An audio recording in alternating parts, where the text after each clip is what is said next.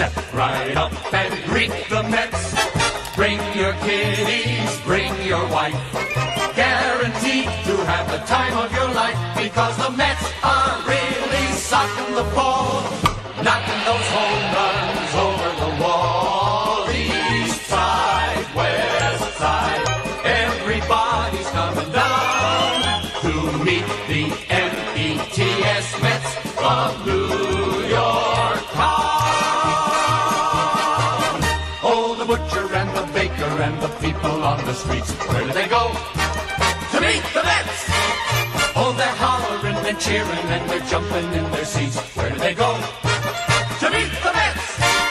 All the fans are true to the orange and blue, so hurry up and come on down, 'cause we got ourselves a ball club, the Mets of New York town. Give 'em a yell! Give 'em a hand! And let 'em know you're rooting in the stand. Come on and meet the Mets. Meet the Mets. Step right up and greet the Mets. Bring your kiddies, bring your wife.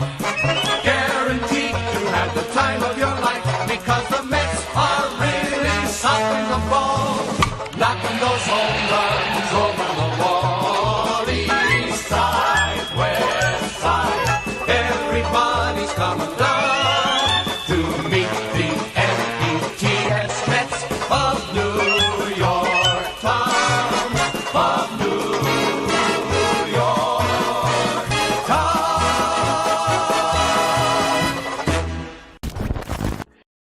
What is up, Mets and baseball fans? Thank you all so much for chiming into today's stream for a day game, finally, after the past 2 days of staying up really late for nothing short of actual depression, which has been the Mets' series loss now against the San Francisco Giants, in which they have both been tough, close games. But again, the Mets, we can all say they battled all they want, but they still did not come to fruition here by winning at least one. So now they're trying to salvage the series by at least not getting swept today. For 3:45 p.m. Eastern time, we have Tylor Megill, the rookie, on the mound, the right-hander for the Mets, facing off against Anthony DeSclafani, who's been having a fantastic year. And I believe this is his first year with the Giants, if I'm not mistaken, but no less. Big matchup today. Hopefully the Mets can come through here. We have a lot to discuss, though. I think we're going to not just be doing my usual play-by-play commentary and reaction, but I think I'm going to be answering a lot of questions, because as I touched on in my video earlier today, you guys did not check it out already on Steve Cohen and the future of the Mets and potential major changes coming either by the end of the season or going to the offseason. Please make sure you check out that video. I really went on a rant and had everything that I had to say on the matter as of now, while keeping it within a 13-minute time frame. So before I go any further, though, I just want to say thank you all so much to everyone that is currently chiming in. Make sure to smash that like and subscribe button if you are, in fact, just chiming in. Help us get 50 likes for our first short-term goal before we get to 100. And if you enjoy consistent Mets content, this is the place to be, I assure you. By C. James, Sargent, Michael, Rifle Zig, Adam, Timothy, great member on the channel, Brandon, Andrew, Diego, JJ, all AB, all you guys, thank you all so much for chiming in. I appreciate you all. Like I said, I'll be answering questions the entire time throughout the stream, as I also share my own commentary, and we watch along on this Mets game and really see how they do. Dave, my man, Dave Kaplowitz, how are you, Dave? Hope you're doing well, buddy. You know I love and appreciate you. I liked, and I've been sub for 8 months. Thank you so much for being here, Michael. I appreciate that. Again, I appreciate everyone's support. Look, we talked about it. What was it? The last Mets talk on the channel. It wasn't even the one against the Dodgers. Might add, the only reason why a Mets talk didn't happen after the Dodgers series was because I was feeling under the weather that day.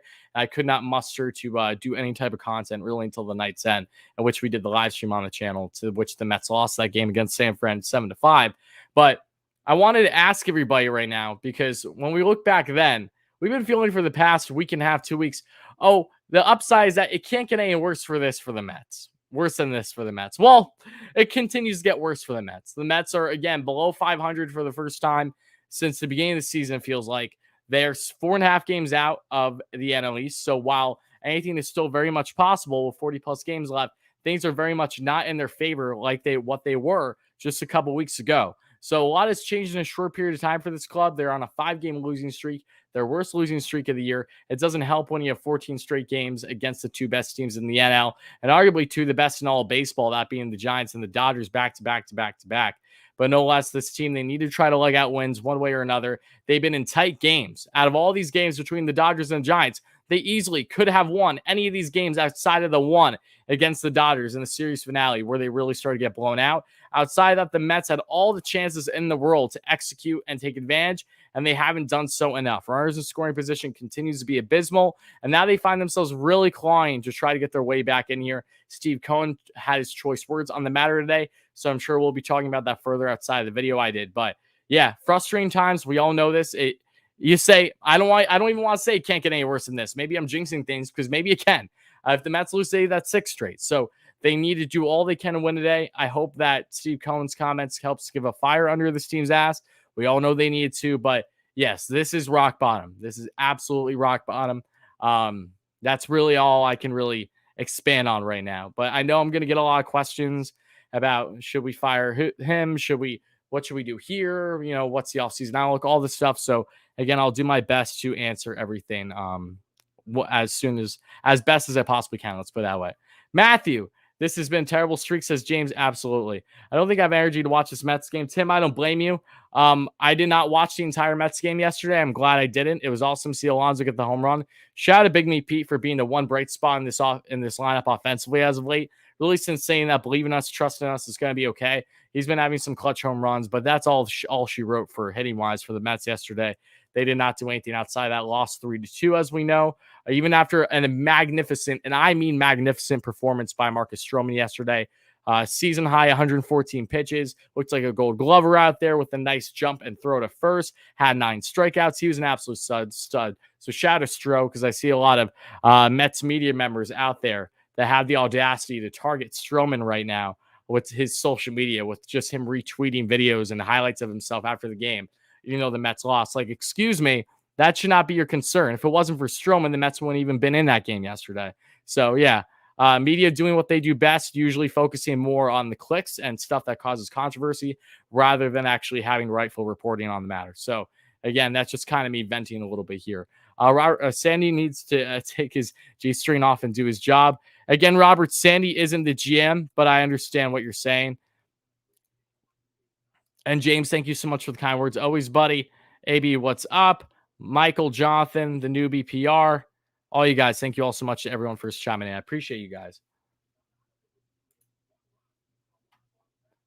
Yeah, I mean, look, if the Mets don't re-sign Stroman, they better have a damn good reason, because he's been the best pitcher for the Mets this year. Given the injuries to DeGrom, the inconsistencies with Walker, there's no justifying that Marcus Stroman has not been the number one for the Mets all year long when it comes to staying healthy and being most consistent. No one compares to him.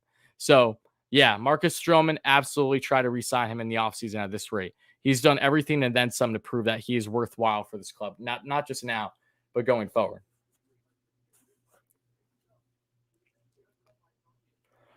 Will Castellanos ever want to play for the Mets? Matthew, that I'm going to talk about Nick. Nick is inevitable at this point. He's definitely a guy I'm going to be talking about in separate videos. So I'd say hang tight for that, because it's still very early.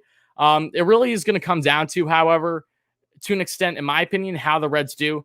If the Reds continue this hot streak down the stretch and they potentially crack that wild card and kick the Padres out of that spot, because, again, Padres do not have nearly as easy of a schedule down the stretch here like the Reds do.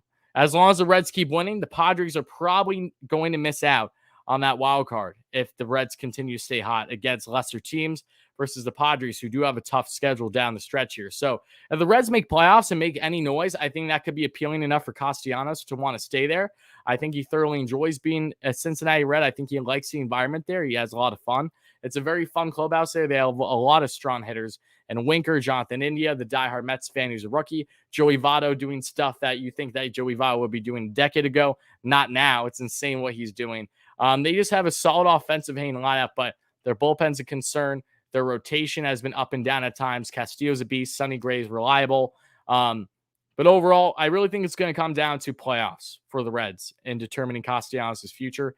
I think if they make playoffs and have a potential deep run, that could make Nick want to stay, or else then he would opt out of his contract and become a free agent.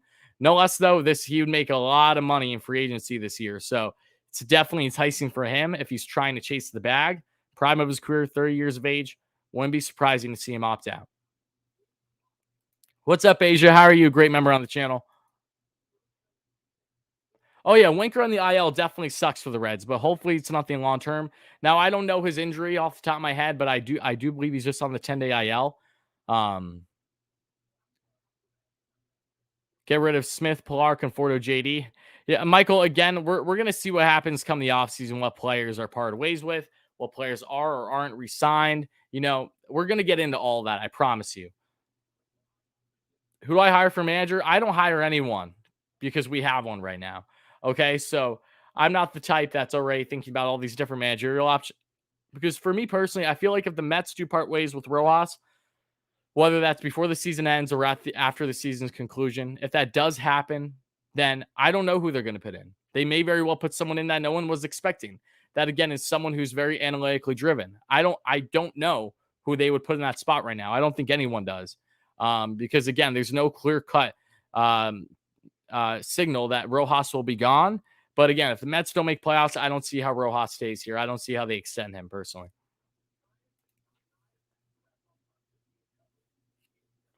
What do you think the Mets will need to click and potentially try to go on a playoff run? I think that they're going to benefit greatly from Francisco Lindor back in this lineup. Francisco has such a bigger impact on this club than everyone seems to make it out to be. And all the Mets fans that were talking crap on Lindor earlier this year when he was slumping, when he finally started to get hot, we were realizing just his potential. And it's so much more than just his offensive production. It's the glove. It's the leadership qualities. I think that when Lindor's back, he's drastically going to help this team for the better, rallying around one another like he's done throughout the season. I think Javi Baez is going to continue bringing that infectious personality as well, help you with speed on the bags, and hopefully clutch up and not be a swing and miss. And again, though, that's a tall task asking Javi Baez, who leads the league in strikeouts, not to strike out as much. So I'm not betting on him to not strike out as much, but he can for sure come up clutch for runners in scoring position at times. So I think those will be a big help. My natural concern isn't so much with the impact Javi and Lindor will have and helping turn things around for the Mets, as it is the potential hole that they will be in by time the Mets finally start to get on a run. If the Mets wait until September to really get on any type of run, they do in fact get on one, that might be too little too late after the repercussions of this 14-game stretch against the Dodgers and the Giants. We simply don't know right now. And I think more than anything, if the Mets don't get out of this systematic problem that they have a runners in scoring position, which one could argue might not ever happen this season, given it's been like this all year long, injuries or not, they're not going anywhere this year. They are not going to go anywhere this year. It's so far-fetched. Every single game, the majority of the season, I see this club 1 for 10, runners in scoring position, 0 for 9, even upwards of 1 for 15, 2 for 17. It's ridiculous. I've never seen on a daily basis a club with the amount of talent that they have, as to what Steve Cohen was attesting to in his tweet earlier today, to have this endless talent on paper, but to see them so poor with runners in scoring position. I have never, ever, ever, as a Mets fan, seen things this bad before consistently. The Mets earlier in the season, they were not hitting with runners in scoring position, but their excuse was they were all walking a boatload. And you had to wonder, are the Mets walking so much because they're trying to avoid the big hit? And that way they were walking in runs, even getting walk-offs by walks because they just had such a great eye at the plate. Now they have went away from the walk mentality as much and have went more in the swing and miss rate. And look, the Mets are actually one of the last teams in the league when it comes to ground outs. The Mets don't ground out a lot. I know they're one of the leaders in double plays, however, but they don't ground out a lot. They're actually one of the bottom figures in the league. They pop out a boatload. They strike out a decent amount. But no less, they're just the opposite of clutch. All year round, they're just the opposite of clutch.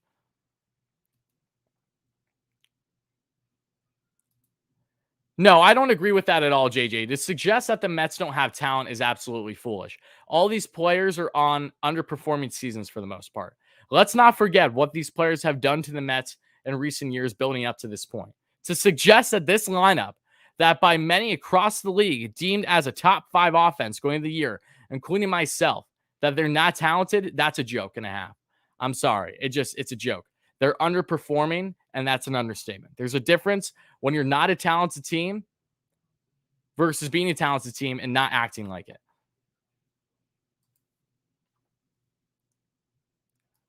Trevor, what's up? You think SY Booth is the best in the league? Oh, absolutely. There's no denying that. 100%. And yes, there's bias, but for good reason.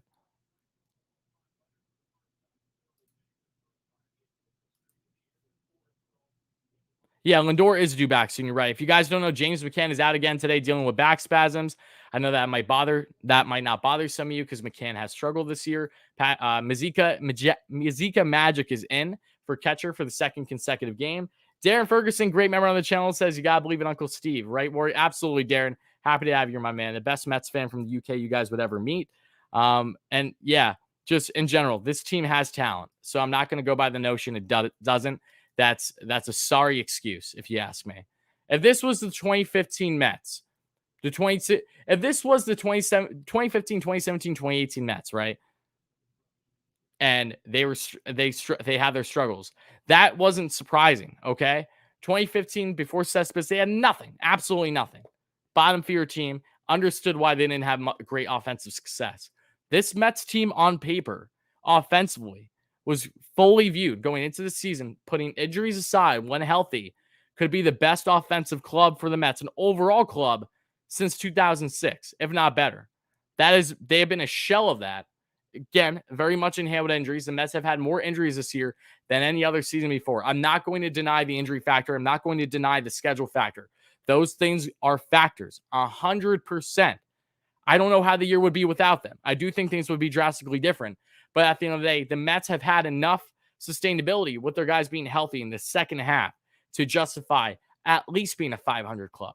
They're 12-20 in the second half this season. It's one of the worst in baseball. There's no justifying it. There's no justifying playing poorly against lesser clubs and then grinding it out with the two best clubs in baseball right now. But you can't get over that hump because, one, you can't hit runners in scoring position, or two, you're just not a better team. These losses will not hurt nearly as much right now. The Mets actually execute against poor competition throughout the year, in which they have done absolutely zero of that. So it's on them for not taking advantage of their opportunities in the first half and the beginning of the second half. Now they find themselves in this hole. You know, I can blame Rojas all I want. I can blame individual players all I want. This is a systematic problem that you can blame all factors in, but it's beyond excuses. There isn't an answer, okay? This is a systematic problem that does not lie on one individual, whether that's in management or in the roster, in my personal opinion. Yeah, I'd be surprised if the Mets don't re-sign Baez. They traded away Pete Armstrong to get him for a reason. You blame one factor, it's the Mets. I think that's a fair factor. I really do. It's just because it's mind-boggling what's been happening. It's truly mind-boggling. Anyone who acts like that they knew this was all going to happen, go take a hike. There's absolutely no way you could have predicted the amount of injuries the Mets have had this year, the amount of doubleheaders, which are both season highs for the club, and injuries and doubleheaders this year. There's no predicting any of this. You could just say, oh my God, the Mets are the Mets. Oh, well, Mets, they have bad luck. They absolutely have bad luck. They've been unlucky plenty this year, 100%. But it suggests that you knew damn well this is how the year would pan out. 120 games in, you're smoking something. I really wonder what you're smoking because it has to be some good shit. Slive needs big upgrades in outfield, either third base or second base. Yeah, the consensus is that they are very much going to upgrade third base and corner outfield in the offseason.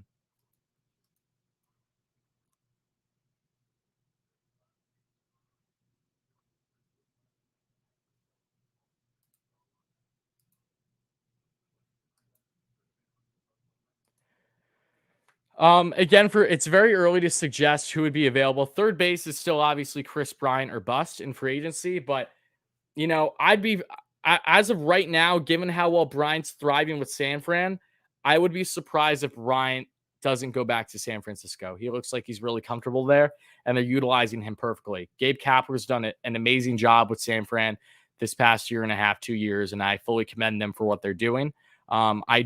I'm not going to bank on Bryant becoming a free agent, but if he does, Mets will 100% be all in on him. I'd be really surprised if they weren't. Outfield-wise, it's Nick Castellanos. It's some others. But again, we're going to break that down more in the offseason. All I know is don't be surprised if you haven't seen the last of Chris Bryant connection with the Mets. It's crazy. This is like it's going to be going on a year. Watch they sign him in the offseason after a year of just all the rumors, all not being able to land him at the deadline because the Cubs wouldn't part ways with him to the Mets because they didn't like our prospect pool. And the Mets they couldn't do anything at that point. That's why I can't be mad at them for not getting Bryant and not making certain moves at the deadline. Their hands were tied. They were absolutely tied. And if you're not aware of that, please do your research because it's important to know that. Chris Taylor, if he hits free agency, is definitely appealing as well, for sure. Very underrated player on a stat club. I think Cohen's going to make crazy moves this offseason regardless of this year's outcome. Starling Marte is another guy that could be considered, absolutely. He's been connected to the Mets for a couple years now. Steve Cohen did the right thing, says, Edwin, if the players don't like it, play better. If you continue to go out there and not perform, you'll be gone next year. Time for players to show heart. I mean, I'm not going to say that the Mets haven't been showing effort. They absolutely have. They've been grinding their absolute ass off. Again, there's just something about this club that the mentality doesn't seem there. And again, them and Ryer's scoring position is just a broken record at this point. Why do I think Zach Scott returns as GM? I think Zach Scott is a very smart mind. I don't have an issue with Zach Scott. I think Zach Scott has made proper moves, and I don't really think anyone would be questioning his ability, especially in his first year as acting GM. The only reason why people are potentially turning on Zach Scott right now is because the Mets are slumping. But again, the Mets' entire team is underperforming, all right? When this team's healthy, the talent is all there, but they haven't put it together when they have been healthy. And their key guys are still out as well. And Lindor, Baez, DeGrom, not like DeGrom's the face of the Mets. And it's not like Lindor's the face of the Mets either from an offensive and overall voice perspective, you know? They're just, again, you can come up with so many different excuses and you're not wrong, but you cannot justify what has happened over the past 3 weeks to a month. You cannot justify it. You just can't. They just have simply underperformed.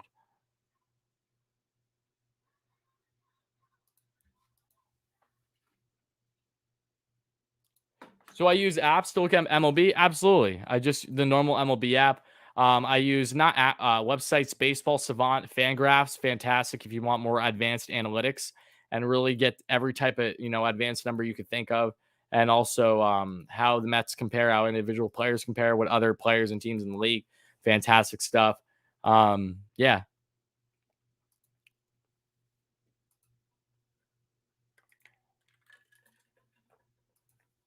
Conforto isn't even the problem right now, though, folks. That's the thing. Conforto's been one of the Mets' best hitters over the past week and a half. So I don't want to hear that Conforto narrative. I know that Conforto slumped heavily this year, but he's hitting. Conforto has been hitting. So, we cannot pin this on individual players at this point. We just can't. If I was Mets GM, what would I do this offseason? I would do a lot. I would do whatever I'm allowed to do. Let's put it that way. Add on a bullpen. Update rotation. Update outfield. Update third base. Potentially update the catching position if you're able to part ways with James McCann's contract, but that won't happen. I love James McCann, but there's no denying that he has not had a good year. And this is coming from a guy that really, really likes James McCann. I've been a James McCann fan since the time with the White Sox. But, I think he's 34th right now in WAR among catchers. That's not good. Again, there's a lot of things that I would do. But again, there's a reason why people have these jobs. And there's a reason why I'm here doing what I'm doing. Mike from the what's up, Mike? Great member. He says, Wardy, feel free to disagree, but the Mets can't blame injuries when a lot of other teams have injuries.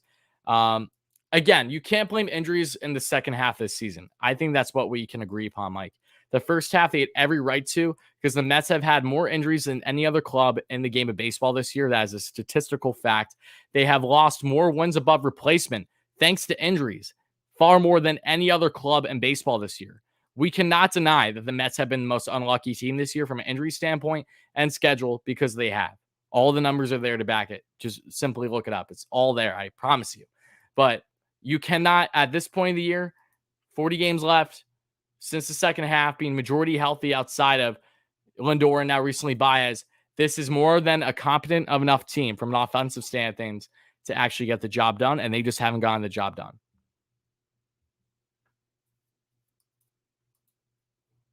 But the game is about to get underway, folks. So again, if you just chime in, thank you all so much for being here. Please make sure to smash that like and subscribe button. And also, if you enjoy consistent Mets content, this is the place to be, guys. So smash those buttons, and thank you in advance.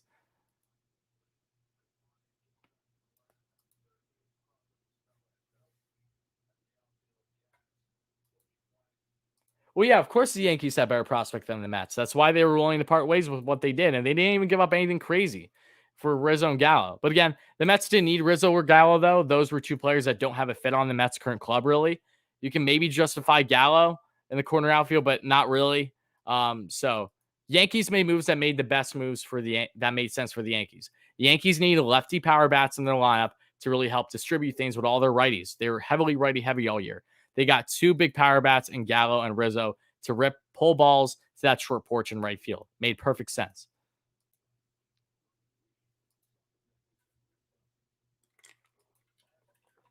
Yeah, no, losing to Grom is an absolutely massive blow. Blacklist Outdoors, what's up, my man? We got to stop giving up runs in the first. Seriously, we're always playing from behind. I know. It sucks. Trust me, buddy. It really does. What's up, Cole? First pitch, that's going to be a fastball out of the zone to Nimmo. It's 1-0 on the count for DeSclafani.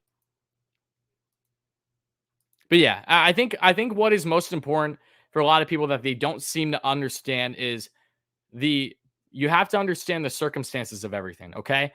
Just because one team does something doesn't mean the Mets have the same availability, potential to do that same move or a similar move. That's not how this works. If you actually took your time to go over the homework of what happened, not just in the offseason, but the trade market, there were factual reasonings between why the Mets landed the players that they did and didn't land the players that they otherwise wanted in separate deals, whatever it may be.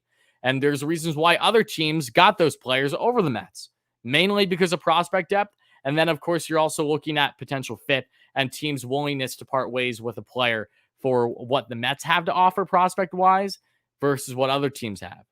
Your hands are tied. You can only do so much when a team prefers to deal with another team over you, even if you have similar prospect depth. Or in this case, what has been the consensus throughout the trade deadline, drastically different. The Mets were not nearly as deep as most teams competing right now going into playoffs, prospect-wise. Nemo's going to get a soft chopper to DeSclafani. That's going to be a one away.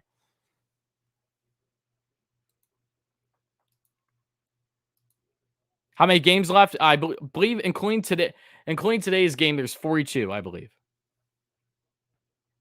Yeah, no, the season's definitely not over. Absolutely, it is absolutely not. But again, if the Mets do not get out of this funk with runners in scoring position, it will be over before they know it.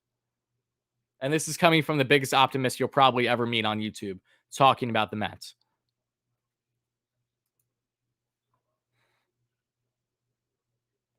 All right, outfield's playing very deep for McNeil, so there's potential to get himself a blue pit in there. We'll see what happens, however. First pitch to Jeff, and that's going to be looks like an off-speed pitch almost. Inside, it's 0-1 on the count.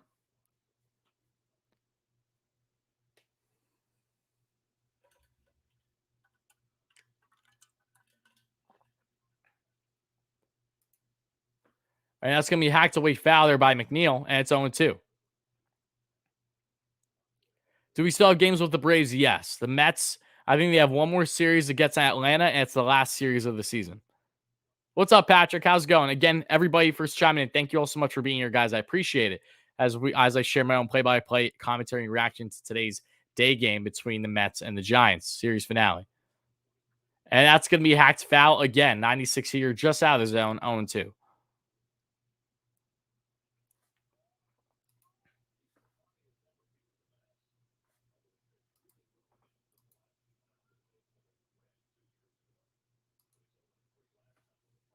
Yeah, I don't justify swinging first pitch like at all, especially with runners on. I don't know what the Mets are trying to get more aggressive, but man, oh man, that's not the way to be. Jeff McNeil just got hit in the top of the foot, it looks like. So McNeil's on with one out base runner here in the top of the first for the Mets.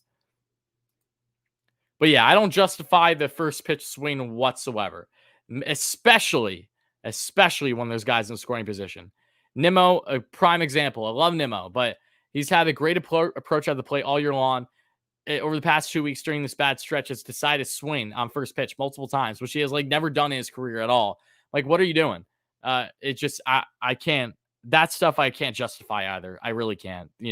There's no need to be swinging first pitch in crunch time, especially if you're coming up with bases loaded, two guys on, two out. Why in God's name are you swinging first pitch? Even if you see something straight down the pipe, because the Mets can't hit straight down the pipe for their life this year. That's a fastball that nicks around the outside corner. It is going to be 0-1 on the count to Pete here with 1 away. But you just can't justify it. You want to grind out at bats, okay? The Mets are desperate for runs now. I'm fine with them going back to their mentality earlier this year. Just walk in a run and have a better approach at the plate. If that's what they need to do, then fine. But don't be swinging first pitch, let alone striking out. It sucks.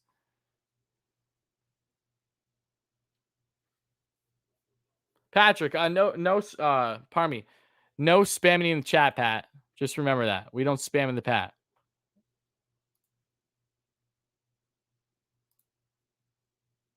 It's okay. Patrick's just being stupid. That's fine. And Pete rips one. And that'll go foul. Yeah, he's banned. Don't worry about it. My first listener, you really know your stuff. Oh, thank you, Damien. I appreciate it. I'm happy to have you here. I would hope that I know my stuff at this point. It's not like that. This is what I do for a living right now. It's not like I've been watching basically every single game. I'm ingrained in everything Mets. Okay, like that. This is what I do. So I appreciate the compliment. I would be worried if you felt otherwise. Oh, there you go. Opposite field base hit for Pete. McNeil, is he going to round second and go to third? No, he'll stay at second. So the Mets try and make some magic happen here early on DeSclafani. 2 runners on, 1 out, 13 pitches in for Anthony.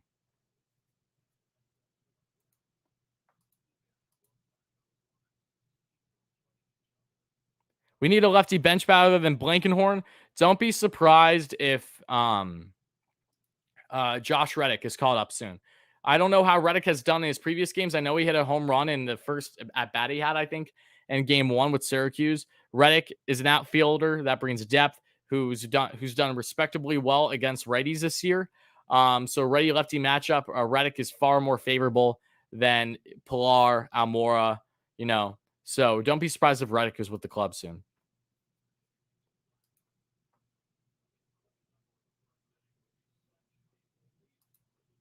Max, what's up, buddy? Happy to have you here, my man. Again, happy to have all you guys here. Appreciate you all. And Conforto's going to hack one foul. 1-1 on the count. Come on, Mike. Be like Mike, baby. Let's get something rolling early here.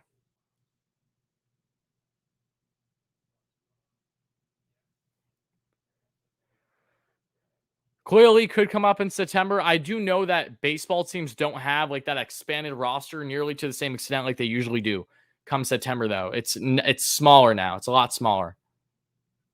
Can't wait for Mauricio. As long as he doesn't get traded, I'm excited for him too. I really am. He's still a couple years away, though. Card Coach, what's up, my man? How's it going? Long time no see. Hope you're doing well, my man. Always happy to have you in here. Great member. Reddick has a good playoff experience. Yes, he does. Where's a trash can when you need to knock on one, right?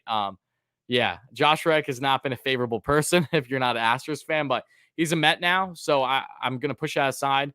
Astros weren't the only club that was cheating, and don't think otherwise because it's true. Conforto gets one into a potential double play. He gets back.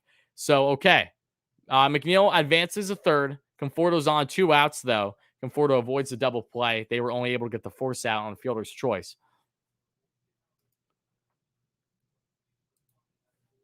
Who's pitching today? Tylor Megill and Anthony DeSclafani for the Giants then. JD Double D Davis. Let's see what JD can do.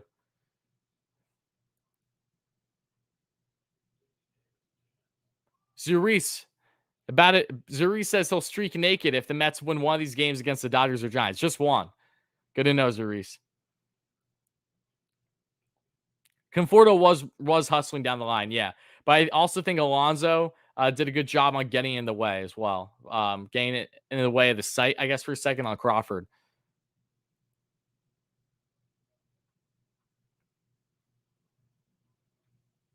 JD hacks that one off foul. Yeah, JD has a 103 WRC plus against runners of scoring position. That's just above average. That's solid. That's just above average though, because I know. Trying to think that I think what is it? 100 is solid, and then yeah, I think 100 solid, like average, good, and then when you get to the like 130 plus, that's like getting pretty good. That's going to be an off-speed pitch, maybe a slider down and away. 1-1 on the count.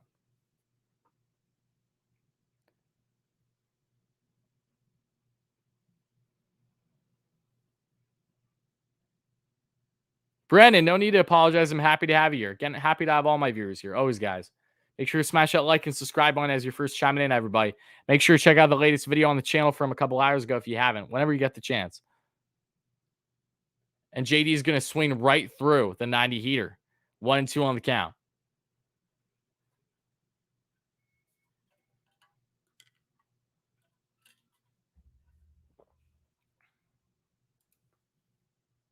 Walter making an appearance. What's up, Walter?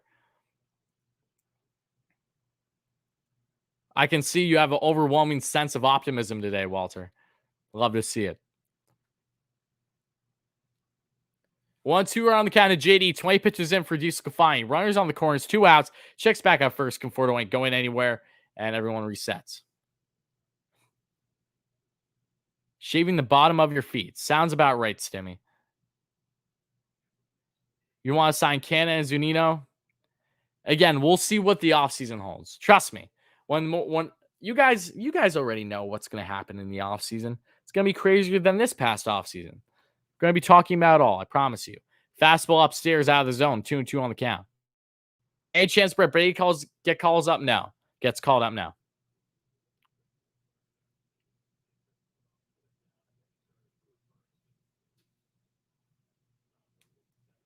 You guys have to realize with prospects, and I know it's hard for some of you if you're not ingrained, and I'm not going to fault you for that, but the Mets' top prospects are still years away, guys. They would have to do something so drastic, so above the current minor leagues, and they would have to do Juan Soto type stuff. And even Soto only got brought up again at that time because of the Bryce Harper situation. So it all goes in hand, and that's going to be tossed to first, and that's going to do her as a strikeout. That'll do her for the inning. So the Mets leave a runner stranded.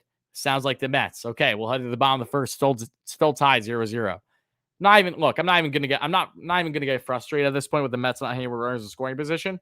I'm just gonna be happy and excited when things don't happen that way. But what was I going on? Ahmed, what's up, buddy? How's it going? Stop giving excuses for your squad. Trust me, I'm fully aware of their lack of success right now, and it's not excuse. You can't use excuses right now. You really can't. You could use plenty of excuses, especially the first half, but the second half, you really can't justify too much. It's very hard for me to do that. I've been trying to be optimistic and positive about the Mets all year, but they have been failures since the trade on absolutely pathetic baseball to watch. I don't disagree with you. It's been hard for me to watch too. Yes, George, I'm rightfully so. I'm frustrated. Everyone has a right to be frustrated right now. Okay, this is different than if we were back in April, May, June. In my mind, there was not a reason to be justifiably to be so pissed off, upset, especially when the Mets were still comfortably in first. We're 10 games above 500 at one point. Yes, that actually happened this year. Believe it or not, check it out if you don't believe me. Again, though, you had those understandings of injuries. Mets have more than any other team in the MLB this year. Schedule's abysmal. Double hairs left and right. But now we come to the second half. You can't justify being 12-20. You can't justify being 5 games ahead in first 19 days ago and now roughly 5 out. They're 4.5 out right now. I don't know if the Braves played again today. Guys, let me know in the chat. Did the Braves play already today? And if so, how'd that game go? Maybe it's just 4. But again, I'm fully aware of what's going on.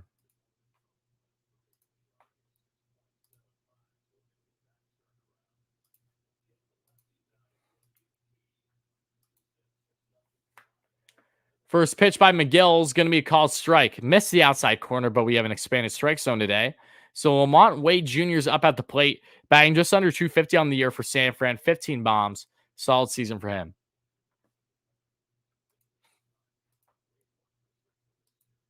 Fastball upstairs out of the zone. 1-1. Zurice raving about a catcher's framing not named James McCann. Sounds like a day that ends in Y. And that's going to be ripped, and that'll be foul. So, rip foul there by Wade. It's 1-2. And yeah, it is good to show frustration. Absolutely. When it's justified, is my point. You have every reason to justify it right now. You really do. It needs to change. This is a Mets club, a clubhouse wide issue. Correct. Someone needs to go and yell at Nimmo and other play. I mean, I'm not going to just strictly target Nimmo here. Okay. Nimmo has been one of the brighter spots for the Mets offensively this year. Let's not deny that, how much of an on-base king he's been. But yes, you can definitely say, okay, stop swinging first pitch. Absolutely. But yeah, Nimmo's not the only one that you have to pinpoint here.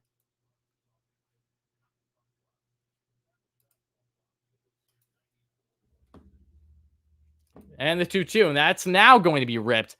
Well, it could be a single. McNeil tosses first, and he gets him out in time. Great stop there by Jeff McNeil in the shift. Just got his glove out in front of it, could not handle it. Picks it up bare hand, rips to first, does not overthrow anything, and the Mets have their first out of the inning. Great play there by Jeff. Jeff will continue to be such an underrated fielder, and it's mind-boggling to me. Jeff's been a better fielder this year than he's been a hitter, which is telling you all you need to know about how the Mets have been this season.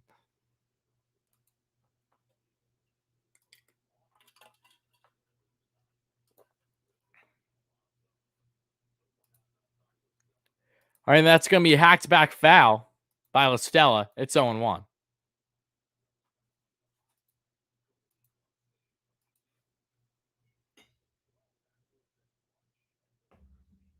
What's up, Caden?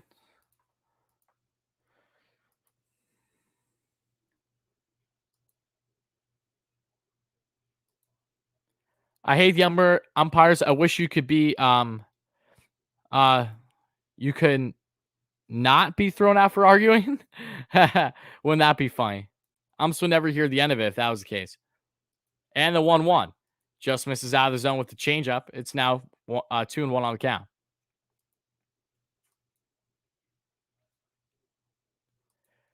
They are going to shut DeGrom. I don't know what they're going to do with Jake yet. I'm personally going with the belief that DeGrom is done for the season and he could potentially be available if they make playoffs. Otherwise, he won't be. But again, that's just my assumption. Don't take my word for it. Don't take it to heart. That's just what I am going with the belief of right now. So basically, not to get my hopes up on DeGrom, on the ability of him to pitch again this season. It's going to be easier for me. I think it'll be easier for other fans too if they have that belief. So if he does come back and he does make an impact and it does help the Mets for the better, then awesome. But again, as of now, I'm going to go with the stance that Jake does not pitch again this season.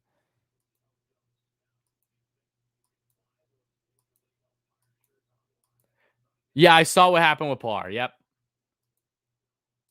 And that's going to be a strikeout. So a nice strikeout there on a full count for Tylor Megill. So there's now 2 away here in the bottom of the first, folks. Let's get some K-hypes in the chat.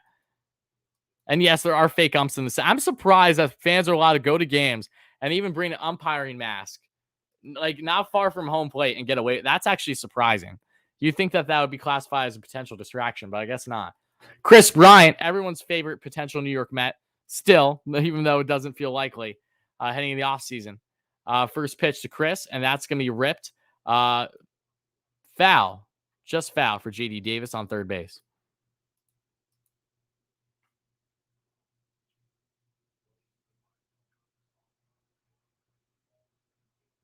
You would shut down DeGrom again. There are people in favor of shutting down DeGrom against it. At the end of the day, we can all have those opinions, but it doesn't matter. So again, I'm just going to go with the belief that he does not pitch again this season unless they make playoffs. But I could be wrong. That's why I'm just assuming. 0-2 here on the count here to Bryant. Giants are down their final strike here in the bottom of the first. Word on Thor is everything's going as planned. Noah should be back hopefully in early September. My guess is he'll, instead of a rehab assignment, they might just put him in the pen and gradually work his way back into the rotation if need be.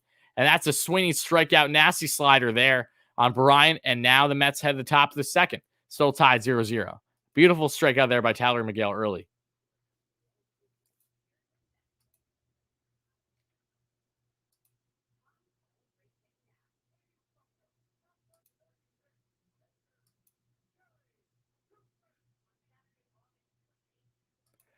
Oh, okay. Sources: the Mets are leaning towards shutting down Jacob DeGrom for the season. My apologies, guys. I didn't see that report. It came out over the past 40 minutes. So my mistake. I was already setting up the live stream when that happened. Thank you, Darren, for tagging me in that. I appreciate it. So yeah. Okay, pointing to Pat Ragazzo. I like Pat. He does good coverage. He covers through sports partner with Sports Illustrated rather, but let's see here. Just skimming through the article quick, so bear with me, guys. Something that we may need to touch on in a video later today or tomorrow. Jake Air, yeah. Quite the stud is he, right, Zuriz?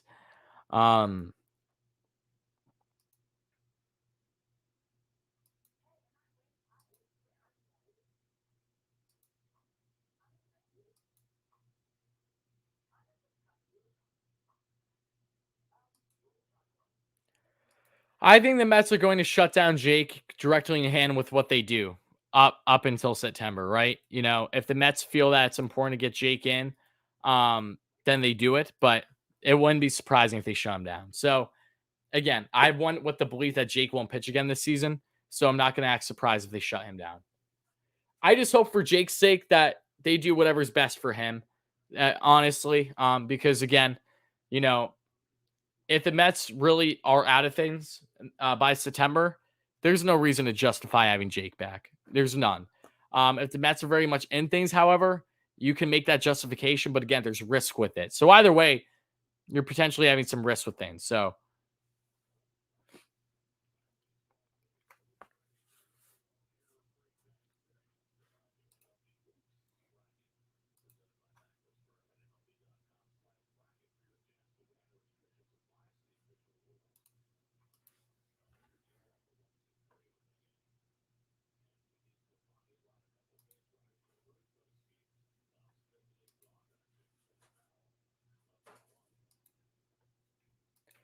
all right, folks. Dom Smith is now up to the plate. 0-1 on the count. 23 pitches in for Anthony DeSclafani.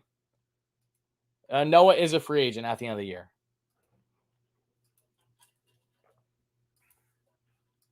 And Dom's going to pull that to first. Toss back to DeSclafani, who runs on first. And now I'll do it one away.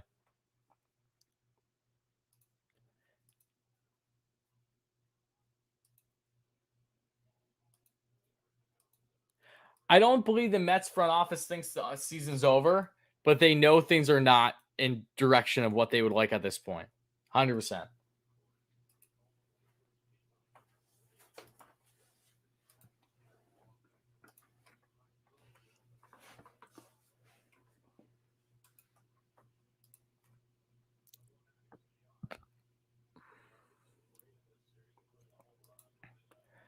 All right, folks, one away here on the top of the second. First pitch to Jonathan VR, batting from the left side today, lefty and righty.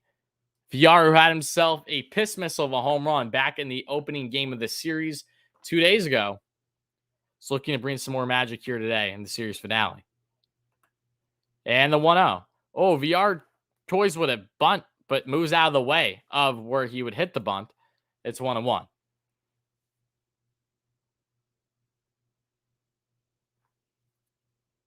Could Jake be done? No, I wouldn't say that at all, Walter. There's no belief that Jake needs Tommy John surgery again. So let's pump the brakes before we think something of that nature. Okay, let's all pray that would never be the case.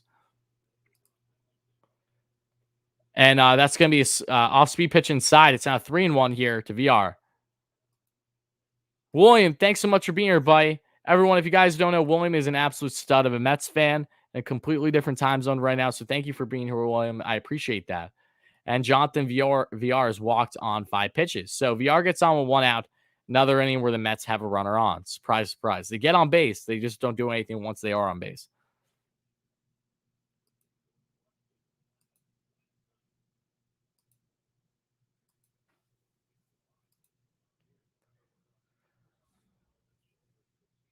All right, they're checking out DeSclafani on the mound right now. Not sure exactly what could be wrong here, but they are checking on him.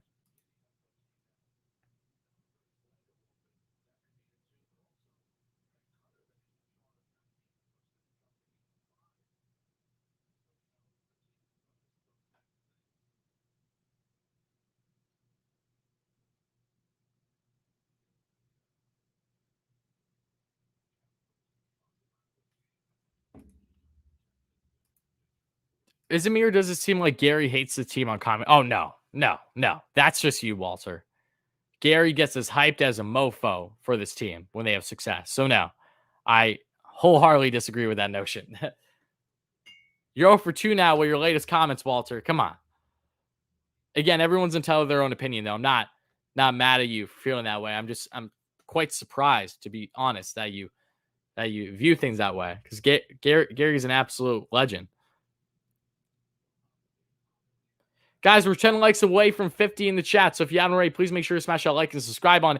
Anthony DeSclafani is coming out of the game, folks. Mets find themselves in a bullpen game against San Fran here early. Question is, will they take advantage? Well, this is the Mets, so I'm not going to bank on it. I hope for the best, but hopefully the Mets can try to jump on San Fran here after a very strong start, and DeSclafani is taken out of today's game.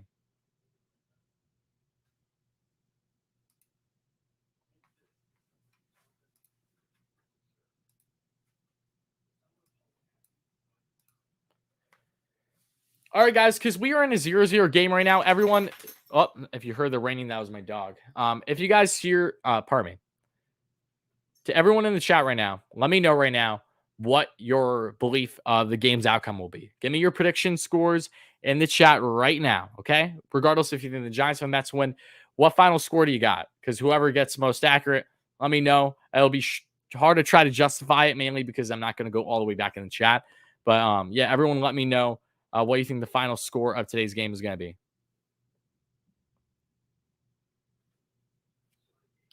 I think watching this team bat makes me miss the old days of the Mets just being better offensively than what they are right now in general.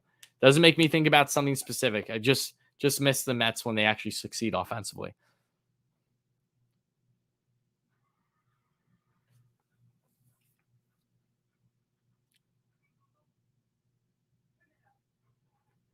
George says, don't care as long as we get the dub. Absolutely. 5-3 Giants, 4-2 Mets, 5-1 Mets, 4-2 Giants, 5-3 Mets, 2-1 Giants, 5-4 Mets. Okay. A lot of differences in the chat. I like that, though.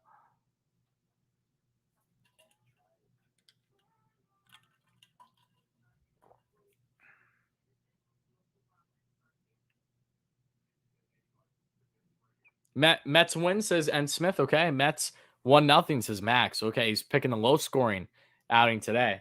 Interesting. My all-time favorite Mets team. I was not around for the 2000. I was born in 2000. So yeah, I was not around for the 2000 run. My favorite Mets team to this point has to be the 2015 team, because that's my first year of truly following them like on a daily basis once this like second half of the year began. If I look back on history, however, I can definitely say, easily one of 2006, 1986, those teams I know just from the natural research that I've done, I have a huge infatuation with them. But viewing pleasure wise, it all started for me in 2015. So that's as deep as I can go with teams that I really fell for. I have yet to see. Let me put it this way. I'm such a young fan for being a diehard fan of baseball that I have yet to really have my team. This core group feels like my team, and everything's went wrong this year. Okay. So it's not my team, but they're getting close. There's a lot of aspects of this club that I absolutely love, and I'm just waiting. We're all waiting for the time where things gel together. They make some different moves in the offseason that need to be addressed. They have competent hitting. Once everything is finally kicking on all cylinders, like we fully anticipate and know it will under Steve Cohen, that is where I'm going to have, in my opinion, my team for when I look down a couple decades later.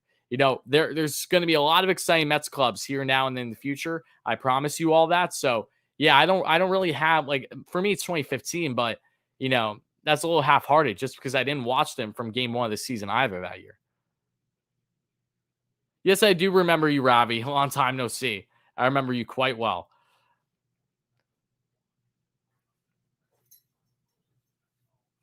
With a Pilar beard? Yeah, I love Pilar's beard. Unfortunately, I'm wearing Pilar jersey as we speak right now from Dave Kaplowitz, who sent it to me through the mail. So shout out to Dave. I said that I want a Pilar jersey. Granted, Pilar has been pretty horrendous for a couple months now, but I like Pilar as a human being. Just sucks that he's slumping so much. Do you think the Marlins could be a big competition next season? Darren, I don't think the Marlins will be massive competition next year, but I think their rotation is going to take major strides.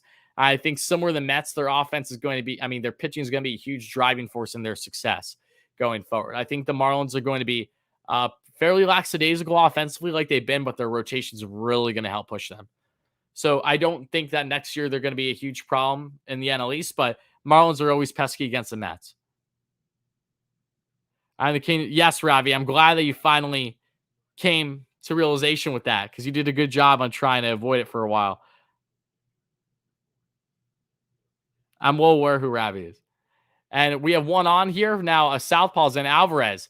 Going to be called strike there, right down the lane to Patrick Mazeika. So Mazeika Magic trying to get something working is starting in catcher for the second consecutive game for the Mets after James McCann has been out due to back spasms and Tomas Nido is currently on the IL. So we'll see what Mazeika can do here.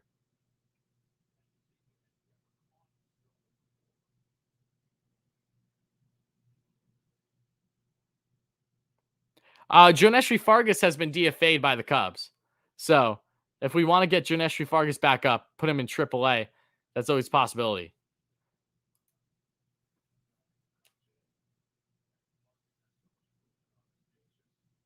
Go Mets 22. Alan, I appreciate you being here, Alan. I know you're not the only Mets fan with that mentality right now. Oh, am I Jonathan VR? Dude, VR and getting picked off on first goes just as good as cheese and wine together.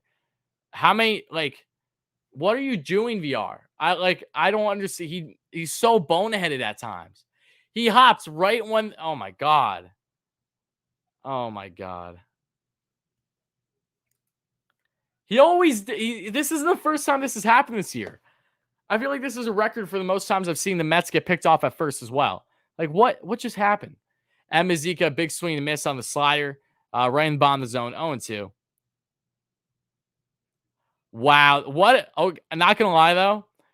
A beautiful release by Alvarez. He's a southpaw, full motion, just tossing it first. All right. VR has been bad at first at times, getting caught, but that was an awesome, awesome pick by Alvarez, the pitcher. So I can't blame VR as much as I have in previous instances.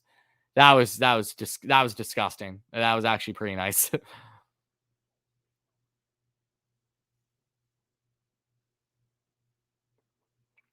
All right, fastball misses outside, 97 heat from Alvarez. Back even on the count. We're almost there. We need to move JD and get a legit third baseman, add a few arms that we can count on. I agree with you for the most part, George. I think that we're going to see stuff like that happen this offseason. Again, the Mets offseason mindset is directly in hand with what their mindset's been since Steve Cohen came in as owner. So, all right, misses again. Full count now to Patrick Mazeika.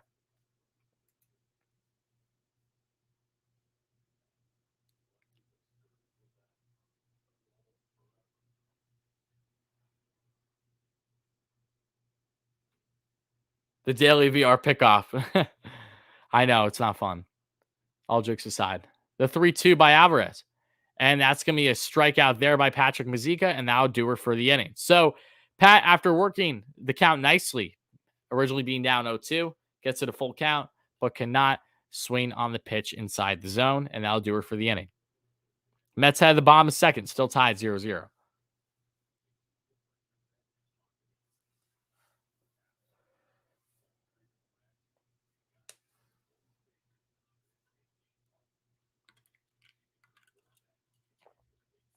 La Potencia. Isn't this a funny coincidence given your name and your comment? I want a completely new outfield next year. Not involving Cespedes, obviously. Yeah, I don't know what the outfield is going to hold next season. There's a lot of question marks, though. We can all agree there.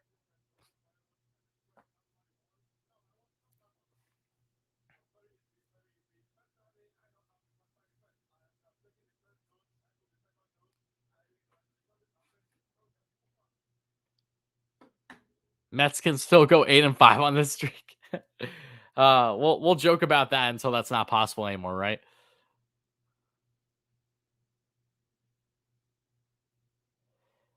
I don't think everyone's talking about Beltran. I don't look. We'll see what happens, but I really don't think Beltran's in the cards. If he is, I'll be surprised by that. But again, I've been surprised by a lot of things this year. So don't take everything that I say to you for heart, because again, this is just my personal belief and assumption.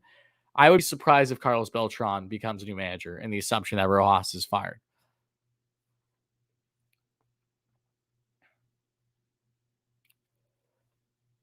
I don't know what to expect from Cano. A part of me still believes the Mets might just eat his contract, get all that deferred money in going down the road, and be done with him. Cano could be off the bench, however, because he would not be starting every day. No doubt in that. Mets can afford to eat Cano's contract should they wish, but will they or not is something that is yet to be seen.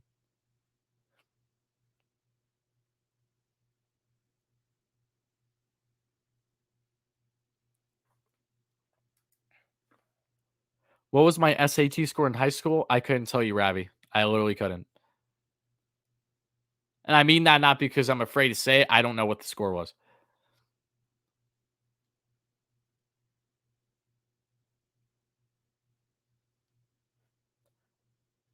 No, do not make Cano. We are not wasting a DH on Robbie Cano. Hell no. No, thank you.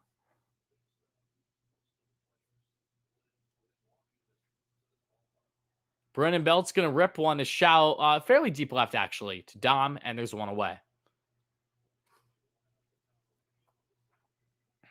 I'm a Knicks fan for NBA, Chris.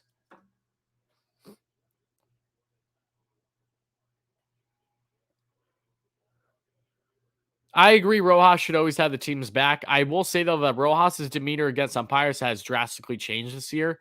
He has gotten thrown out in numerous games this year, and he has been very vocal with the umps. He's tripping up them basically every game, and he's been for a bit now. I think it gets overlooked at times, but I understand what you're saying as a whole, however.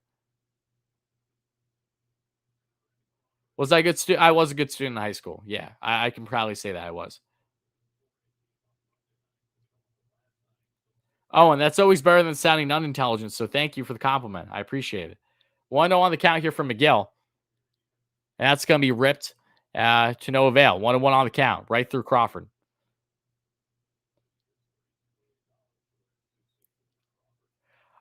Zuri's, I've been on the fire Rojas train if the Mets don't make playoffs, because I think that makes perfect sense. I've never been completely against the fire Rojas train, but I have made it clear that I'm viewing things from how I believe the Mets are viewing things. Okay. So if the Mets don't make playoffs, I don't see how you justify bringing Rojas back. But if the Mets somehow, some way do make playoffs and somehow, some way go on a miracle run, then you would justify bringing him back. So it all goes in hand with the production for the Mets for the remainder of the year. I don't think JD is going to opt out. I'll be surprised if JD Martinez opts out of his contract. I really will be.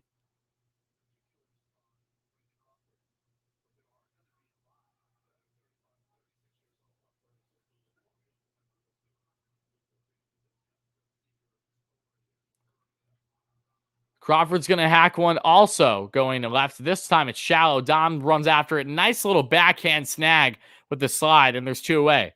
Dom Smith looking like a very solid left fielder today. And now there's two away with 20 pitches in for Tylor Megill in the bottom of the second.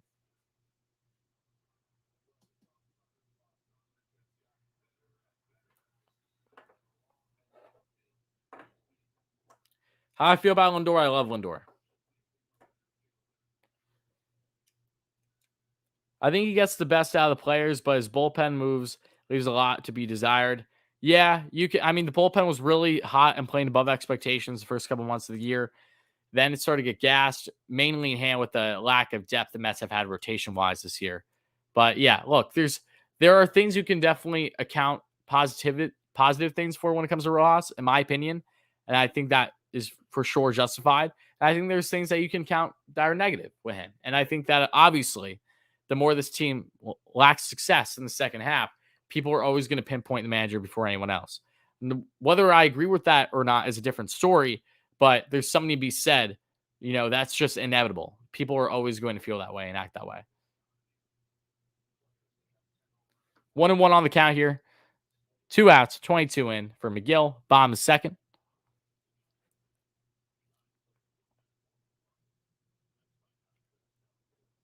And that's going to be hacked away. Foul. 1-2.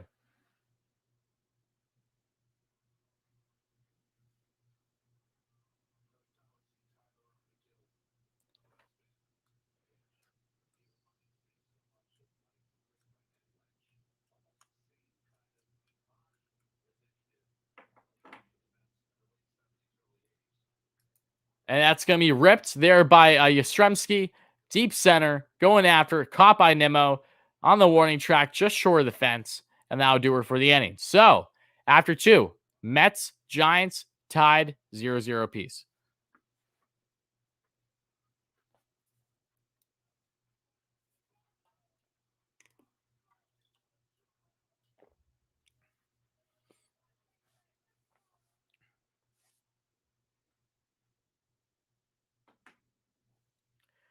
And again, I think that'll be a common thing. I don't know how many times I need to say this. I'll in a nutshell, I'll be very surprised if Rojas is back if they don't make playoffs. I'll be very surprised. There's a reason why they didn't commit an extension to him when the season began. You know, this is a new front office, a new ownership. They're evaluating the team and what they currently have and what they need to build upon. And they're going to drastically upgrade and improve the best that they can in the offseason and beyond. So, yeah. Gigi is fantastic, Darren. Thank you so much for asking. If you guys don't know, I have a bunny named Gigi. I bring her in the live streams, either as a rally rabbit, as we like to call it. I have her come in later in the stream, probably around the 7th or the 8th or even the 9th potentially, to try to get a rally going just for good luck. Or I bring her in also at the end of the stream in a scenario where the Mets win the game. Then we just celebrate with her for a couple minutes for fun. But yeah, she's doing great. Would David Wright be available as man? No, not at all. Wright lives in Cali. And Wright is far away from being any type of manager. Yeah, no, that's not happening. Do I see us extending Baez? Yes.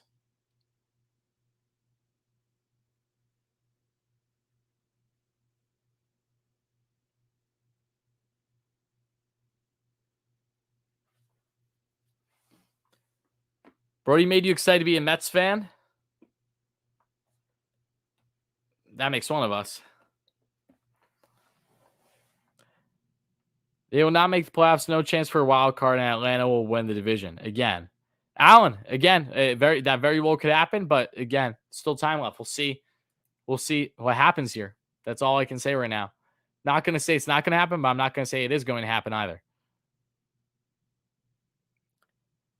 LSD with a $2 donation and hateful comment. Brave scorching hot. Mets ice cold. This is fun. The only positive I took out of that LSD was your donation. So thank you for that, buddy. And that's going to be top out of the zone by Alvarez. And it's going to now be 1-0 on the count. Will we give Betances a shot next spring? No. Do you think McNeil will ever be an adequate third baseman? If the Mets call for him to be, yes, I think he for sure can. But the Mets trying to upgrade third base this offseason is a telltale sign that they want to upgrade the position. 1-1 on the count here for Miguel.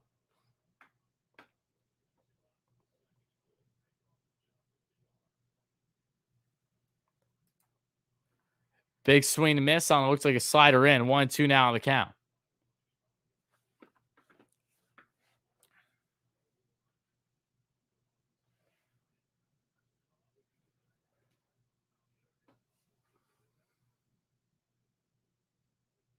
All right, and that's a chopper that goes foul. McGill's keeping the at-bat alive. 1-2 here on the count. Top of the third.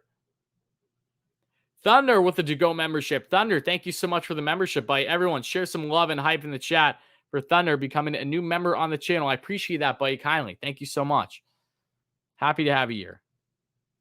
Baden Bonds, long time no see. I've been good. How are you, buddy? I mean, I've been good outside of the whole Mets playing baseball thing as of late. Miguel strikes down the outside corner with the off speed. One away in the top of the third. McNeil arm hasn't looked good at third base, and that's not something you can improve. Either you have an arm or you don't. To an extent, I agree. I don't think McNeil would be horrendous at third, but he definitely wouldn't be as strong as he is at second. Baez would probably be better at third because he has the arm. He just doesn't have the experience, really.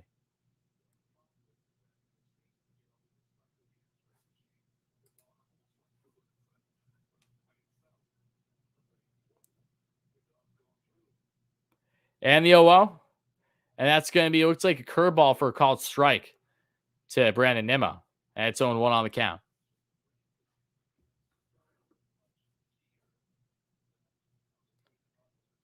Okay, Potencios, for you to talk down on Luis Guillorme and it say he makes Ruben Tejado look like Tatis, you're clearly do not pay attention at all this season, my friend. With all due respect, you have no clue what you're talking about at all. 0-2 on the count. Thunder with a $2 donation. Love the stream. I'm happy to have you here, my man. I appreciate you becoming a member. So thank you for that. LGM indeed. Everyone show some more love in the chat for Thunder if you haven't already. And the dirt there, it's now going to be 1-2 on the count of Nimmo.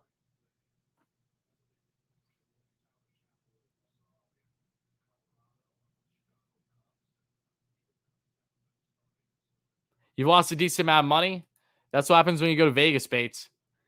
You have no one to blame but yourself. I'm just curious if you would make update videos for other sports teams.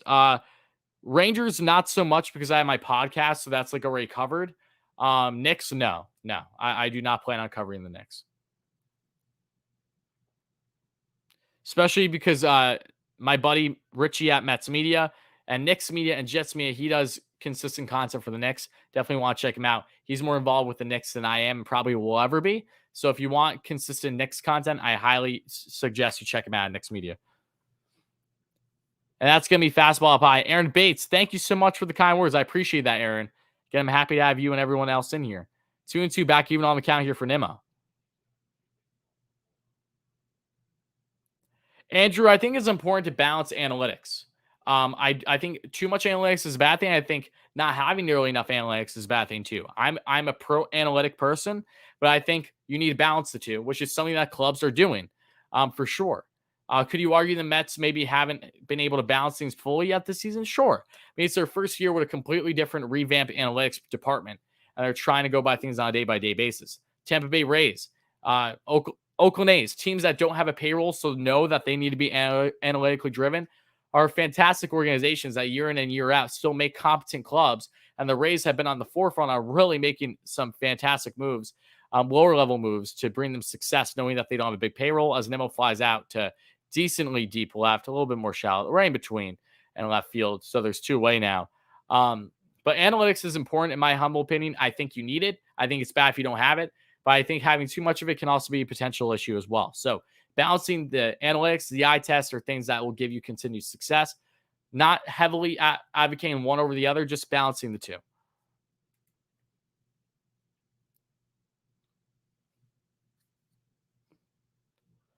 Bates, you betting on your favorite team is the biggest mistake you could ever make. Never do that. Never do that.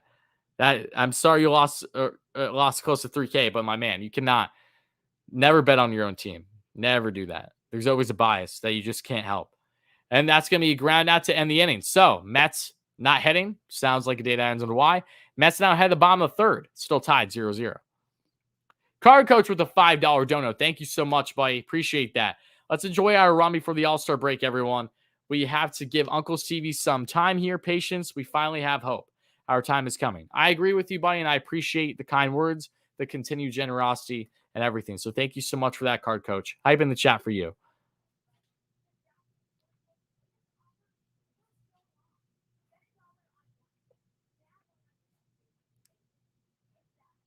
I'm not going to say it's impossible for Beltran to become manager. I just think it'll be surprising, personally. I think that ship has sailed, but anything can happen still.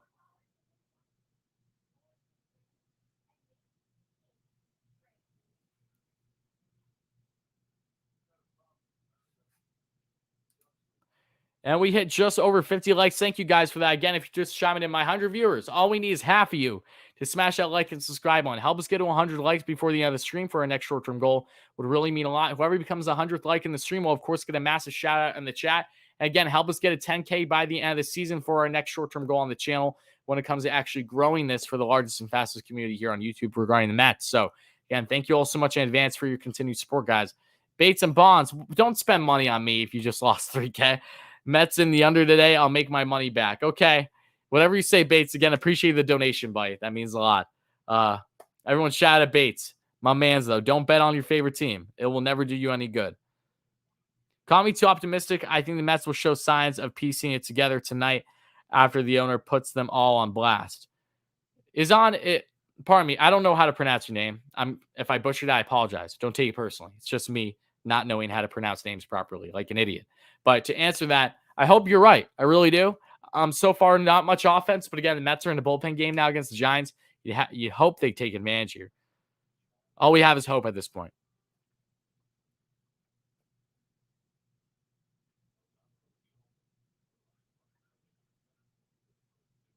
The Todd father as manager. Who says no, Dave? The man from Tom's River. He's kind. Guys, please tell me you know he played in the Little League World Series once. You knew Derek Jeter. So, I mean, when you put it that way, I think that it's pretty obvious that the Todd father as manager feels inevitable, right? Please pick up on my sarcasm, everybody. But yeah, that's a funny thought, Dave. He'd hit the showers every game. He'd hit the showers early every game. Yeah, he would. It's so funny. 0-2 here on the count. 27 pitches in now for Miguel. Slider that misses down and away. 1-2 now. I love Granny, man. I think Granny has potential to be a good manager. Absolutely. I love Curtis Granderson. Such a great human being.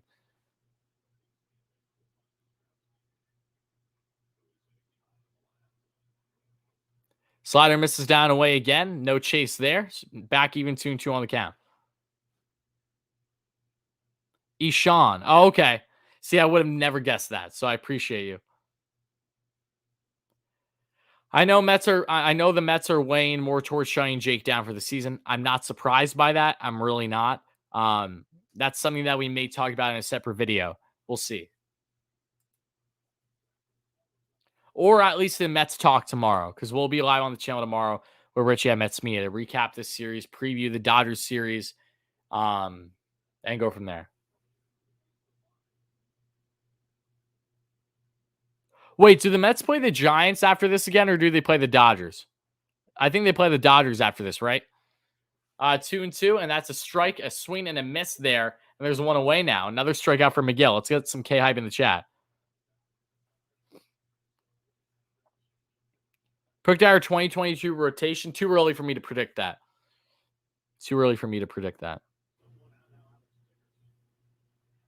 What's up, Jackson? Going to the Dodgers-Mets game tomorrow? Okay, it's Dodgers versus... it is Dodgers, okay. Have fun. Yes, I bought the tickets a long time ago. Good luck, you, Sean. I know the 7 line will be in attendance for one of those games. Right? Yeah, I think the Dodgers is in attendance for one of those games in LA. So we'll see how that goes. You've been putting 100 on them every game. Chris, that's just foolish. That's just damn right foolish. 0-1 on the count now. Here to Dickerson. 1-1.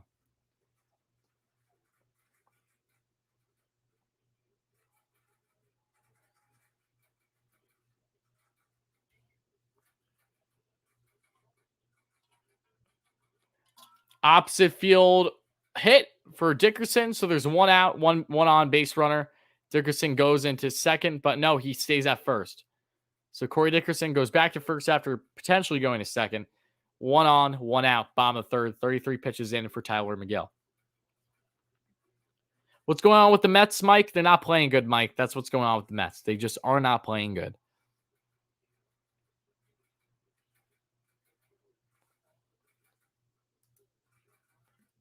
If we play the Dodgers, stadium's going to be ruthless. Absolutely. Yeah. Buckle up. Hook you up with my bookie. With all due respect, I'm good.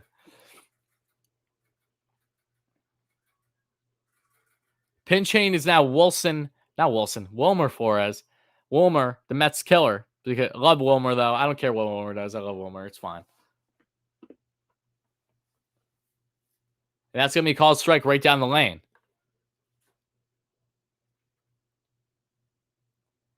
We all love Wilmer here. Wilma.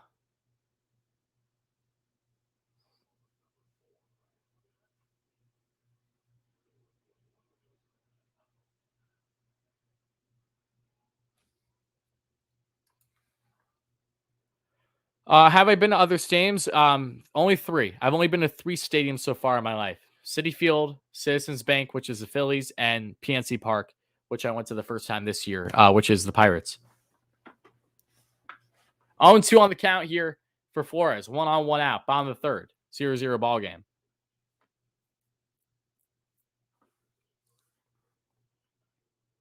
Whoa, slider misses way out place. Runner advances, steals second with ease. Just looks like it held on to the hand for Megill a little too long. So stolen base, still 1-2 now on the count.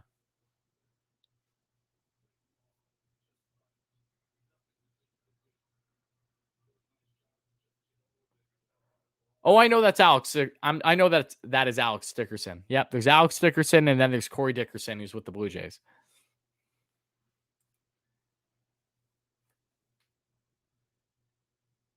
I do not live in NY. No, I'm originally from Long Island. When I was a kid, but I've lived in Pennsylvania for the majority of my life. All right, that's gonna be off speed pitch that misses top of the zone. 2-2 back even on the count here to Flores.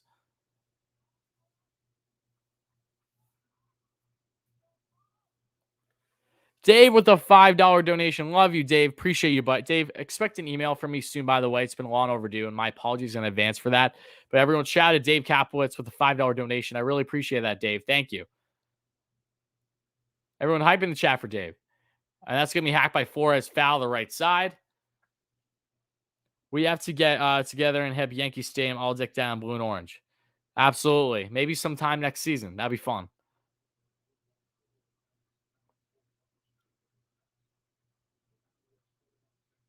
Don't switch to being a Phillies fan. God, no. I could do far worse things in life, terrible things in life that I would feel more at ease with than ever becoming a fan of anything Philadelphia related. So, in case you didn't know my stance on Philly.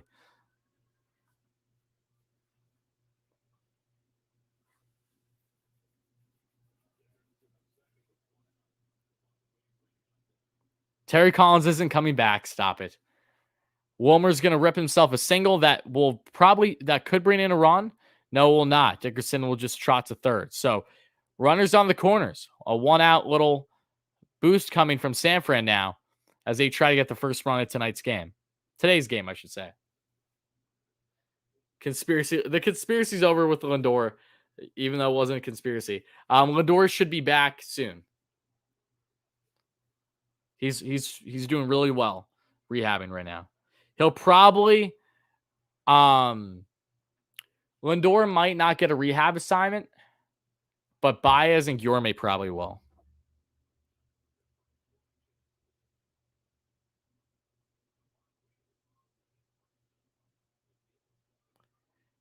I wouldn't say that's true about Stroman not wanting to resign here at all. I don't think that's accurate. Look, anything's possible. I think Stroman's going to want the bag more than anything when it comes to resigning somewhere, personally. And that's going to be opposite field double now. Should be for the Giants. That should bring in at least one run, and it will. So it's a 1-0 ball game. Wade with an opposite field double. They've been hitting the left field plenty so far in this game. The Giants and Mets are down by 1.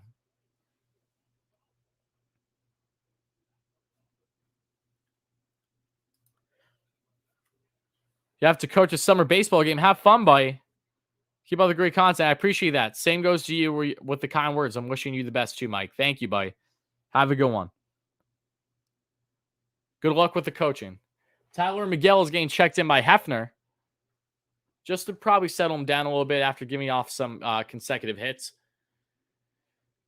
A base knock could bring in these next 2 runs, however, so the Mets have to do all the best they can to get out of this jam.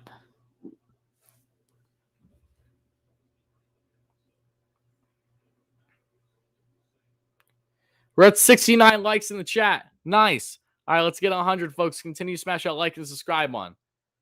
We'll see y'all tomorrow. Don't be like that. Don't be like that. Lindor should be ready November 1st. Lindor is going to be ready far before November 1st, Alan. He's going to be ready before the month even ends.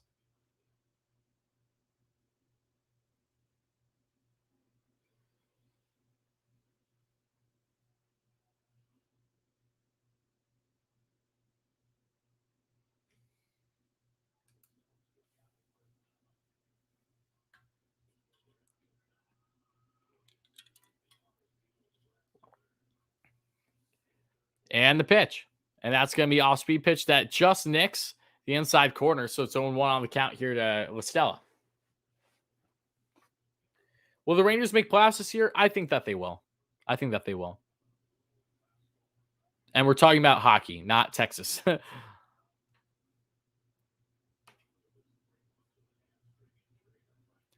right, fastball inside. That was actually closer than the previous pitch, but that's a called ball. Okay. 1-1 on the count.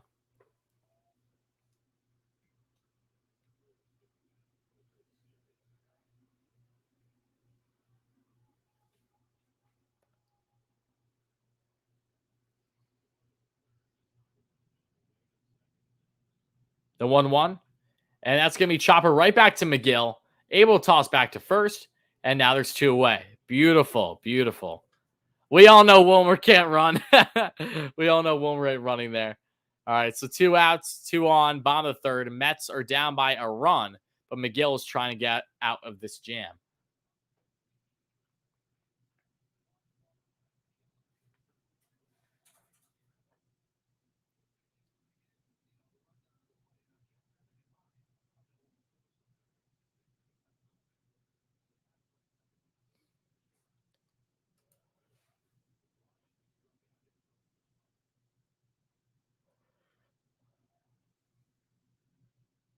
Two outs, 2 on, folks.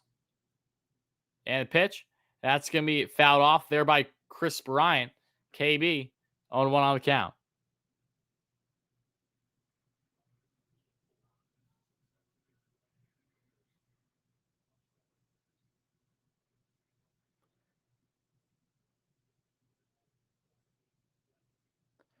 So does Conforto get reason? I think at this rate, Conforto will come back with the Mets if he resigns the qualifying offer.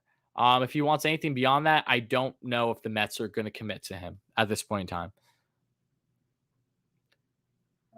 Let me put it this way. Conforto got hurt and had his biggest down year of his career at the worst possible time. And it's unfortunate. There's not like it's unbelievably unfortunate. He's been unbelievably lucky because all of his advanced numbers are directly in line with his career. So he's been very unlucky this year when it comes to hard contact and where he's hitting it. And the injury really did put a damper on things, in my opinion. But I do think if he gets a qualifying offer, he'll come back potentially. But I don't know right now. He definitely won't be getting what he was originally hoping for going into the season. That's for sure.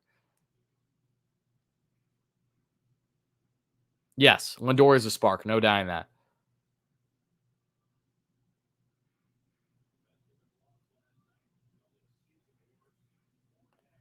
Wheeler wasn't underachieving when he was a Met. Are you joking? Wheeler was a stud, especially in his final year with the Mets. As long as Wheeler was healthy, he had all the potential. He had one of the most live and consistent fastballs in the game of baseball, can pitch deep into games, and was drastically getting better with his walk rate. It was an absolute foolish move by Brody to not bring Wheeler back. If I guarantee the Mets had Steve Cohen during the time of Wheeler, as Chris Bryant strikes down the slider for the second consecutive time today, so Tylor Megill gets a back-to-back K on him, and that ends the inning, only down by a run. Shout out to Tylor Megill for getting out of the jam. You'll love to see that. But Zach Wheeler, I loved him. I was so pissed off when the Mets couldn't land him, mainly because of him going to Phillies. It wouldn't hurt nearly as bad if he went to a team out of the division, but he went to our rivals, and now Wheeler can find himself potentially winning the Cy Young this year. I know that he gave up a couple runs in one of his last start. I think it was against the Dodgers, but Wheeler's been a stud all year. He has more innings pitched than anyone else in the NL. He's reliable, amazingly live fastball, and so consistent. He does not walk a lot of guys either. So he's done a really, really strong job. To say that Wheeler, wasn't worth it, basically, is foolish. Everyone that was following the Mets, especially in that final year with Wheeler, knew his potential.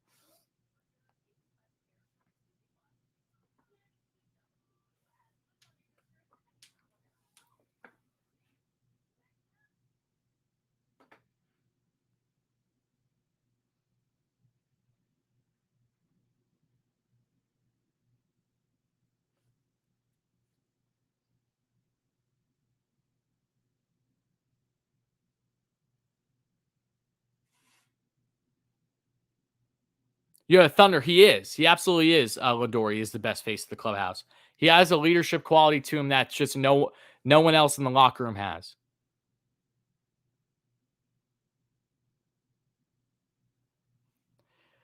Did I hear about Jack Morris and Shohei? No, I didn't. What happened with Jack Morris and Shohei? I didn't hear anything about that.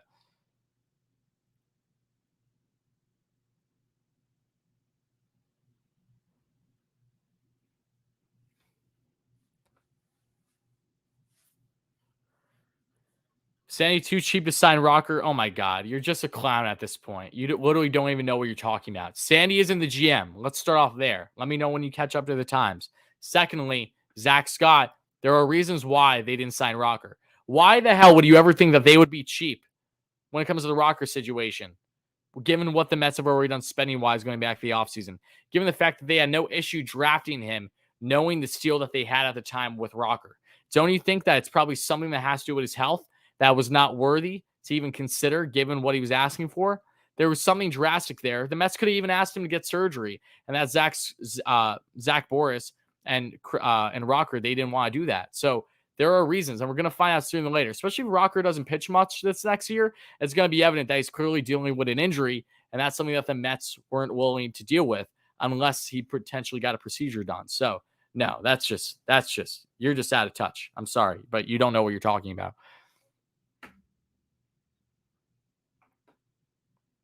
Tyler's commentary was being racist towards Otani. Oh, no. That's not good. That's terrible. I'll have to research it after the game. I did not know about that. Uh-oh.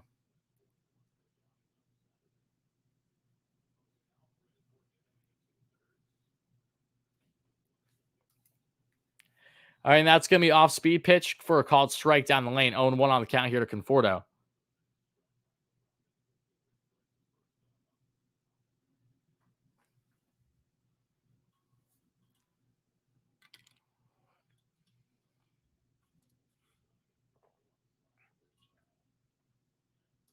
I'll have to look up the exactly what happened after the game.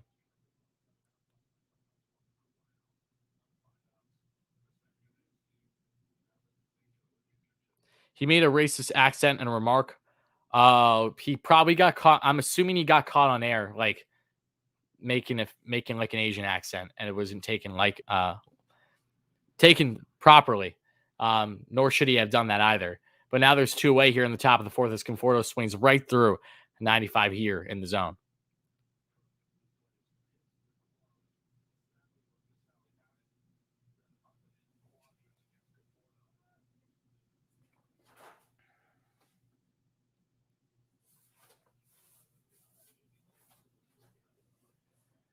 JD Davis is up. He's 0 for 1 today after a strikeout. Still batting over 300 on the year, however. First pitch JD, and that's going to be a fastball that misses out of the zone, 95. Missed the top left corner. 1-0 on the count.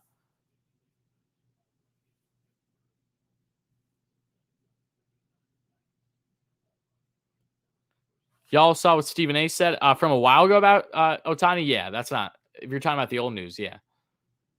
Big swing missed there by JD. 95 here, top of the zone. No chance. Swing way under it. 1-1.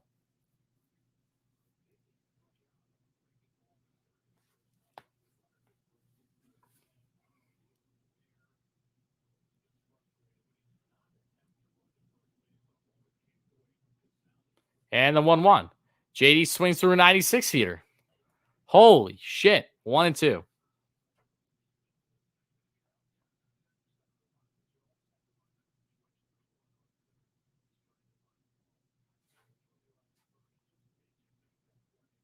Thunder, have a good one, my man. Thank you so much for the membership and the donation again. LGM indeed. Appreciate you being here.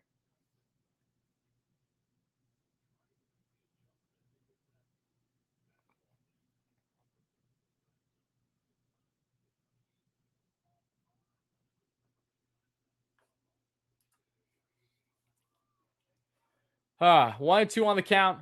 1-0. Giants lead 2 outs here. Top of the fourth. Little is in as the pitcher reliever for the Giants after DeSclafani had to leave the game in the second. Then came in a southpaw, and now we have Little. JD's going to rip one, but it will be playable. Got under it to right field, and now we're due for the inning. So, Mets, bottom the fourth, down 1-0. Only have recorded 1 hit to this point. And with saying that, guys, I'll be right back. I just have to use the restroom quick. So stay beautiful, stay frustrated, as I know you guys will be right now with this Mets game, but I'll be back real soon.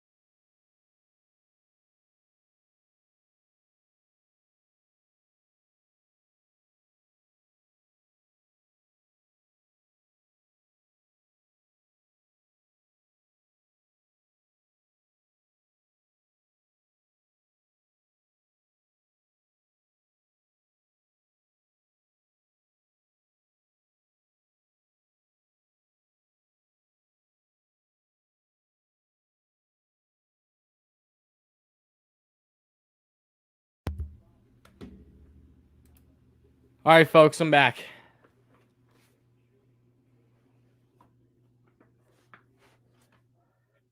Give me 1 second so I can look at the chat, everybody.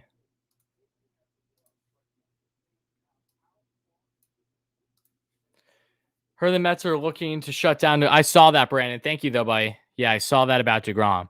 Yeah. So if you guys don't know, the Mets are leaning, according to Pat Ragazzo, who covers the Mets through affiliate with Sports Illustrated, has stated that the Mets are leaning more towards shutting down DeGrom for the season, which again, I had the belief that we wouldn't see DeGrom get pitch again this season after his latest setback. So that isn't a surprise to me personally, but I know it might be a surprise to some of you. So yeah, that's the news in case you guys don't know. We'll see if that ends up coming to fruition or not. But at this rate, you'd assume that is going to be the direction that they go for going forward. It's 2-2 on the count here, though. Bottom of the fourth, Mets down by a run.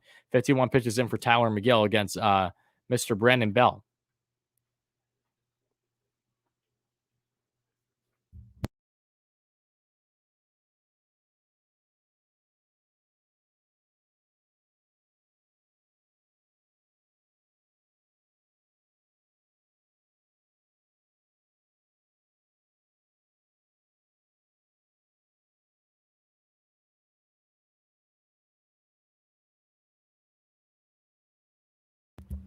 My bad, guys. I had to attend to my dog for a second because she was deciding to make a bed with my clothes that I've yet to fold. I don't know why. She just kept digging in my clothes. So my apologies for leaving for a second. But there's one away. Belt is out. Now we have Brandon Crawford, who's been such a stud of a shortstop, even now in his mid-30s. It's remarkable to found the youth that the Giants have been having this year. It still mind boggles me. Off-speed pitch misses outside. It's 1-1, 2-0, pardon me, on the count now to Crawford. Larry with the $5 donation. Thank you so much, Larry. Bring up another catcher. They did bring up Cisco. Yes, they did. Reddick is still not there, however.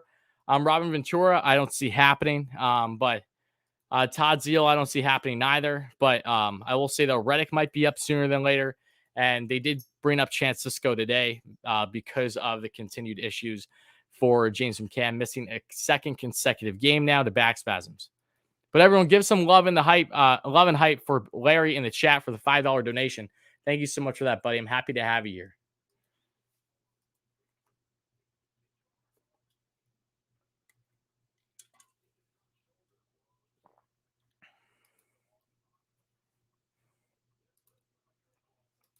Three and one here on the count, folks.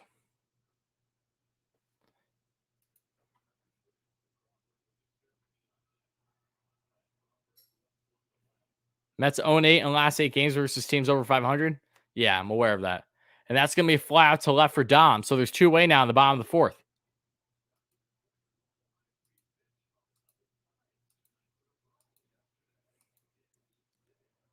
Maheen, I'm not gonna say that just because I know you want me to say it. Now I feel entitled not to. Keith is not going to be manager. No way. All right, Yastrzemski's coming in, folks, for another at bat today.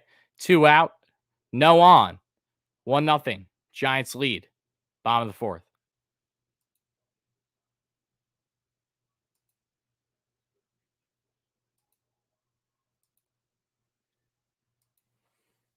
One 0 on the count here.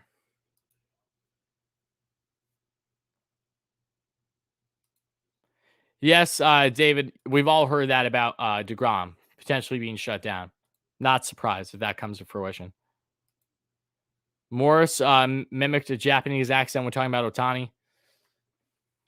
Not the brightest move, obviously. Yeah, I'll check it out after the game, but he apologized. It is what it is. Obviously not a good thing. I don't know what's going to happen with him now, though. But yeah, not a smart move on his part. I don't know what was his thinking behind that personally, but that's all I can say.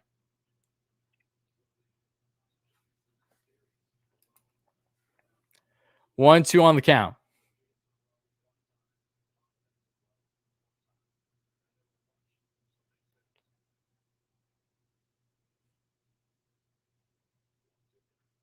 All right, and that just hacked away. Foul on the foul tip. Still 1-2 on the count here for Yastrzemski and Megill.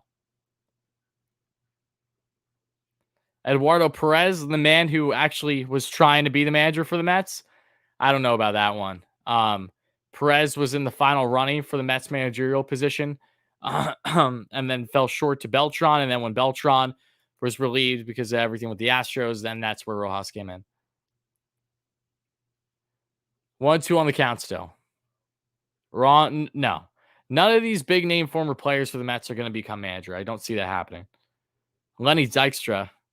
La Potencia. It took. I remember you. I realize that you're a troll, and I'm glad that I figured this out again today, because I do remember you quite well. That's gonna be ripped. Is that playable? It's a pop up, but it'll go foul beyond the backstop. And that's a big thing. It's such a systematic problem with the Mets with the lack of hitting runners in scoring position, especially that you have to think like again, how much is a managerial change going to do for this club at any point this year? How much is it going to change for the club next year? Like we don't have answers to that.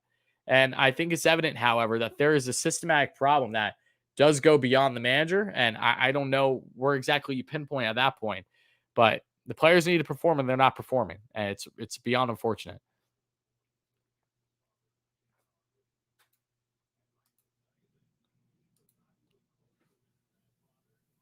You just feel very out of touch, La Potencia. Even if that's the case, you just feel very out of touch with certain things.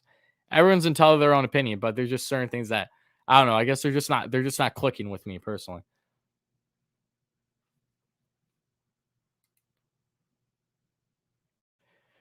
Don't get people who come on the stream to badmouth the Mets over and over. Why even bother coming on the stream? I mean, Darren, people like to vent. That's usually how that goes. Um, Darren, thank you for the support, but you know I appreciate you, my man. David Knight with a $5 donate. Everyone hyping the chat for Knight with the $5 donate. My condolences on the ground for a Nats fan. That takes guts, and I appreciate your support, David, always.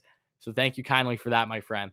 Yeah, I mean, if it is the case, it absolutely sucks, but I'm not surprised. So it's gonna crush me if that is true, that comes to fruition, but I'm not surprised by it. So at least that's an upside. It's not catching me off guard. But still will suck no less. But I appreciate the donation, buddy. Thank you. Are you a troll because you like bro? You're in the minority with a lot of things. I will say that.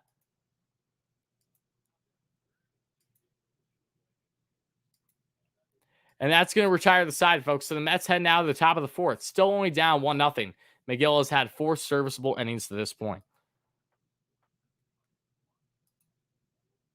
Yeah, don't even get me started on Bauer.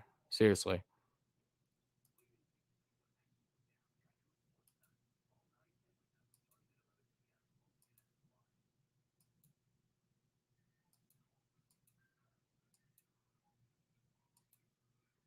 I believe you. I believe you, La Potencia. I do. I do. And that's fine. Again, I just Brody did more harm than good for this club. If you're actually looking at the direction that they're in, the reason why their farm is depleted is directly in hand with what he blew up in his short time as Mets GM. Robinson Cano was a shell of what he once was when he was a Met. Has been a Met, has been caught again for PEDs, and is clearly in the twilight of his career. So, it you can't. You can obviously take positives out of anything, but there are justifiable reasons why more Mets fans than not are probably not in as much favor Cano, and especially Brody. There's reasons why we want that ship to sail because it was all part of the old regime mentality. Dave with the $3 donation. Thank you so much for that, Dave. Everyone hype in the chat for Dave for the $3 dono. That means a lot, buddy. Thank you.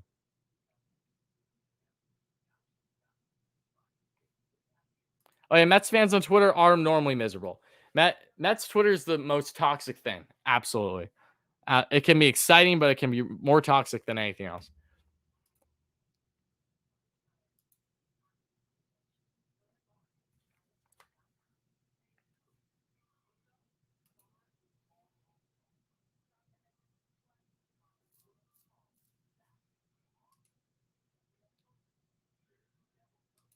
Larry with the $5 donation. Thank you so much again for that, Larry. I appreciate that. Larry says, I want Elgato Alfonso. Let's see here. I want Alfonso or his brother, Brooklyn Cyclones manager. Let's see. champion and just voted Mets Hall of Fame. I want Mike Trout next year. Larry, you were coming off fairly rational until you got the Mike Trout. I mean, we all want Mike Trout next year. I think the Mets want Mike Trout next year. I think every team in the league wants Mike Trout next year, but the reality is Mike Trout will be an Angel next year. So, yeah, I commend you for wanting him. I think we all do, but Elgato Alfonso, though, his brother, I don't know how likely that is personally. I really don't, but it's interesting take no less. And it's going to be curious if the Mets do part ways with Rojas, what route they go down for a new manager in that position. But again, I appreciate the $5 donation no less. So thank you so much for that.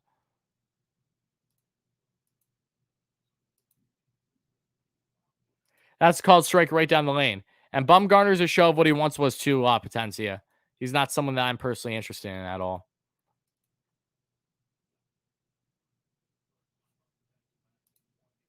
0-1 to Dom. Pitch 2, curveball in the dirt. 1-1.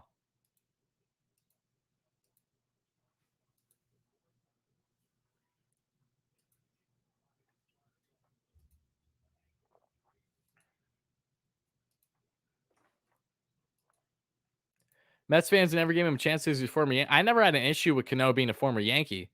I don't think that's, you don't understand. Mets fans all hate the Cano trade and Diaz. One, because of how Diaz performed up until this season, because he was so up and down.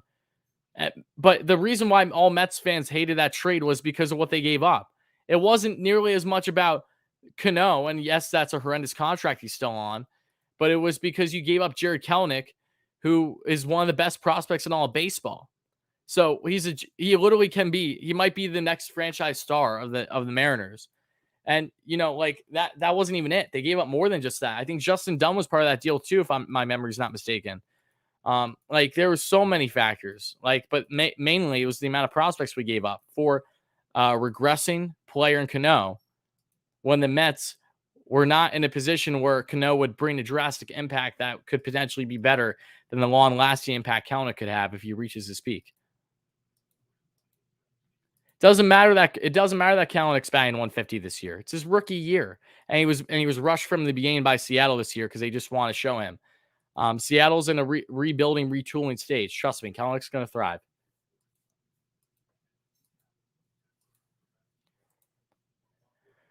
And there's one away. So Jonathan Villar's now up to, fun fact, guys, Jonathan Villar, when he was out on first, that was Villar's 7th time. Yes, number 7 amount of times he has been picked off at first this year. That is better by far than any other player in the league. Isan Diaz for the Miami Marlins, the same guy who hit his first career home run off of Jacob deGrom back in 2019. Yeah, he is 2nd in the league and being picked off at first with 4th. So, yeah, Jonathan Villar is in a class of his own. So, at least the Mets are leading in something, right? Maybe we end up with Buxton. Trust me, Darren, I would go crazy if we did. I would love that.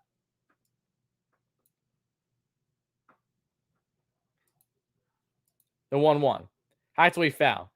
You guys are putting way too much stock in Kelenic this year. Way too much stock. Trust me. Give him time.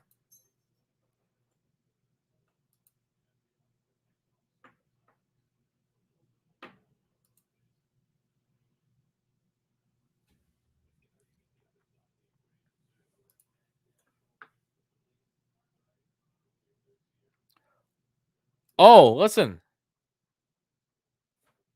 Ken Rosenthal just put this out, guys. So there's 1 out, 2-2 on the count here for VR. But Ken Rosenthal just tweeted the following sources. MLB proposes salary minimum and strike out there by VR. Salary minimum of $100 million funded by new tax on teams spending $180 million or more. What?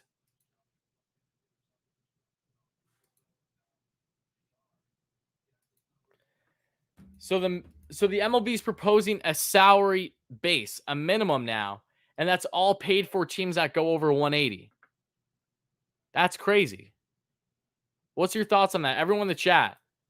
It's not a salary cap. But it's to have a base. So, let's put it this way. There are a lot of teams in the league right now that don't even have a payroll of 100 million. Even some of the better teams in the league that are more analytically driven. They have to have a minimum now. Every team has a minimum of 100 mil, but if you surpass 180, then you'll probably be severely or some type of taxed that'll probably be significant. So that way you're paying for the 100 mil for everybody. So anyone that goes over 180 mil, they are taxed. And that tax goes towards the rest of the league to pay off the 100 mil base for everybody. What's up, Bambino Mets? And there you go. Mazika's going to be hit. So we get a 2-out base runner now in the top of the 5th. Mets still down 1-0. Larry with another $5 donut. Is Conforto a Scott Boras client? Yes, he is. Whoever the Mets don't let the door hit on the way out. Yeah, Larry. Scott Boras does, in fact, is the client. Pardon me, is the guy who covers his client and Michael Conforto. But just because Boras is his agent, that doesn't mean that Michael's going to get this max deal that he's looking for. He probably won't at this rate, given how his season has gone on between injuries and lack of production. So I don't think Scott Boras is a heavy factor. It's Tylor Megill just grounded out. That'll do it for the inning. Mets only have 1 hit through 5. Mets at the bottom of the 5th, down 1-0.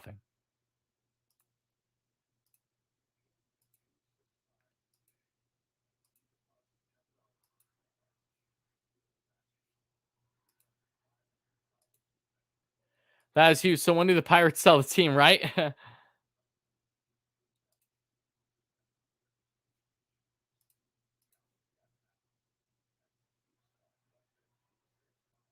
Yeah, it's very interesting. I don't know if this comes to fruition. This changes everything now, especially with how significant the tax could potentially be regarding Ken Rosenthal's report.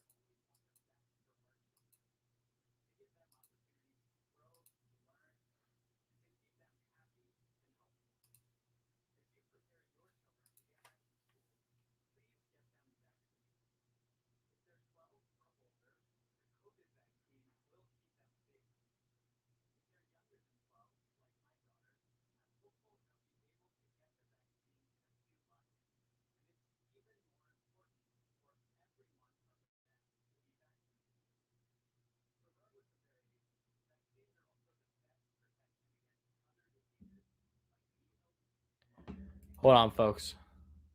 Just give me 1 second. I'm just reading a little bit more here on the report from Ken Rosenthal about the every MLB. They're proposing to have every team have at least $100 million. It's a salary floor, is what it is, and then anyone that goes over 180 mil, has to tax.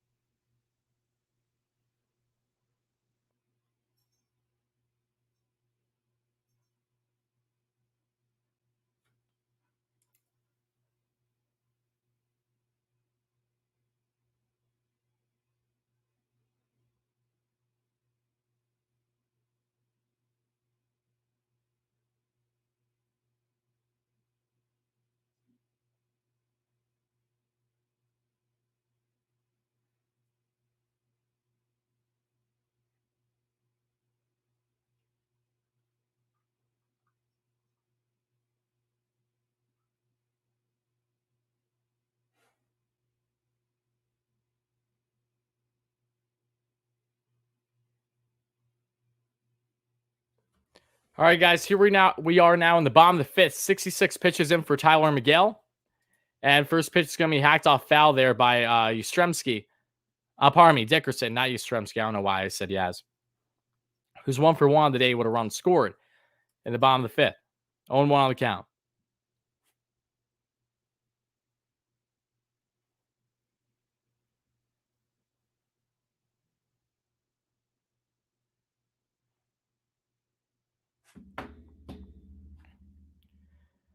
On 2 now on the count for Megill.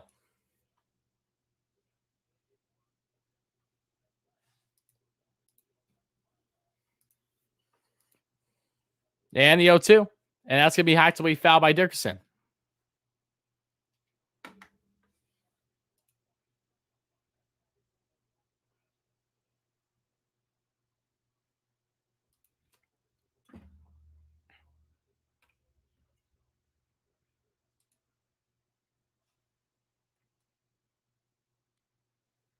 And the 0-2. And he strikes him out. Tylor Megill with another beautiful strikeout. One away now in the bottom of the fifth, folks. Let's get some K hype in the chat.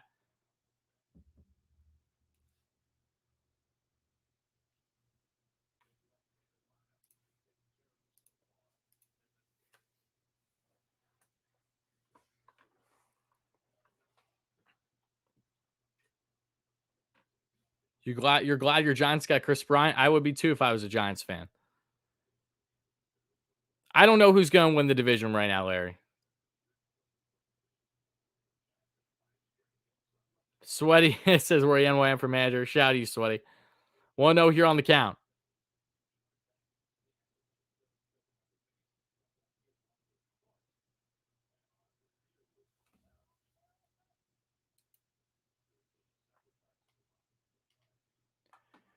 All right, guys, it's now 1-1 on the count here for Megill. We're one away. Bottom of the fifth. Mets down by a run. Tylor Megill has been looking very strong so far. 72 pitches in for him. And the 1-1. And that's going to be a called ball. 2-1 now on the count.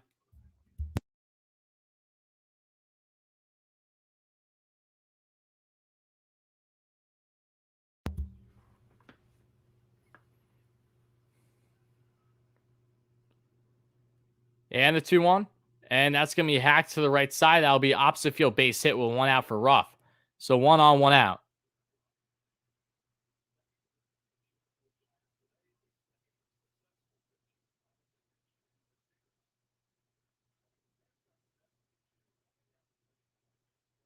Again, guys, if you didn't hear in the chat already, what are your thoughts on the MLB proposing a salary floor? So every single team in the MLB would have a minimum of $100 million they're working with for payroll and can have 180 mil. But if they surpass 180 mil, would be taxed, and that tax would go towards the rest of the clubs in the MLB to make everything at least 100 mil. So in order to make 100 mil for at least every club, that will be funded by the taxes of teams that go over 180 mil payroll wise. So what's everyone's stances on the matter if you didn't tell me already? I'd love to hear it.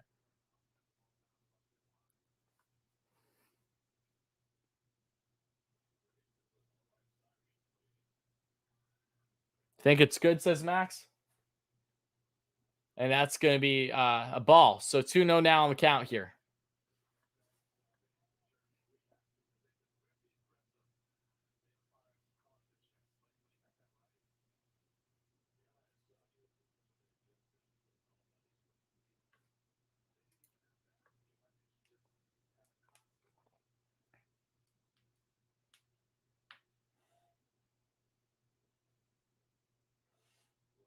And the 2-0. And that's going to be hacked away foul. 2-1 now on the count.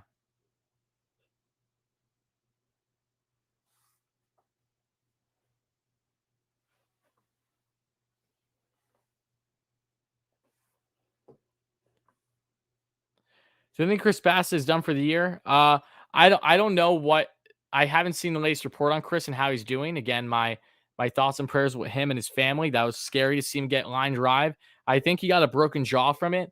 I don't know if he'll be back this year. I really don't.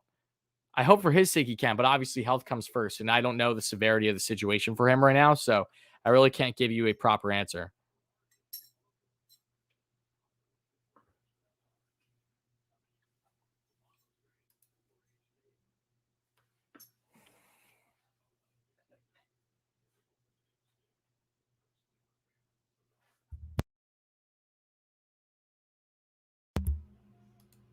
$78 pitches now for Megill, folks. He sets 1 on, 1 out, and the 2-2 to Wade.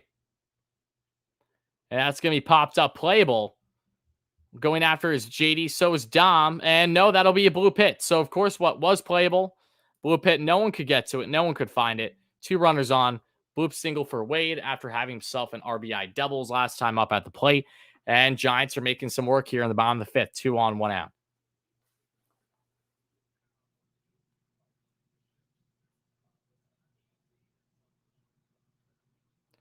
Dave says you don't like the idea. I mean, I see the positives to it for sure, especially with the lower level clubs that don't have big payrolls. It's going to drastically impact them for the better.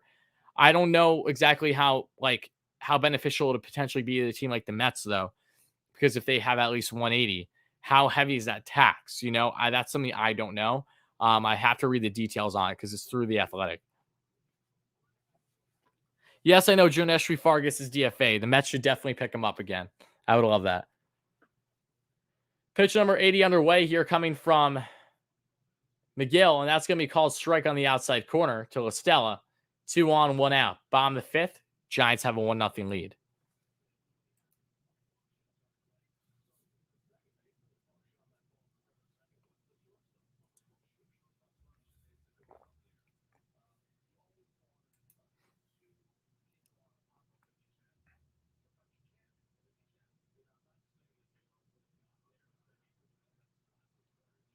Okay, and toss the first. And is that one? Okay, that's 2. Jeff McNeil with the double play. You'll love to see it, folks. Mets are they out? Yes, Mets get out of the inning now. They head to the top of the 6th. Beautiful double play by Megill. And now we head to the top of the 6th, still down by a run. Larry with another $5 donation. Thank you so much, Larry. Phillies fans is complaining about firing Joe Girardi, and my predictions is Giants, White Sox, World Series, Giants in 7, or Giants, Yankees, and one of them in 7. Solid predictions, Larry. I think Giants, White Sox is very realistic in my opinion. So I don't fault you at all. Even the Yankees are getting hot. You can never count out the Yankees for sure. But yeah, Giants and White Sox, I like that. I do. And Phillies want Joe Girardi out. I mean, yeah, Philly fan. Joe Girardi, there's positives and negatives to Joe. He's very old school as well. There's definitely things I like about Joe, but in hindsight, I think it was better off in the end that the Mets didn't get him. And we'll see exactly how accurate that is. I'm not talking about him comparison to Rojas. I'm saying in general, I feel like where the Mets are going to want to be is not going to involve a guy like Joe Girardi. But again, we'll see what the future holds. Bassett's only on the 10-day IL. That's good. But again, he was just put on the 10-day IL. He literally just got hit yesterday. So there's no guarantee if, he's just going to be on the 10-day IL and come back. I hope for his sake he can, but I don't know. Thank you again for the $5 donation, no less.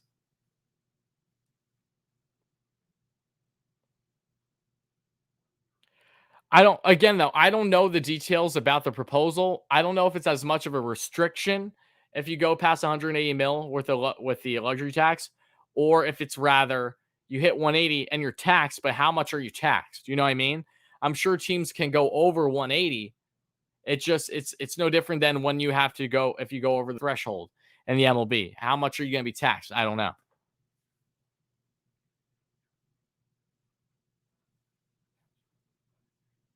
Any update on Baez? Yes, he's been getting better. The assumption right now is Baez might start on a rehab assignment before he comes back with the club.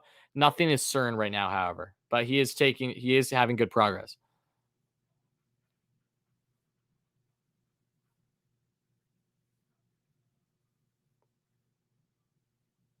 Giants made amazing one-year deals in the offseason. But again, I think that doesn't just attest to the Giants, but also with how great they're running things between their pitching staff, their pitching coach, and what Gabe Kapler has been doing to utilize them. He has been getting max effort out of the Giants all year long. So don't get me wrong, these guys are talented, but we're seeing some guys break out and really have some of their best years of their entire career with Sanfran this year. And you have to give massive kudos to Sanfran and what they're currently building there.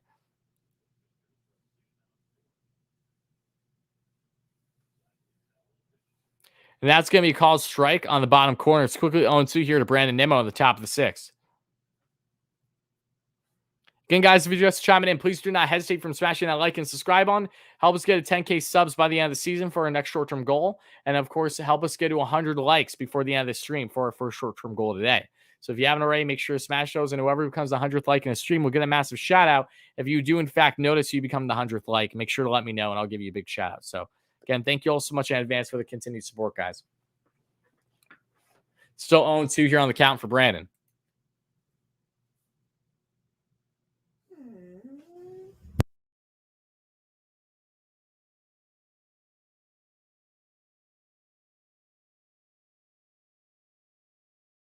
Hold on one second, guys.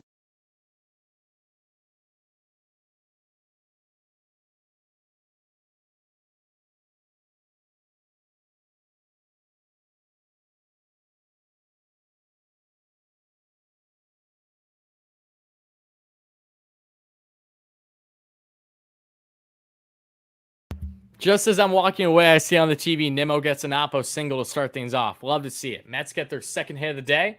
We were in the sixth, by the way, in case you need reference. But no less, still great to see Nimmo get that opposite field hit. So Mets have one runner on, no out. Start off the top of the sixth, folks.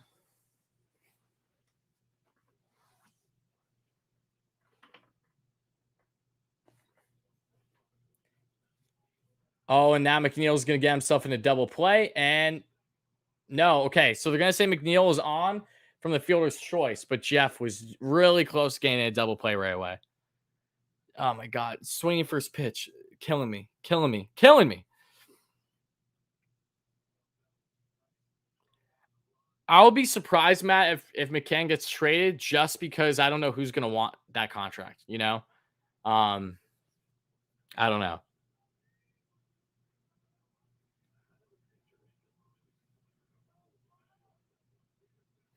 I don't know what the difference is between Kapler now. I think he just is a lot more comfortable in San Fran. He probably was dealing with stresses and had to work things out, and he really didn't reach where he wanted to be with Philly. But he has a better cast around him though in San Fran that he does in Philly. And Philly, he didn't have much of a bullpen that he was working with either. They had a lack of starting rotation depth. There were still clear problems with Philly to this day. San Fran is a more well-rounded club, but I don't know. I think that just his mentality in San Fran has been different. I think it's really suited him well because he looks like a completely different manager, for the better, for his sake in his career.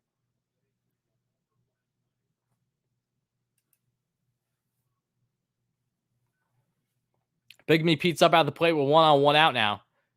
And checks back on first. And Nimmo McNeil not going anywhere. Still 1-0 here on the count.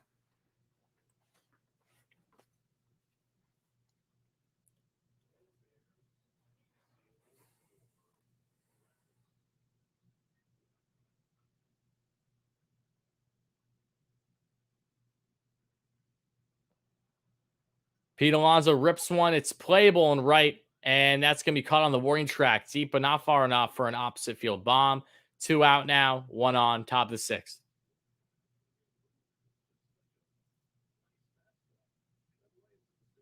Larry with the $5 donation that I think is unbelievably important. Prayers for people in Haiti and Afghanistan and all over the world. Absolutely. Everyone, shout it. Everyone, put prayers in the chat. Put the little hand prayers in the chat if you don't mind. It's a lot of terrible things have been going on in Afghanistan as of late. If you guys don't know, Haiti in general, wherever there's havoc going on in this world, definitely always pray. If you are a religious person, at least. In general, though, keep them in your thoughts. So, Larry, shout out to you, my friend, for the $5 donation. But yeah, that was a fantastic comment. Big swing and miss on the slider there from Conforto down the middle. And it's 0-1 on the count.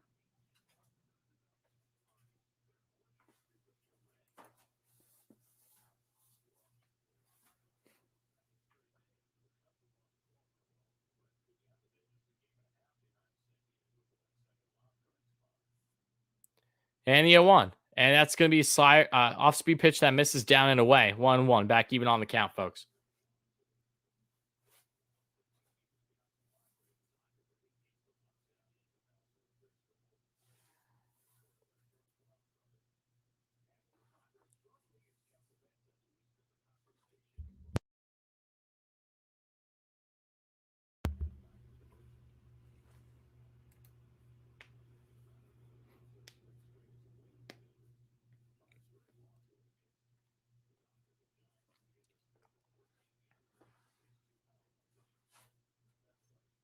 Matt, I think it's still pretty early for me to evaluate starting pitching for the offseason. So I'd say come back to me once we get closer to that point because we'll be talking endlessly about offseason moves. That'll be the focal point of the offseason. You'll see endless content here regarding that. But I think it's a little early before I can go there because I need to do all my homework on the upcoming free agents, potential trade candidates, potential options to opt out of their contracts, all those type of players.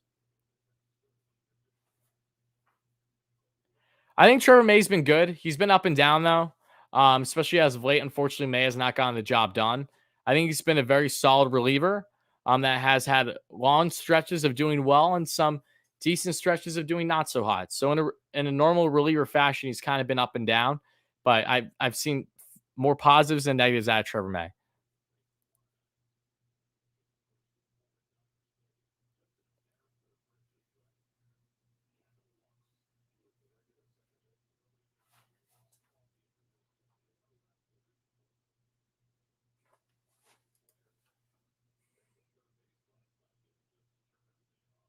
And the 1-2. And Conforto is going to top one over right into the shift, and that'll do it for the inning. Mets head now to the bottom of 6, still down by a run, 1-0. Be right back, folks.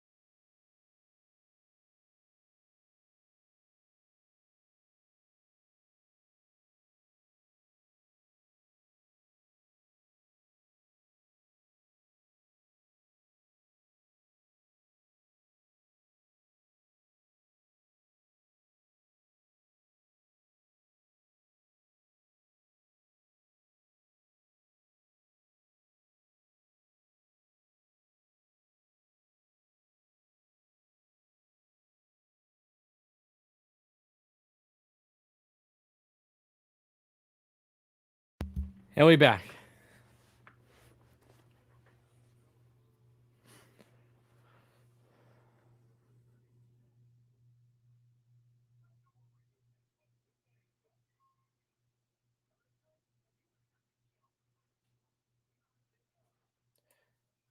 Hopefully there won't be a baseball strike this year. I'm glad I'm glad you brought that up because I hope not either, but it's going to be interesting to see how the CBA negotiations happen as we get into the fall and winter.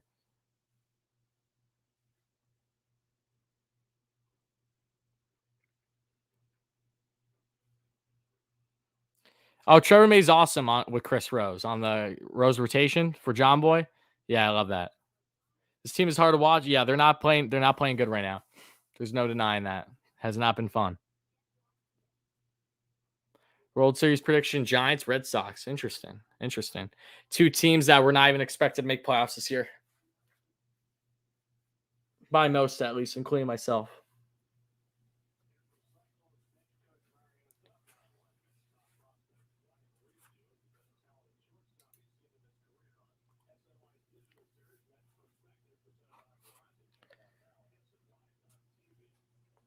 Henry, I get that all the time about Conforto looks wise. I appreciate the compliments. Thank you.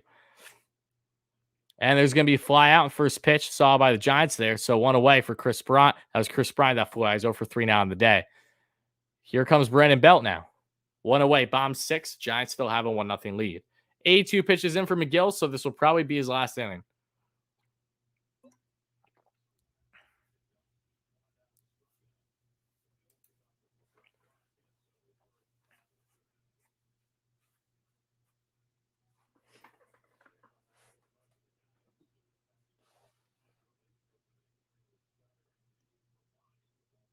All right, that's going to be fastball up and away, and it's going to be 1-0 on the count. Dominic Leone, right-hand relief pitcher, is warming up in the pen for the Giants. He's expected to pitch in the 7th.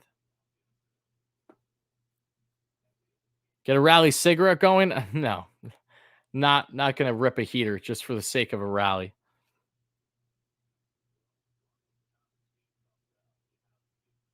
AB, I don't even know who that is, AB, but I'm going to take it as an insult.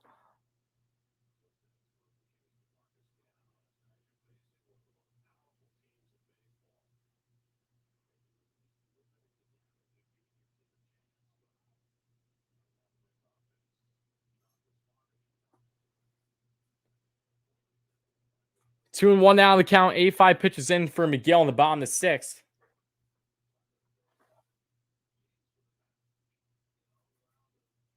And we're under 20 likes away, folks. We're under 20 likes away from 100. So continue to smash those buttons as Brandon Belt swings through a fastball just on the line of being out of the zone on the right side. 2-2 now, back even on the count.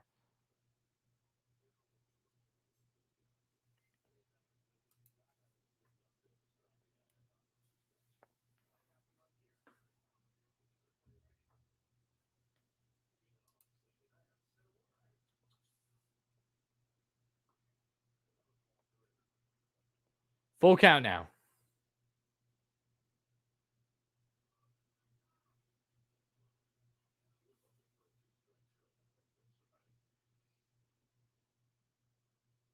She looks nothing like me. Okay. Sounds about accurate then.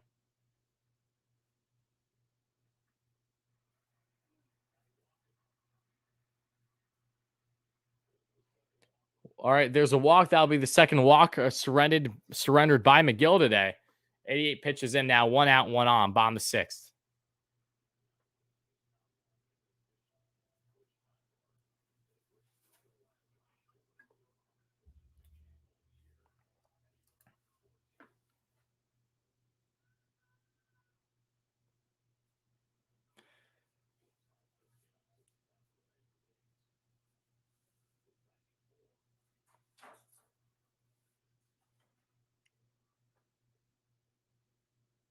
Big swing and miss on the off speed pitch by Crawford from Megill. It's 0-1 on the count.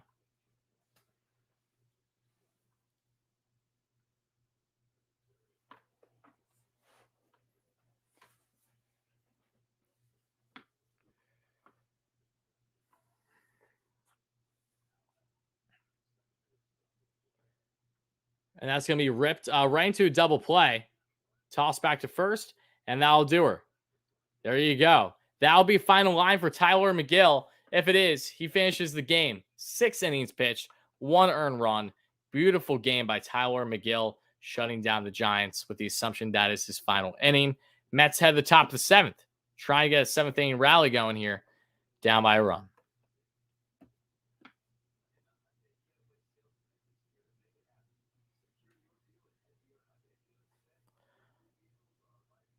Alan Jr., I trust me when I say I tried so hard to keep you in here. I really did. All I was looking was for one positive comment from you the entire time. We didn't get there, so you're out. You out of the channel. I tried so I left him in for a while too. I left him in for a while. I was just waiting for something positive. But again, if you're just gonna be a negative Nancy, I don't have time for you. I really don't. And I don't have the care in the world to just see that the entire time. You have bigger issues you gotta attest to if all you're gonna do is be a pessimist, even with players and things that aren't the actual problem right now. Trust me, there are issues. Everyone has reasons to be frustrated, but to just come in here and just talk nonsense the entire time, I don't have patience for it because that's all I deal with on an everyday basis. So kudos. Deuces, I should say, not kudos. Can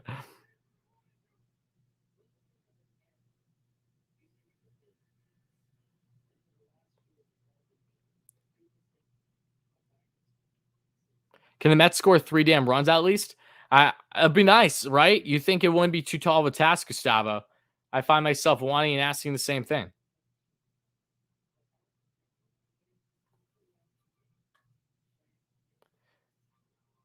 Do I think Baez will hit more? Yes, absolutely, I do. Mets led the league in OPS last year. I'm not going to go over what is all. We all know so many things have went wrong for the Mets this year from an offensive side of things, but they in a nutshell, they have a systematic problem when it comes to hitting and when runners in scoring position. That it's just we're all searching for answers for.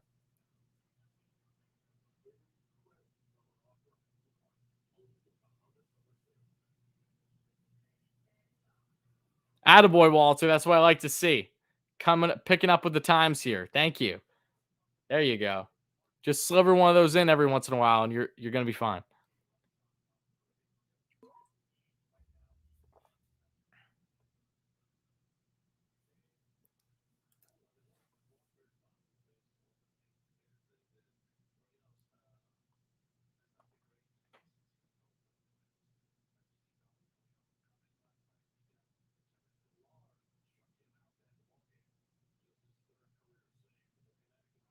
Baez had a problem with his heel before acquisition. I did not see anything to indicate his back.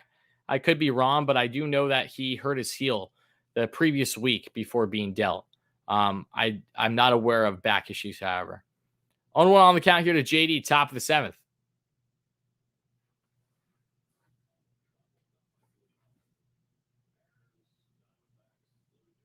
Big swing and miss on the off speed, right out of the zone. 0-2 on the count here to JD.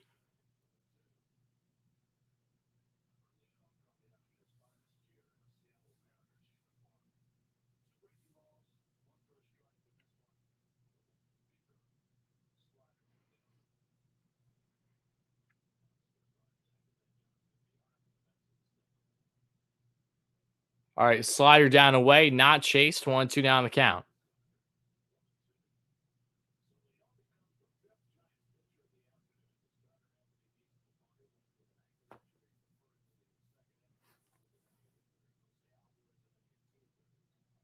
Nathan, that's not true. They still very much have a shot. It's just not nearly as strong. There's no denying that. Again, I it would have to so much would have to go in the Mets' way to make playoffs at this point, but it's not impossible at all. But again, it's not easy either. It'll be a tall task to climb.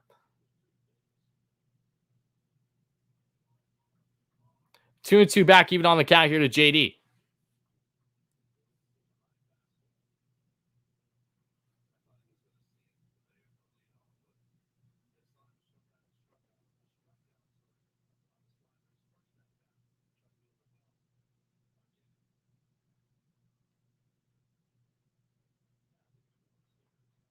JD opposite field, snag, Brandon Bell. One away.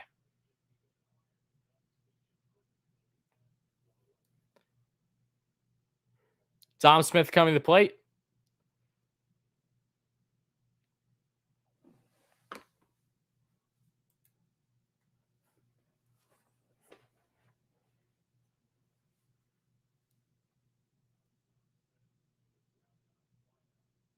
Larry, if you've been paying attention, my friend, you know that Chris Bryant simply was not an option for the Mets at the trade deadline. As much as we would have hoped it was, he wasn't. Dom Smith flies one out of center. Now there's two away. First pitch swinging in full effect once again.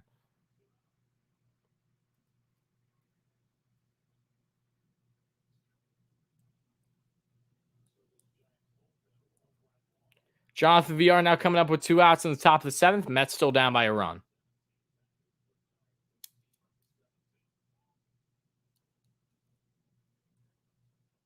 Mets should have kept Wheeler, I agree. And you can blame the old regime for that one.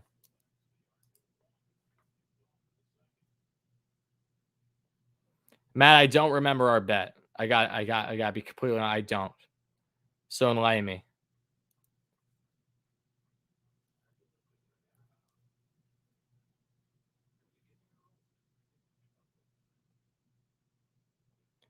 Called strike at the knees.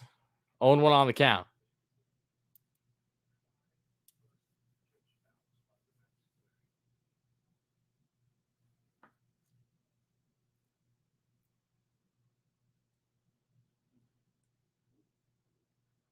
Oh, okay. You know, maybe I do remember you, Matt.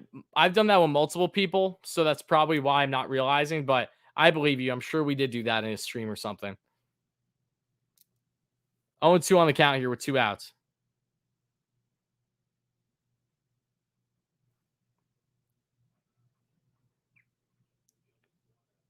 And the 0-2. And that's going to be opposite field snagged there by Bryant, but to no avail. So KB with a nice snag at third, but cannot get the ball out of his glove in time. And Jonathan VR has an infield single with 2 outs.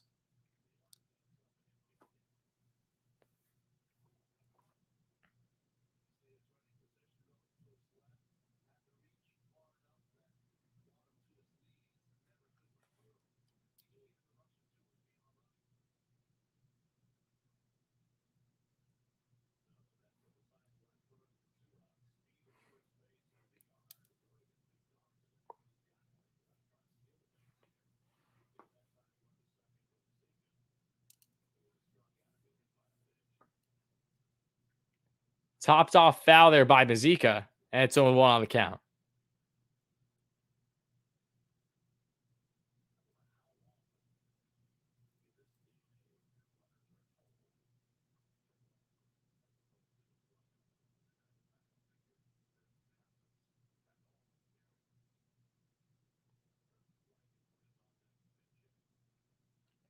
Toss back to first VR. He is on the bag, thankfully. Still 0-1 on the count here to Mazika.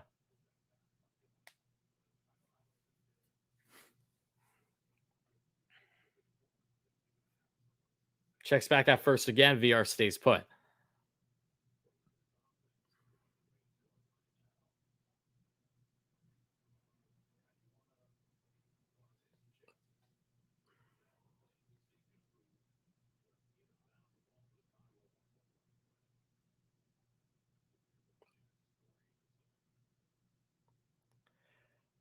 Fastball misses out of the zone. It's 1-1 on the count. Just around 10 likes away from 100, guys. So please make sure to smash that like and subscribe button again if you haven't. Oh, of course, the Mets are scheduled to face Bueller, Scherzer, and Price for the next series against LA. I'm so excited for that.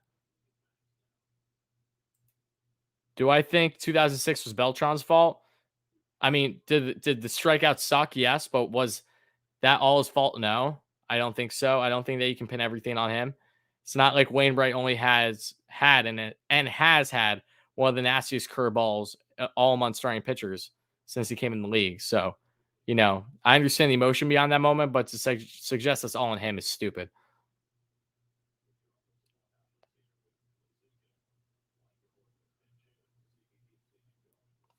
1-2 here on the count, folks.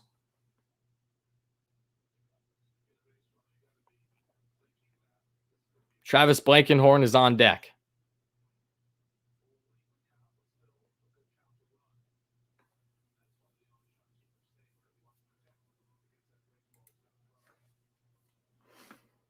Yes, I did see the Mets are leaning towards shutting down DeGrom for the year. Yep.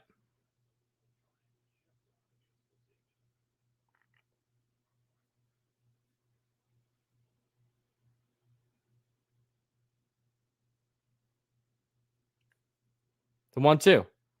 Mazika hacks on one off foul to the left side, still keeping the at bat alive here with 2 outs. 1 runner on, top of the 7th. Giants, 1-0 lead.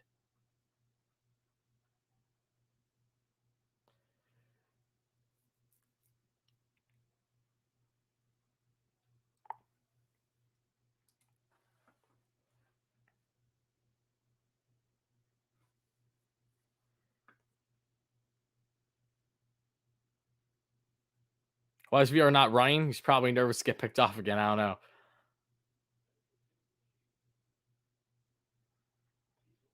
And now he is running. Be hacked off, playable, and caught. And that'll do her for the top of the 7th.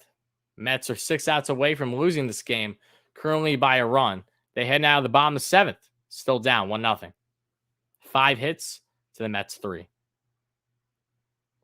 If you guys couldn't tell, I'm having so much fun watching this game with you all. So much fun.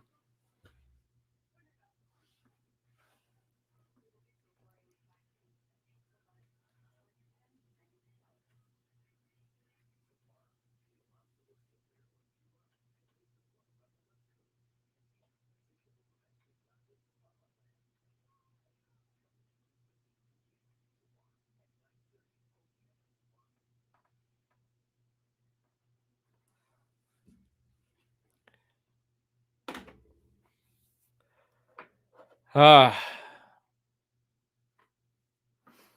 you guys actually paid attention to what the Mets have done this year with bullpen games? Okay. Remind me the last time the Mets won a bullpen game where the opposing team was running the bullpen. Can someone remind me the last time the Mets won a bullpen game this year? Whether it was in a doubleheader or a normal game. When was the last time the Mets won a game where the opposing club was using strictly their bullpen for the entirety of the game? Please let me know in the chat.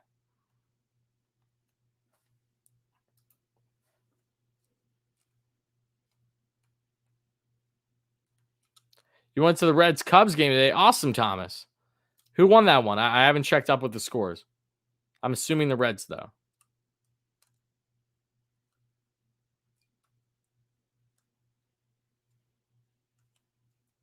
JJ, I will not deny that the Mets have talent. That's a foolish notion to say they don't have talent.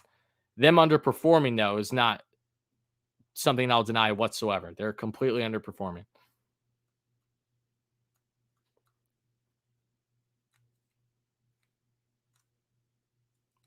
Cubs won 7-1. Wow. That's surprising.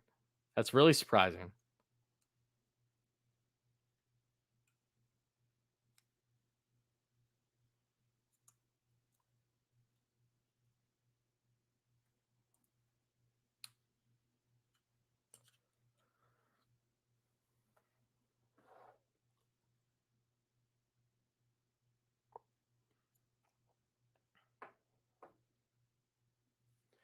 All right, folks. So the rotation for the next couple of days is as follows. Tomorrow it's Taiwan. Friday it's Carrasco.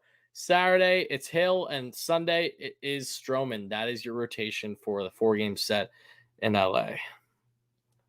Miguel Castro is coming in now. 50 appearances on the season, a 3.38 ERA. This point for the 6'7" footer. We'll see what Miguel can do.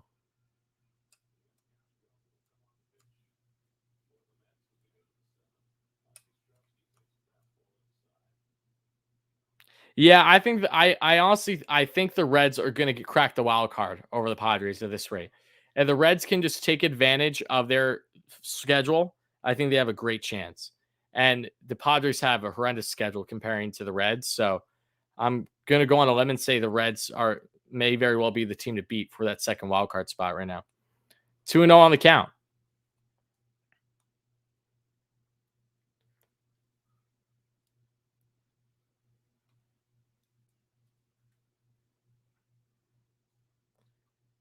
Matt, the whole purpose, I think, between Cubs and Reds next year, especially, is Cubs, Illinois, Reds being in the division. That's the whole reasoning behind it. Okay. I think that game would have happened regardless of the Cubs would up this year or not. So it goes in hand with location, knowing that you can get fans that are, especially in the area, are Cubs fans, and you get the Reds, Cincinnati, them being in the same division for somewhat of a rivalry game. So that's the intent behind it. They'll still get great viewership, and it'll be an awesome game, I'm sure.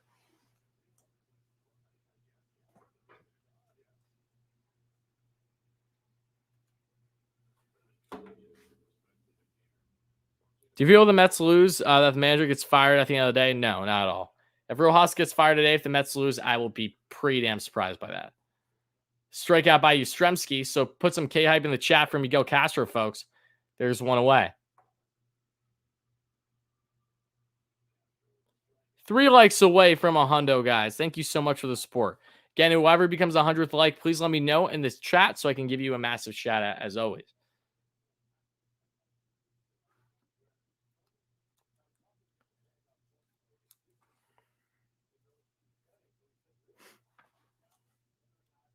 Oh, yeah, no, the Field of Dreams game this year was textbook. It could not have been drawn up better at all.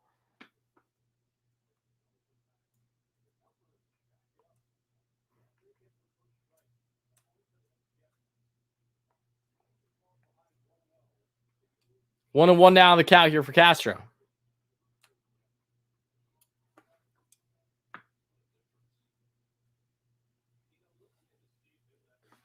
What's up, Ibrahim?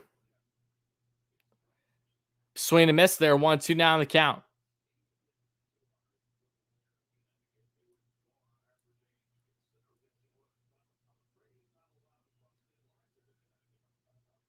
Castro deal was sneaky good. I agree. I wasn't against it from the start. I just didn't like. I think I wasn't happy with the prospect the Mets gave up. Is they made trades last year at the deadline for the sake of making trades. They still didn't have a shot at making playoffs. So Brody just felt the urgency to get rid of more prospects when it wasn't needed. But Castro has been a blessing in disguise. He had a rough patch this year, but he's been looking better as of late.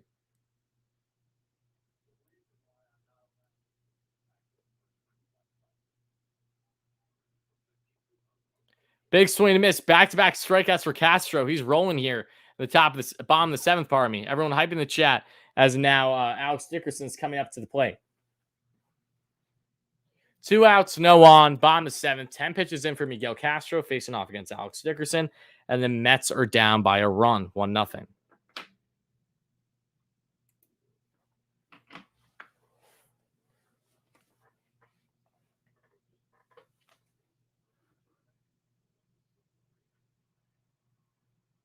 And there's going to be a 2-out base hit right down the middle for Dickerson. So 1 on, 2 out now, bottom of 7th.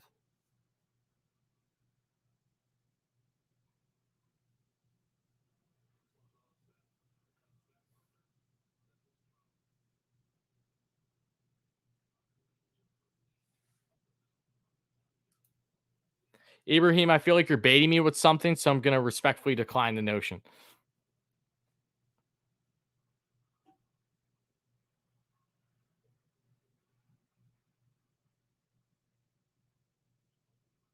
LGM indeed, Terry. I like those comments.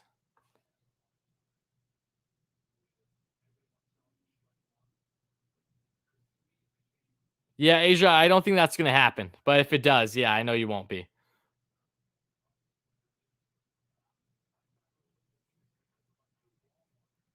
Pinch runner comes in for Dickerson, and that'll do it for his day.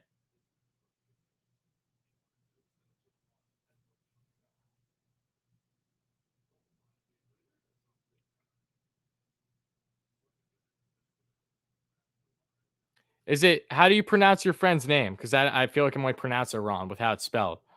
Break it down for me if you can. Big swing and miss, 99 here, there. 0-1 on the count. Do I think Barry Bonds deserves to be in the Hall? Yes, I do.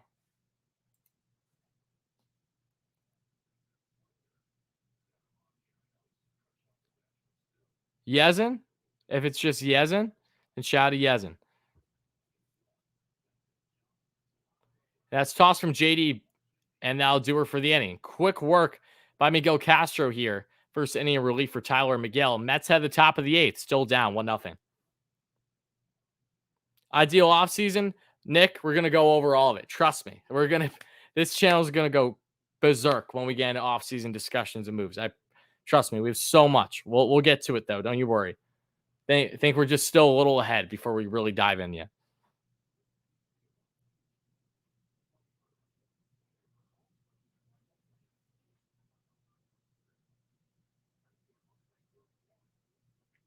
DeGrom is actually being viewed as being shut down for the year, according to sources today. So I think there's a solid chance DeGrom doesn't pitch again this season, unfortunately. And shout out to you, Ibrahim. If you were the 100th like, I appreciate that, buddy. Thank you. Thank you so much. That means a lot. We're 103 likes in now. Thank you, guys. Continue to smash those buttons if you're new. If you're enjoying the stream, again, we do consistent live streams. In game, we do some post game. We haven't done post game in a while, mainly just because of my schedule, but we do in game, post game, individual videos like the video we did on the channel today. So if you haven't checked it out, please do. But thank you so much, as always, guys, for your continued support. What's up, Jay?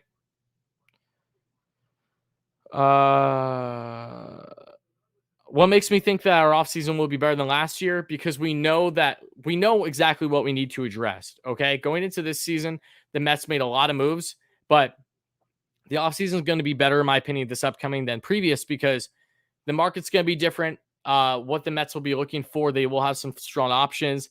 I think the Mets are going to be involved just as much in the trade market as they will be when it comes to free agents.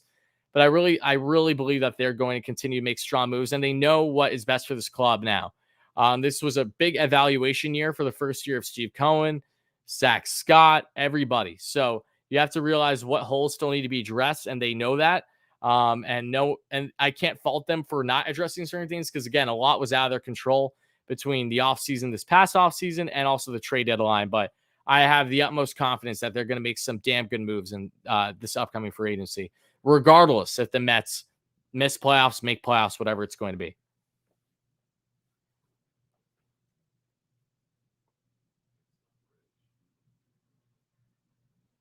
Chris with a $2 donation. Thank you so much for that, Chris. I appreciate that. Everyone, share some love and hype in the chat for Chris. The $2 owner, $2 dono. I really appreciate that. Zach Scott is not the problem for the Mets GM. I assure you that. Tyler Rogers is in now. 2.05 ERA. The Mets saw him back on Monday. I don't think they saw him yesterday, right? But they did see him back on Monday. Brandon Drury's coming in to pinch hit now.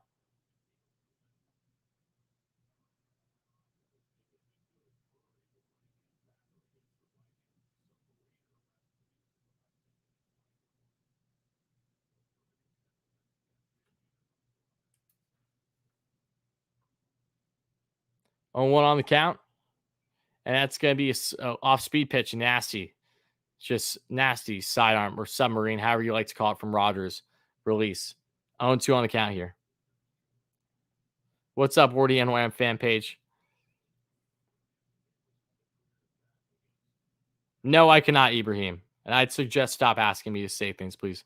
And that's going to be off-speed pitch up and away. No chance for Drury. 1 out.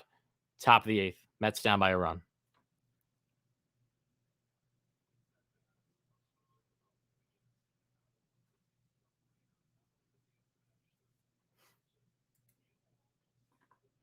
Lindor for Dodgers. That'd be awesome. I don't know if he's going to be back in the Dodgers series. We'll see, though. He's going to be back soon.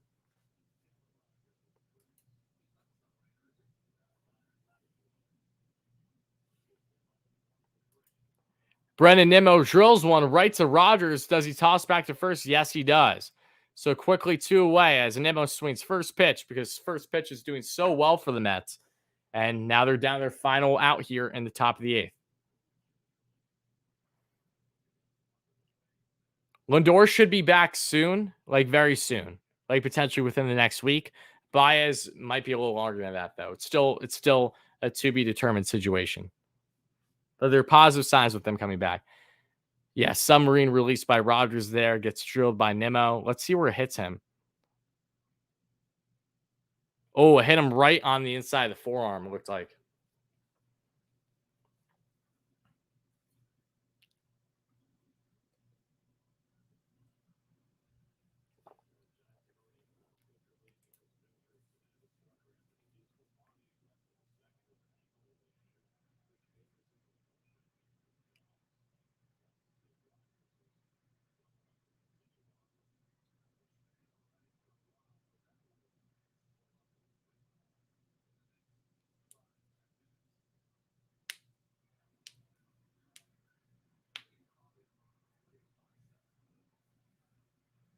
All right, Rogers is staying in the game after getting hit by a liner from Nimmo right around on his forearm in between the gap for his elbow.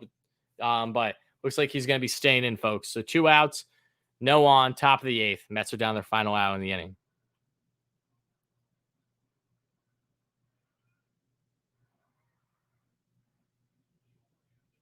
Never apologize, but I appreciate you being here. Appreciate everyone being here, the fan page and everyone else. Even Gigi can't save this team. No, she cannot. And that's when you know you got a problem. And that's first pitch. Oh, my.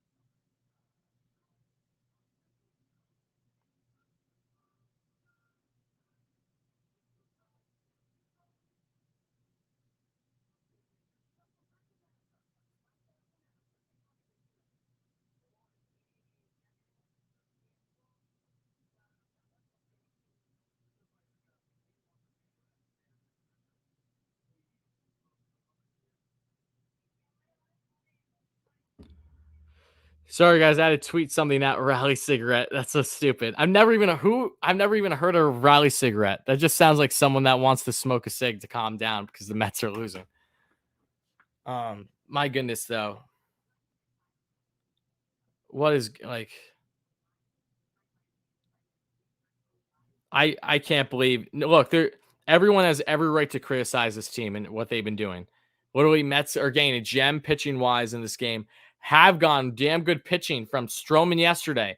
Dodgers series. Let's look at game 1. Tylor Megill wasn't horrendous. He didn't go deep, but he was definitely salvageable to keep the Mets in it. They ended up rallying but falling short in extras. Then in game 2 of the Mets, Taijuan Walker pitched a gem, 6 no hit innings. Like, Mets are again getting the pitching. Absolutely getting the pitching against the 2 best teams in baseball. But holy shit, the amount of first pitch swinging outs we've seen today is a story of their season. It is just, it's putrid. It's inexcusable. Absolutely inexcusable. I'm not gonna sugarcoat anything. There's no justifying what their plate approach has been for quite some time now. It's horrendous.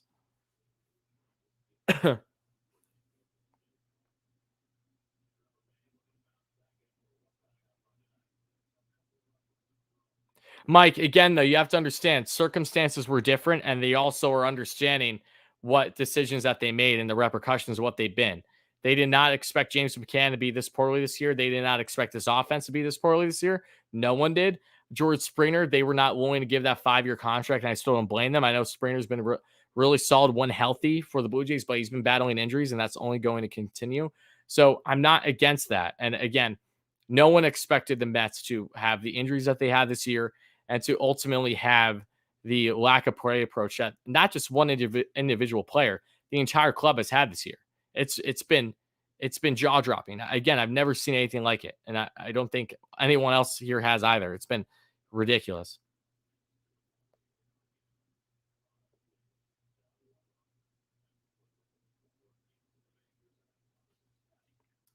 "45 one-run games this year for the Mets." Is that what that graphic just said?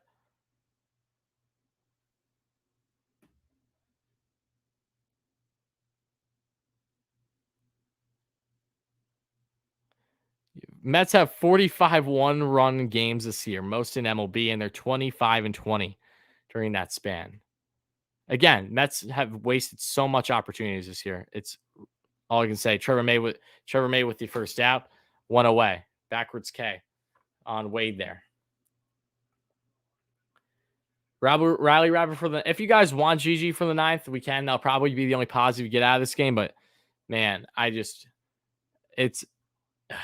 it's losses like this that are just deflating, guys.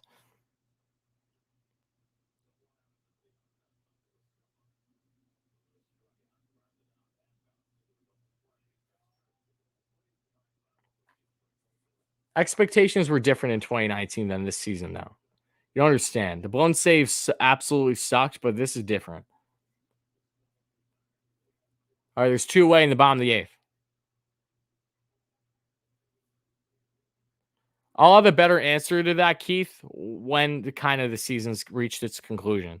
Because again, there's still ball left. We'll see how they do. But yeah, there's certain guys I have in mind that I would ideally like to see off the Mets club. But at the same time, I try to pinpoint more so not the opinion of myself when it comes to those things, but rather what seems like it's the best for the Mets going forward and what has been reported. I really, really try to bank off of going things in line with what their outlook is versus my personal outlook. So again, I'll have more of a better answer to that as the season reaches its conclusion.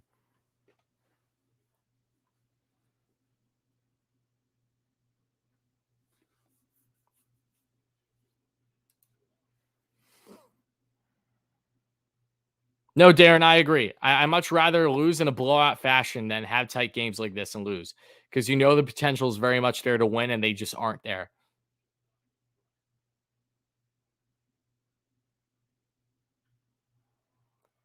And that's going to be ripped to right but playable, and that'll do it for the final outs. Trevor May makes quick work. Mets pitching has been absolutely flawless to this point in the game.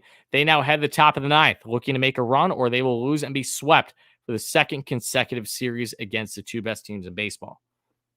And yeah, they play the Dodgers next series and then the Giants after that. So it's not like things get any easier. All right, guys, to everyone in the chat, let me know. Do you want to see GG now for the ninth? Let me know. Again, it'll probably be the only positive we get out of this game. So if that's something you guys want, I will make it happen.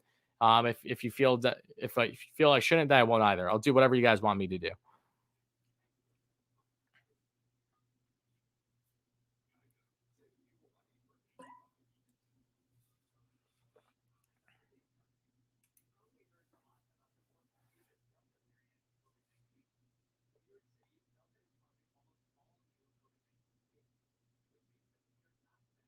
Okay, I'll go get GG. I'll be right back, guys.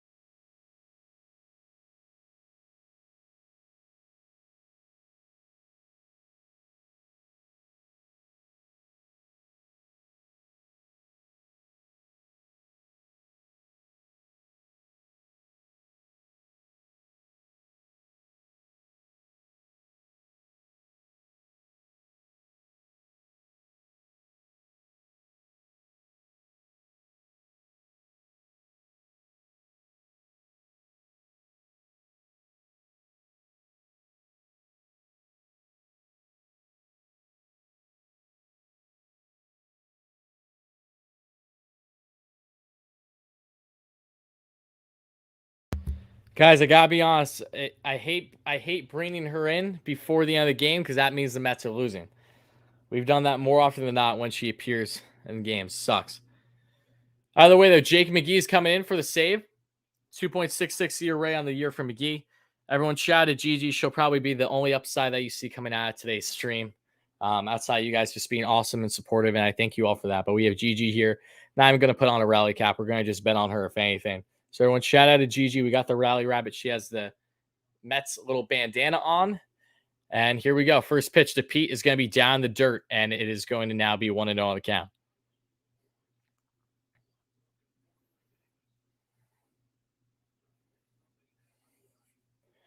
All right, folks.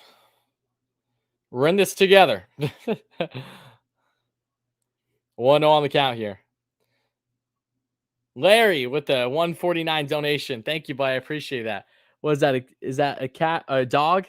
Little emoji that came with it? Thank you for that, buddy. Whew. 1-1 on the count here.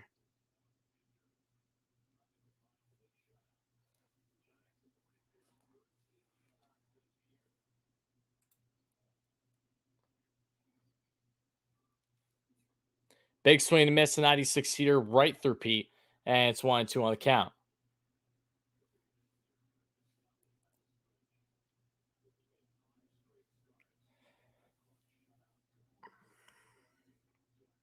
JD, stop chewing on the bandana. Stop it. Stop it.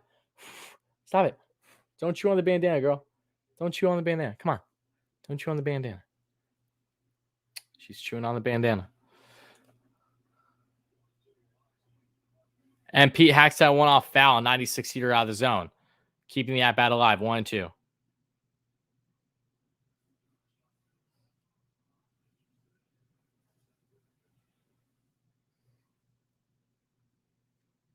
She's not spayed yet. No, she will be though very soon.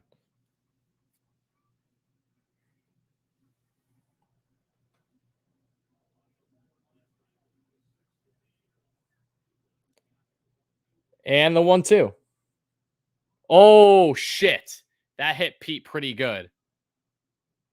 Fuck. Pardon my French, guys. Pete got drilled. I really hope the majority of that was on his guard because he got drilled. Shit. This is not good.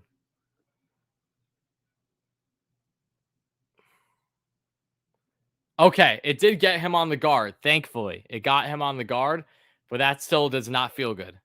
96 paint on the elbow, not a fun feeling. Darren with the 449. Thank you so much. Something to cheer up for what has been awful game. The positive part was the stream. Darren, thank you so much for your support. I always appreciate that. But everyone shouted Darren in the chat. The best Mets fan from the UK you'll ever meet. I appreciate the donation by everyone. Hyping the chat for Darren. Gigi just nibbled a little bit on my jersey too. So she's getting restless. Either way, Mets do have a runner on first, but Pete got absolutely drilled in the elbow. Thank God. Thank goodness he had his elbow guard on.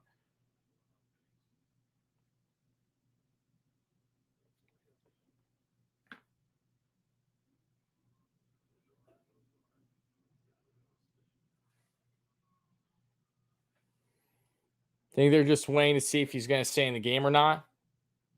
Because that's, again, thank goodness he at least had the guard on.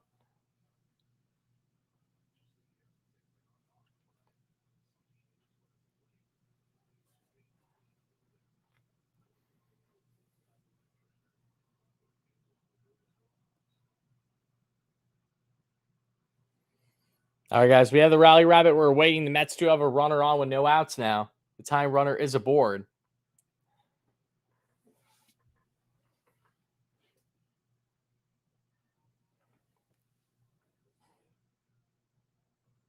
He got hit on the elbow, on his elbow guard.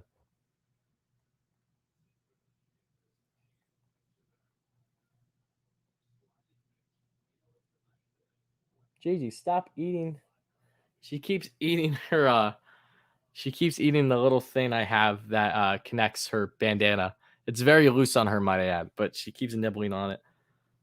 So I gotta try to make her stop nibbling on it.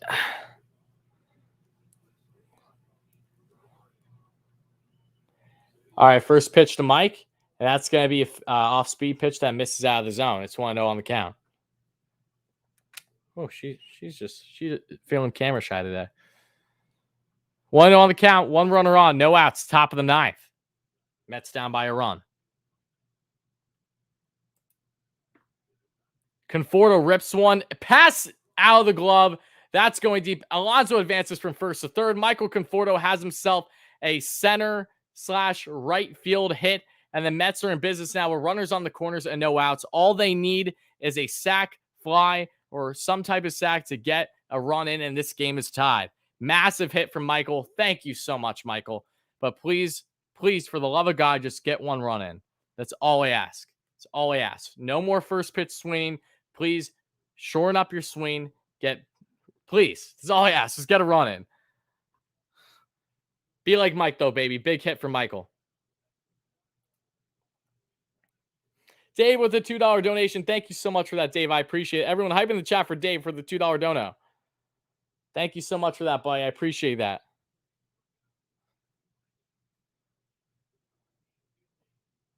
Come on. Come on. I also realized I didn't turn my Twitter notifications off for this game, which was foolish. I should probably do that. I'm going to do that right now, folks, just so I don't get spoiled anything. Because the beat reporters love to spoil a win, a loss, or a run, or anything like that for me. It's going to be 1 second, guys. I got to turn off the Twitter notifications.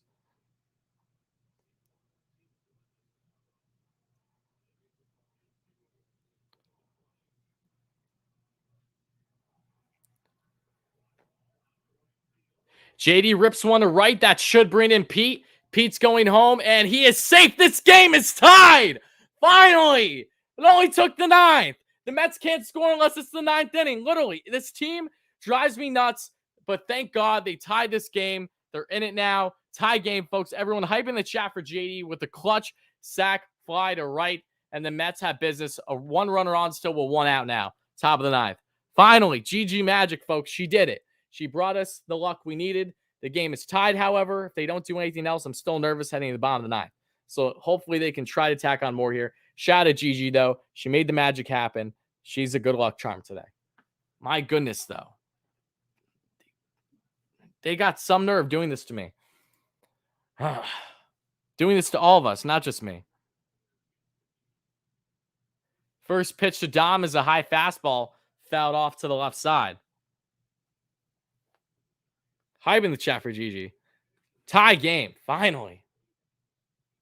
She's been a little restless when I hold her up like this, so we'll see if this can stay. Come on, folks. Hype in the chat. Gigi, stay. Stay, girl. Stay, girl. Come on, girl. And the 0-1. And that's fastball taken. Good take by Dom. 1-1 now on the count.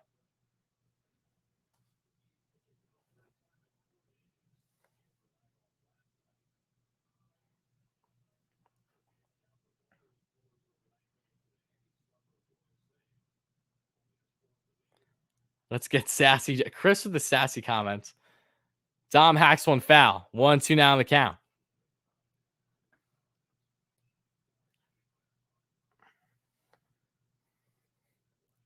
We got Gigi, though. We got the rally rabbit, folks. Come on, girl.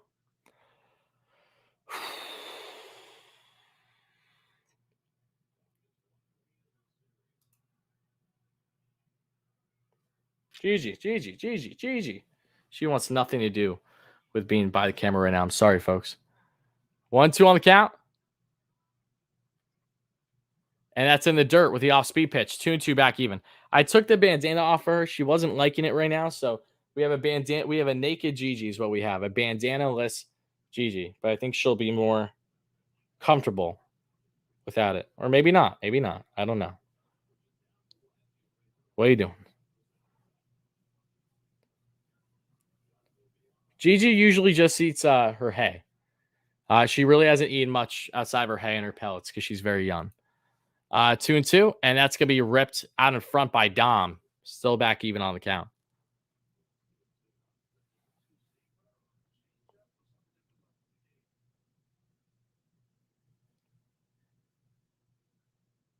This is what we're trying to rally with. This is what we've succumbed to.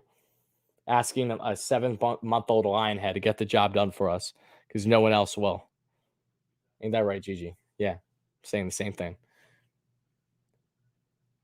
And the 2-2. All right, and there was time called for right before the pitch was thrown.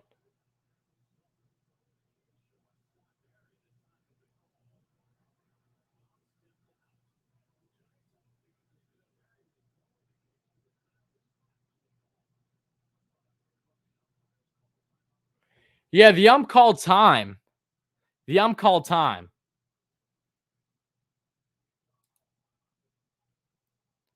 Either way, it's 2-2. All right, fastball away.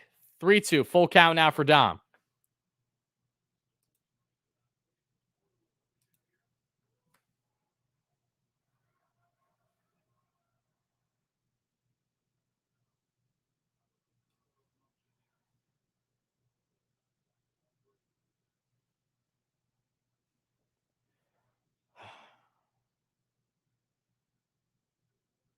What are you doing?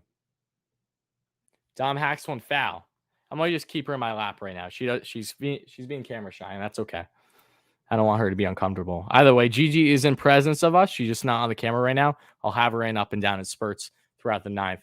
We'll see how this goes, though. Still, bases loaded. A huge gap opposite field for Dom from the third baseline and beyond.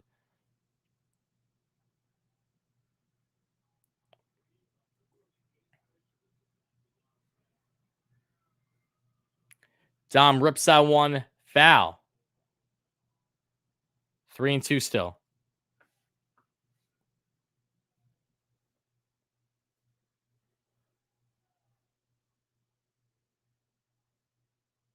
Mets have tied this game here in the top of the ninth. Trying to rally for more, however.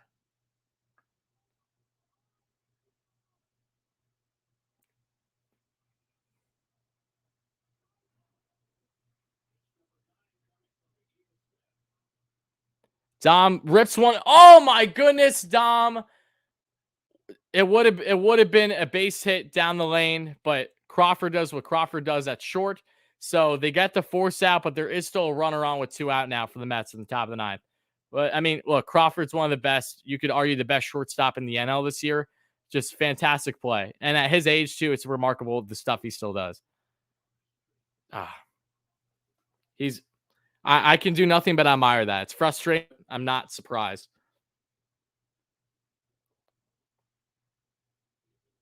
I'm not surprised by that.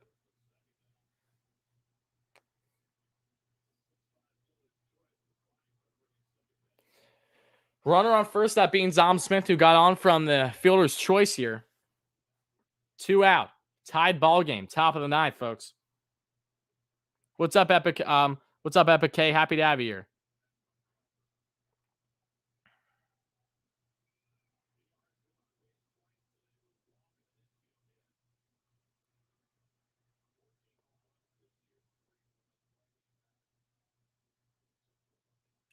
Jonathan VR is 1 for 2 on the day, banging, I think, for the first time on the right side. I could be wrong, however. 1-2 with a single and a walk.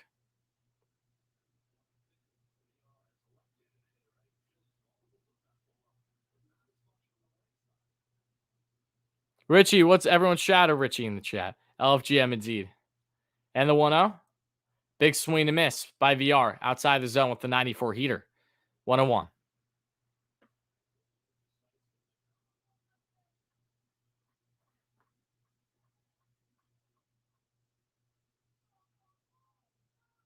I'm doing great, Jermaine. How are you, buddy? Happy to have you in here. And the 1-1. Big swing and miss by another fastball that was out of the zone. VR's swinging at stuff they shouldn't be swinging at. And now the Mets are down there, the final strike here in the top of the ninth.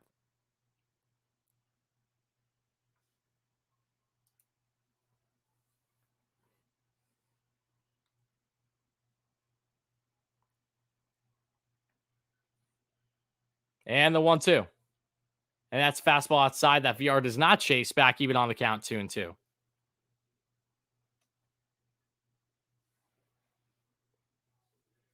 Trying Trying to get she doesn't want to be in this. Gigi wants nothing to do with the stream today. I'm sorry, guys. The 2-2, and that's oh my god. Why won't you swing? Right down the dick VR. Holy. Mets have a tied game, but they still have the bottom of the ninth to worry about. What? That reminded me so much of VR in game 3 of the series against the Dodgers. Back-to-back strikeouts off speed pitches, like right down on the line. He's not even swinging. Out of all the pitches he was swinging at, he takes that. Like, what are you doing? What are you doing? I don't understand. That's what I mean. The approach to this Mets team is so bad. It's so bad. Unbelievably bad. But with saying that, folks, everyone shouted Gigi. She got us a run at least. I'm going to put her back in the cage now as we hit the bottom ninth. But everyone shouted Gigi. She got the Mets a run. That's all that matters. We'll see if they can continue this game for us or not. But man, oh man, I can't with this lack of approach at the plate. It's horrendous. It's so bad.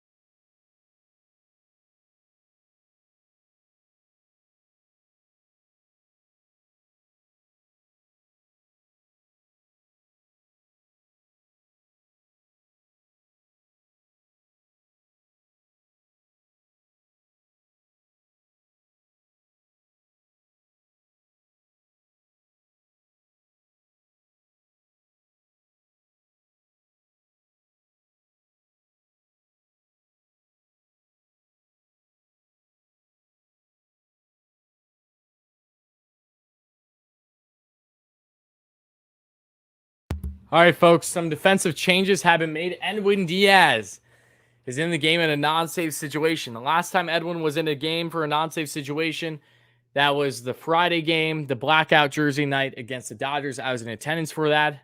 Things went better than I initially expected, but we'll see what Edwin does here. First pitch to Belt. That's ripped high on first pitch swing. That will be a pop-up to JD Davis. So far, so good. But defensive alignment change. Kevin Pillar is now in left field, and Dom Smith is now at first. Pete Alonso is out for the game, which goes in hand with him getting hit in the elbow, I would assume.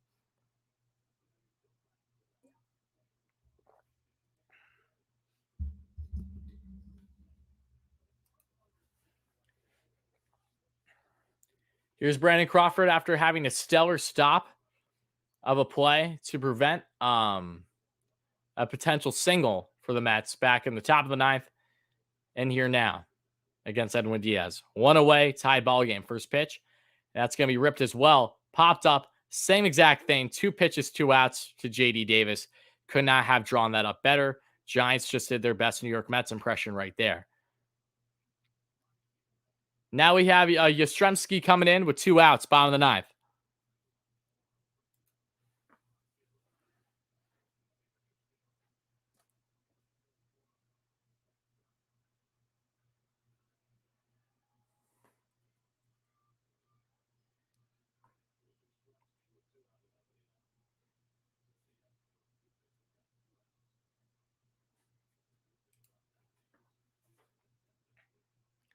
And another first pitch swing, but this one goes foul by Yastrzemski on the 99 heater right down the pipe. 0-1 on the count.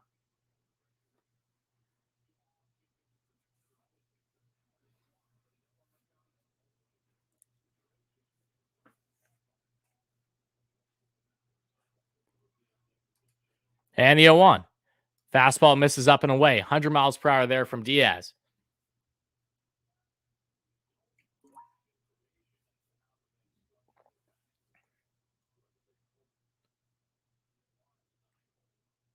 And the 1-1. Slider misses out of the zone. To the right side. 2-1 now on the count.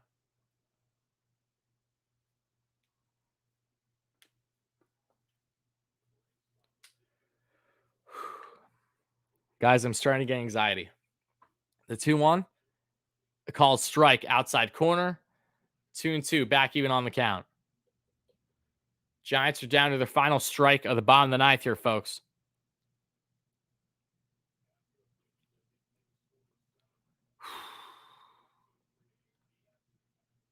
And the 2-2. Huge strikeout. Let's go, Edwin. Beautiful stuff. Mets get out of the inning. They had extras, tied 1-1. Edwin Diaz was absolute money there in the ninth. Second straight appearance for Edwin in a non-save situation, getting the job done. Huge hats, huge kudos to Edwin Diaz for getting his act together against the two best teams in baseball in non-save. Doesn't get much better than that. That's crazy. Crazy. Again, pitching is the only reason why the Mets even have any remote chance of anything this year. So shout out to Edwin. What a beautiful strikeout. My goodness gracious. Wow. Wow.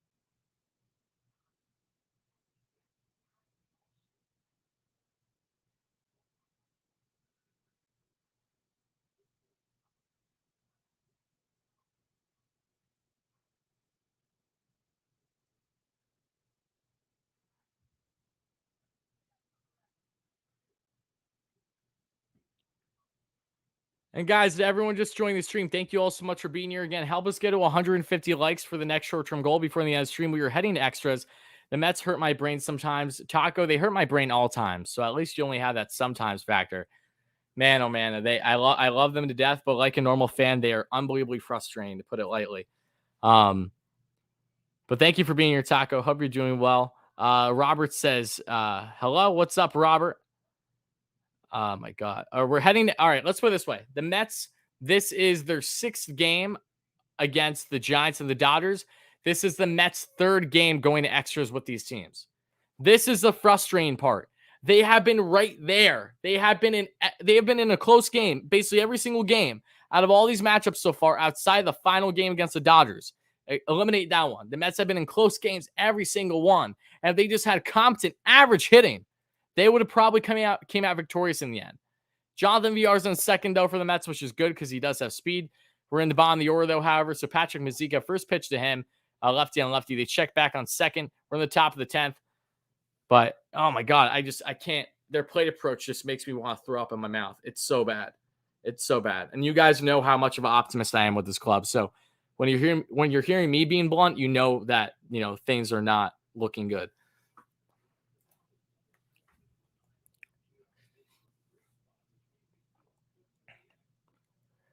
And the 0-0. Patrick Mazeika toys with a bunt. Pulls back, however. Slider misses down and away. And it's 1-0 on the count. Kevin Pillar is on deck to pinch hit.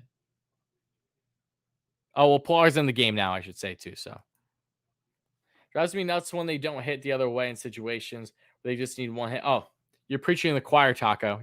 We all feel the same exact way. The 1-0. Mazeika gets a little topper, but that's going to go foul. With the bunt attempt, it's 1-1 out of the count.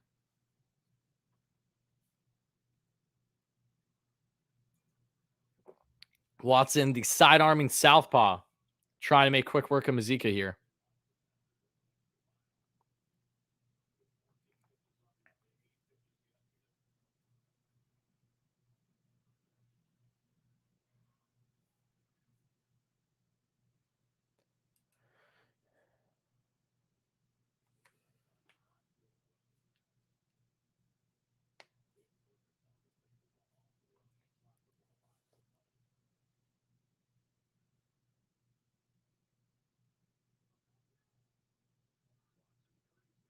Yes, Robert, we face the Dodgers again tomorrow.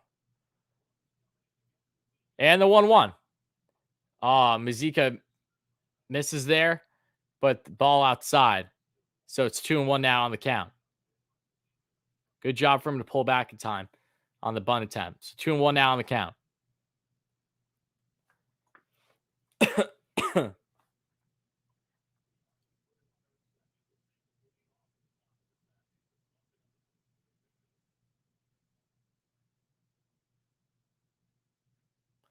Bunt down by Mazika, and the force out is done. Could not have played that worse. Unfortunate. Mets probably aren't getting a run this inning. They're going to check back to make sure that VR is for certain out at third with a swim dive, but it appears that he is. He is no Javi Baez as much as VR has been speedy on the bags this year. Javi makes that play, not VR. Yeah, it's tagged.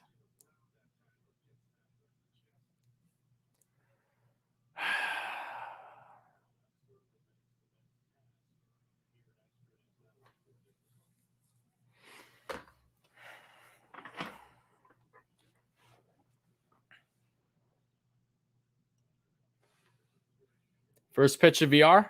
That's going to be called strike, 94 at the knees. 0-1.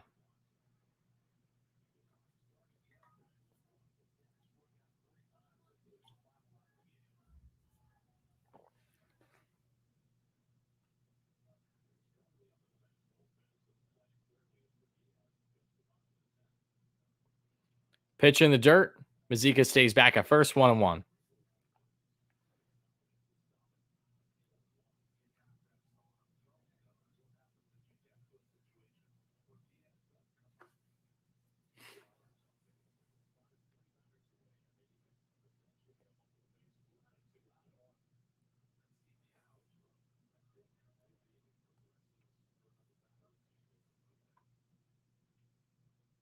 The 1-1.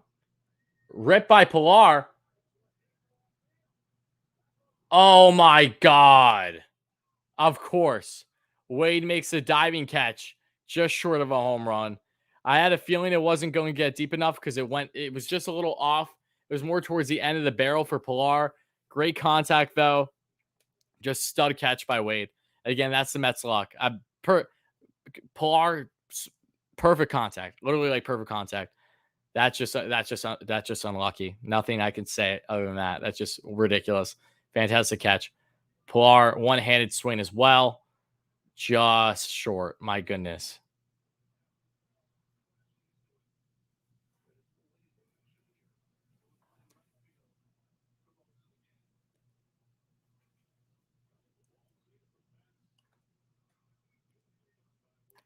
Nimmo's up. First pitch to him.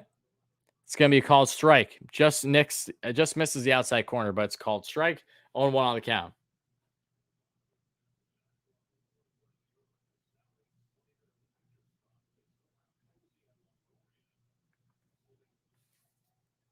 Oh, my God. The 0-1. Down the dirt. Misses with off speed by Watson. Back even on the count.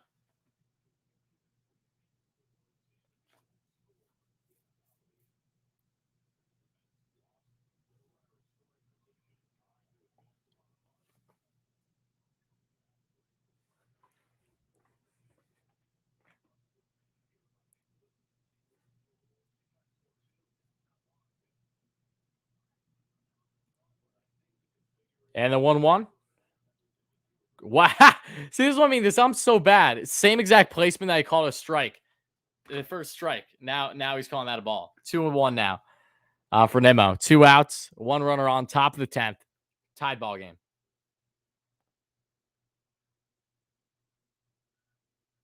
You're getting New York Aviation. I'm trying my best here. And the 2-1 by Watson. And that's a fastball that misses outside. Brandon Nimmo's now in a 3-1 hitter's count.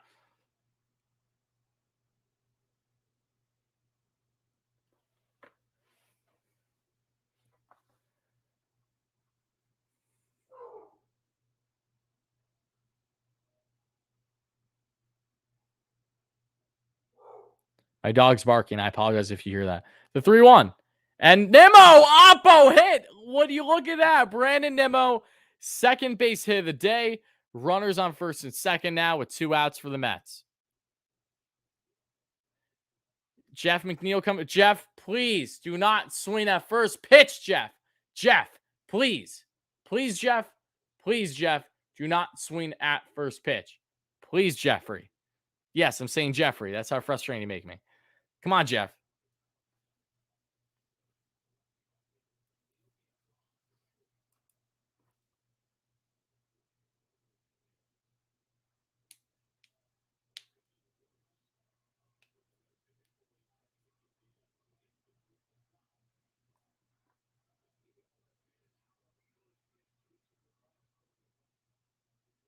Don't swing first pitch, Jeff. I don't care if it's down the dick. Don't swing. Thank you. Off speed pitch out of the zone. 1-0 on the count.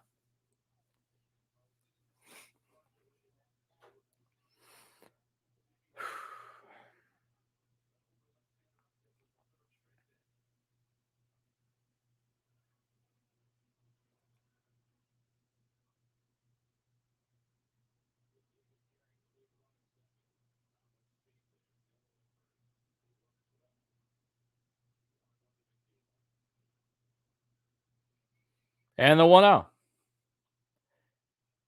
Oh, just foul. And the barrel.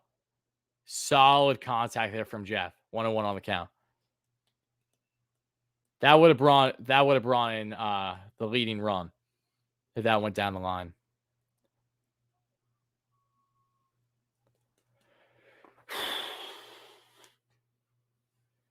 My goodness.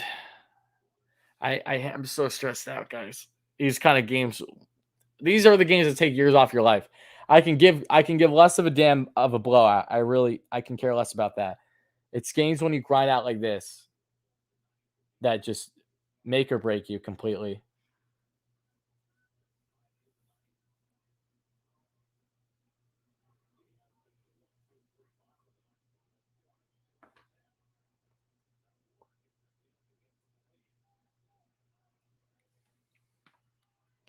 And the 1-1 by Watson and McNeil. Good take. 94 heater out of the zone. 2-1 on the count for Jeff.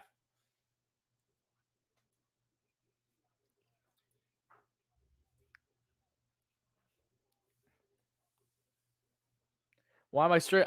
This covering the Mets is what I do for a living. So you can say that they're not going to win the division. That's fine. But until they're physically out, by no means am I going to say it's impossible. It's just not in their favor right now. There's no doubting that.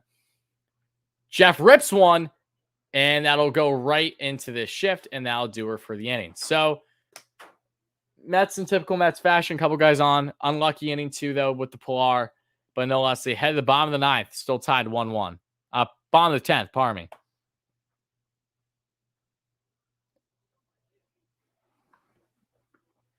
It did look good off the bat, but that's what happens when McNeil's been more of a pull ball hitter than anything else this year. They had the read on him with that shift. So it looks like are they going to pitch Edwin for another inning, though?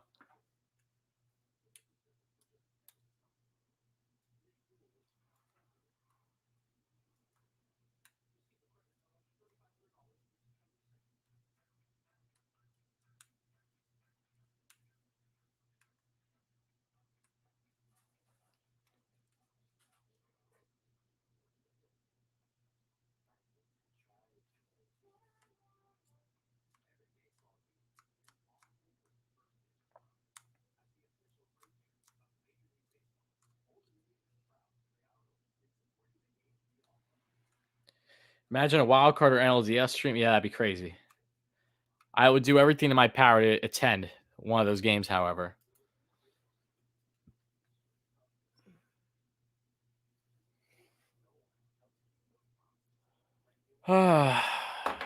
Mets fans, how we feeling? We're hitting the bottom of the 10th. Still tied ball game. How's everybody feeling right about now? Lindor should be back soon. Baez should be back fairly soon as well. I went to a Cyclones game this year, and it was awesome. Francisco Alvarez hit a home run. Ronnie Mauricio did awesome. The Mets prospects that you expect to do well did well, and they won that game.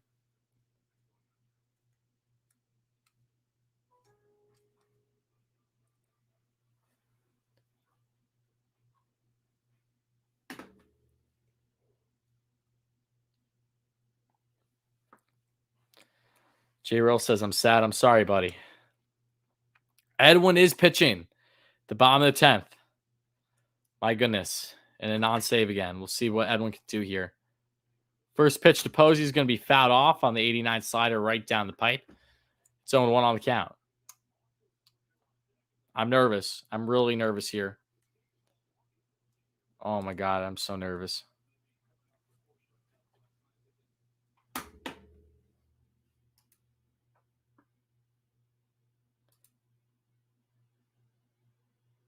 All right, Buster rips one to right, and that'll advance the runner. Yastrzemski advances from second and third. Now there's one out.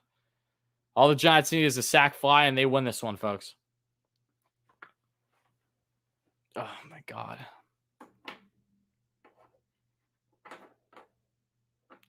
Edwin needs back-to-back strikeouts so bad right now.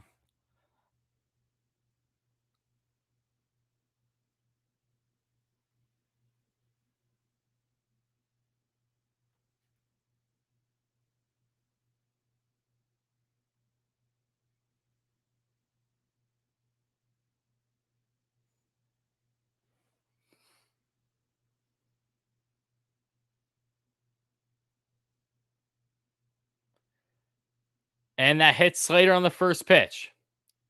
2 runners on, 1 out. Bottom of the 10th. Granted, it's not like Slater means too much because if they just get one run in, that's it. But yeah, that whistling technique is interesting too. Evan Longoria is now coming in for his first at bat of the day.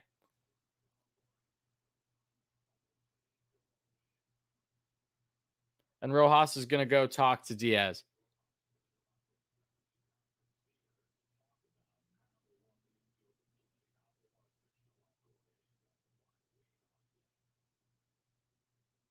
$5 donation. Thank you so much, buddy. He says, go Diaz and take Familia with you.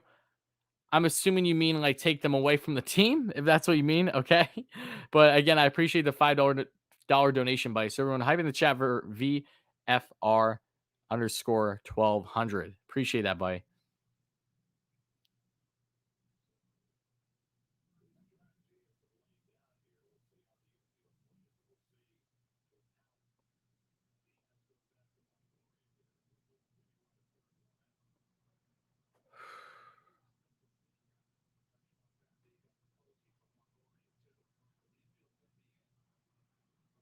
I do have a Riley Bunny, Damien. We had her in the game already. She was in the 9th when the Mets scored.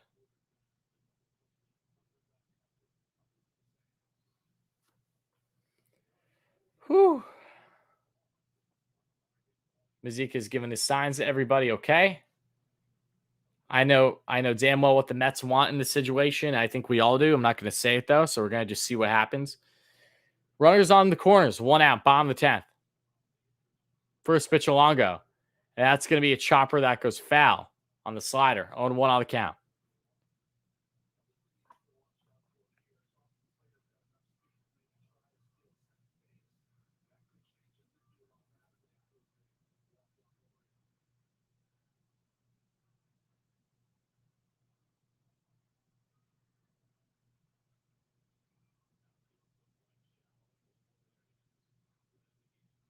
The 0-1. Oh my God, did he hit Longoria? All right, it's 0-2. That was cutting so far in though. My goodness. Thank God he swung. That might have hit him on the top of his hand. Or just above the barrel. I mean, above the hand. Okay, it hit just above the hand, it looks like. 0-2.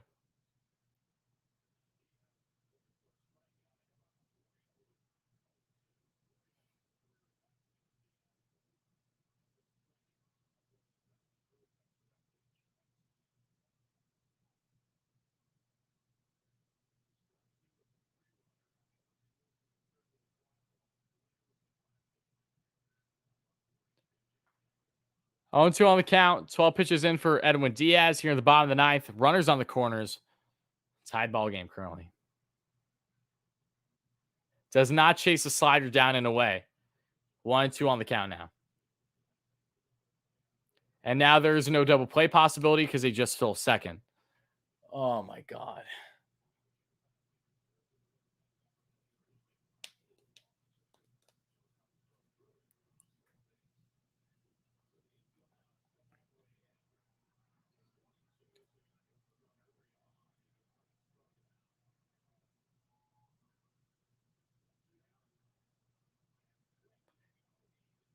They say Longoria did not go on the 100-mile-per-hour heater upstairs. Is back even on the count tune, too.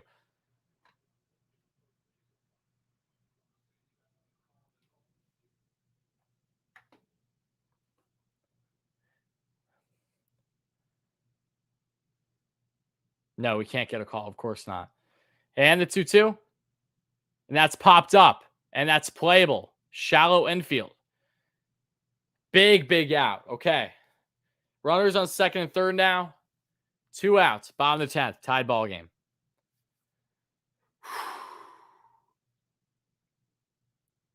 Oh, my God. Okay. Here comes Wade, who robbed Kevin Pillar of what it would have been just short of a home run. It would have been a double back in the top of the 10th.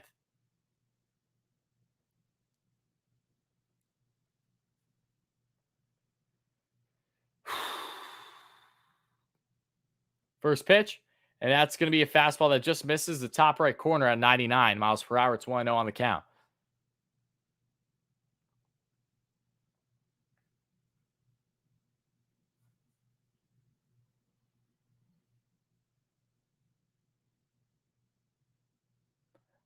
Swung through on a fastball outside of the zone, 100 miles per hour. 1-1 on the count now to Lamont Wade Jr. 2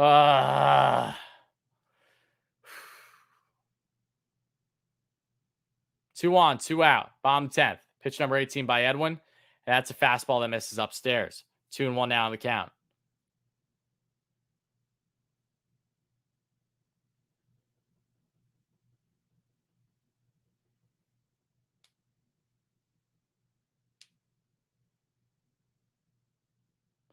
And a 2-1. And that's hacked up. Is it playable? It is. Pillar. Oh my God. The Mets got out of the 10th. You've got to be shitting me. Pardon my French. I did not. Wow. That's crazy. Mets at the top of the 11th, guys. Still tied. 1-1 bowl game. Tyler Chatwood's coming in. What? Edwin, you. Oh my God. That has to be the first time in Mets history Edwin pitched two. That's the first time Edwin has pitched back-to-back innings and a non-save for both and got out of that. I've never seen that ever. That's nuts. Shout out to Edwin. Holy goodness. I cannot believe Diaz just said that.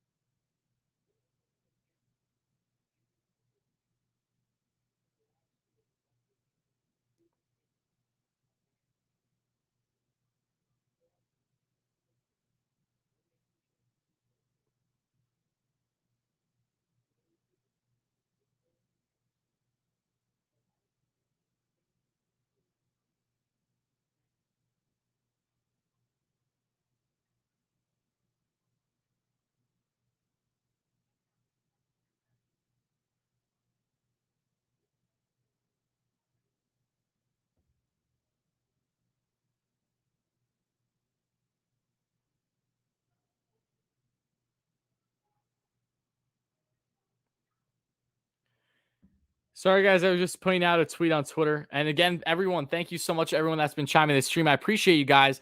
Smash that like and subscribe on it. Again, if you're just chiming in this stream, would appreciate that as well. Help us get 150 likes. But yeah, so Tyler Chatwood's now in. The former Toronto Blue Jay, former starter.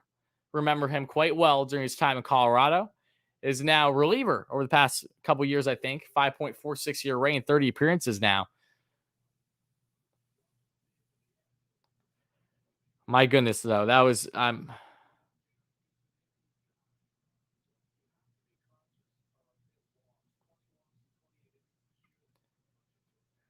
whew. So Buster Posey is now in catching for the Giants for the remainder of this game, however long it goes. But we're in the top of the 11th. Jeff McNeil is the base runner on second.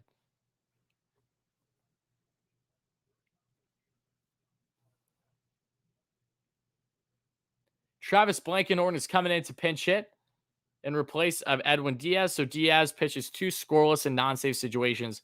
My memory serves me correct. That's the first time he's ever done that in his Mets career. So shout out to Sugar. That's going to be topped over by Blankenhorn. So that'll advance the runner McNeil to third, however. So not even going to be that phased by that. So 1 out. McNeil advances to third. Not against that at all. Just give us a sac fly, please. Anything. Just give me something.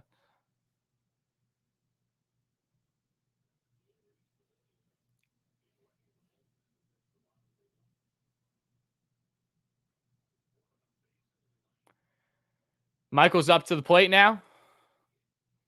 Top of the 11th. 1 runner on third, 1 out. First pitch by Chatwood, and that's ripped on the 97 heater. Big swing and miss there by Conforto. 0-1 on the count.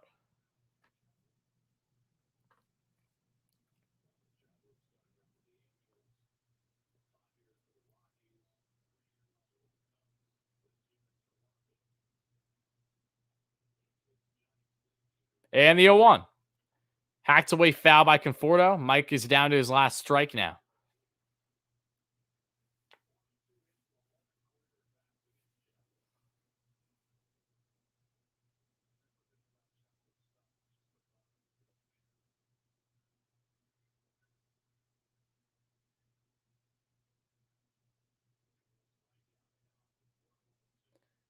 And the 0-2, and that's a fastball up and away. 1-2 now on the count to Michael.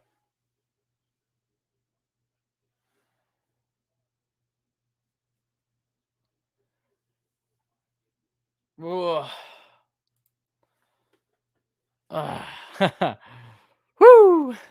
1-2 on the count.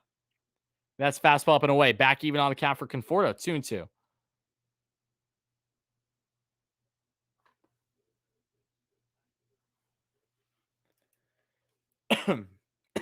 Pardon me. And the 2-2. That's ripped by Conforto. Base hit. Runner scores. Michael Conforto gets himself a 1-out double with ease, and he is safe. Let's go. Michael. Yeah, baby. Finally. Be like Mike. Let's go. Finally. Yes. Let's go, baby. Be like Mike. We needed that so bad. Michael with the clutch hit in the 9th. Now with the clutch hit in the 11th. Let's go. Let's go, baby. Hype in the chat. My goodness.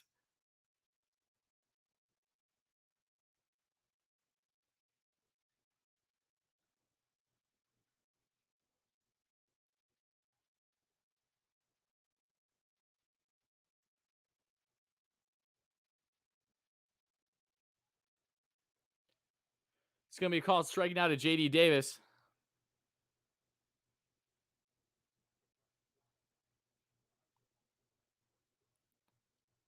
I can't. I'm so happy. Michael, thank you so much. That's what I mean. Michael's been in a groove lately. He's been one of the better hitters for the Mets. Gets overlooked, though, because of his poor average. And that's going to be a called ball. Misses the outside corner there, bottom left. 1-1 now on the count. Come on, baby. Let's tack on one more before the inning ends, JD. JD, get an extra base hit for me, please. Come on, JD. Come on, baby.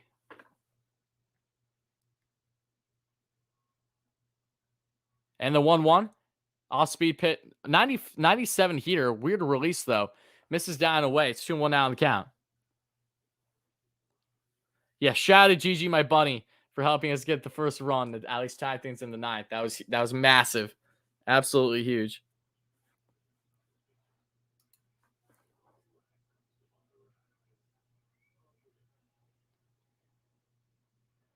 JD Davis up. 2-1 on the count. Pitch number 10 underway by Chatwood. He sets the 2-1.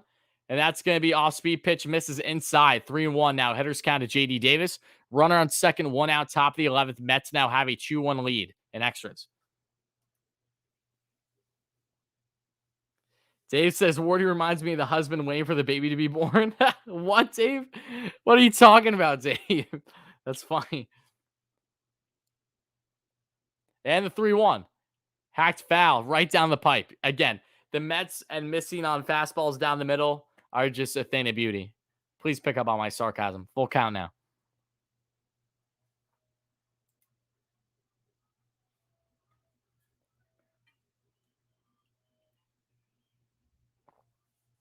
Thank you, J. Real. I shouted Dave. Dave Kaplowitz in the chat is the one who sent the hat my way and the mug I'm using right now as we speak. So shout out to Dave always. The 3-2. Oh my God. Terrible swing by JD. 97 heater would have been inside for a ball 4. Literally got sorted there. If that's going to be on, why am I blanking on that? That's going to be on pitching ninja right away. Complete sword there by JD. And now there's 2 out.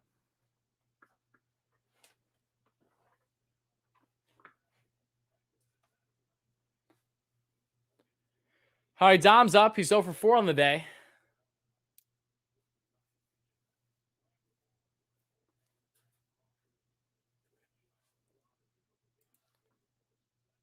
Two out. First pitch. Dom hacks on one. Left side. Is that going to drop? Oh, my God. It was fouled by a hair. Review it. I'd say review it, though. I think it was foul. Wait. Yeah, it was foul. Damn. Close, though. So close. But it was foul.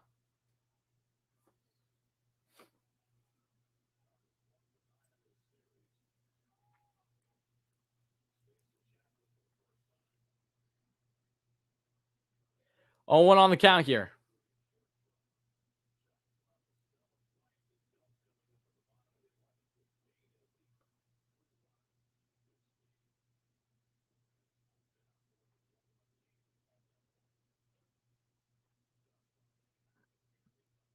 And the 0-1.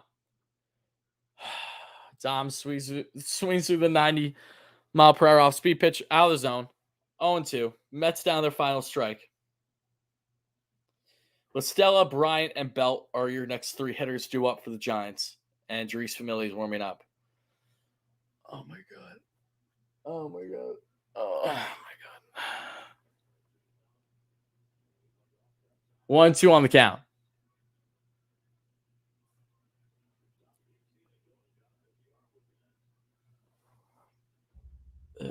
Oh, my God.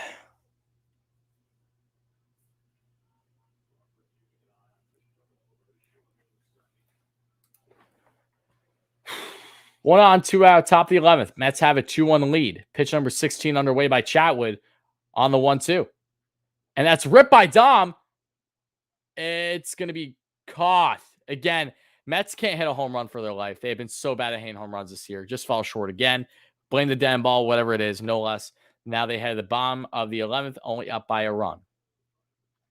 Good contact by Dom, too. That's what I mean. Every single ball is just falling flat on the Mets this year. Every single ball. Unless it's a complete no-doubter, like there's no chance.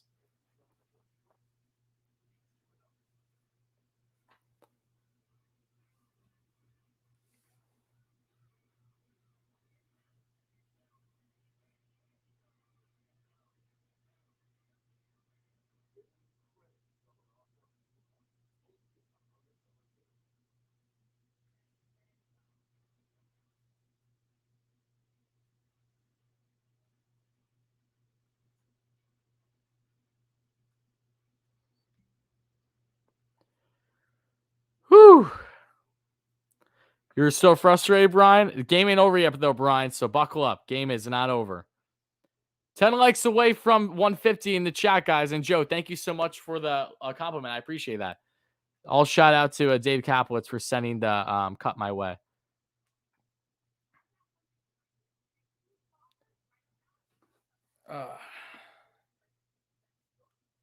I'm nervous, guys. I'm nervous. I'm so nervous. Familia will be pitching the bottom of the 11th as the Mets try to take the series finale here. and end their 5-game losing streak. We'll see what they do. I'll be right back, folks. I might just grab a drink quick.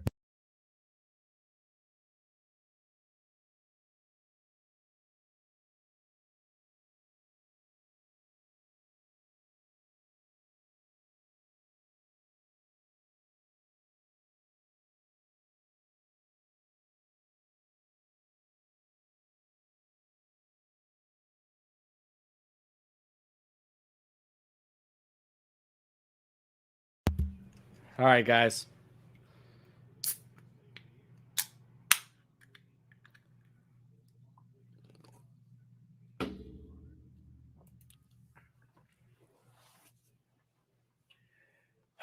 Here's for all the marbles.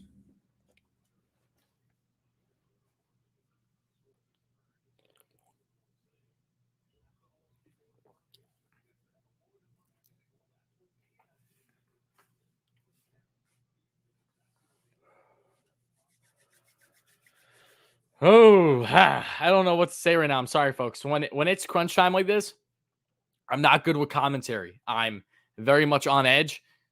Trust me, I'd be going a lot more crazy if I was off air right now too. I'd be, biting something. I'd be like jumping. I'd be on my toes the entire time. That you guys have seen in previous streams as well. But yeah, very stressful time whenever we get to this point in the game.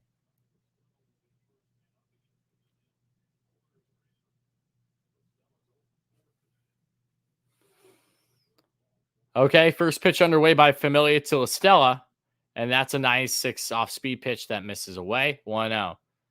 Looks like the wind's starting to pick up now, if I'm not mistaken, from how I'm seeing the wind come off the jerseys of the players now. Looks more prominent than it's looked in previous innings.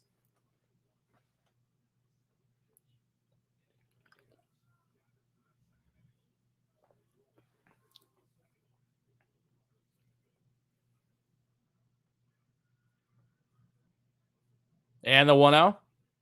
Called strike, sinker down and in. Beautifully placed by Jerice there. Give me 1 second.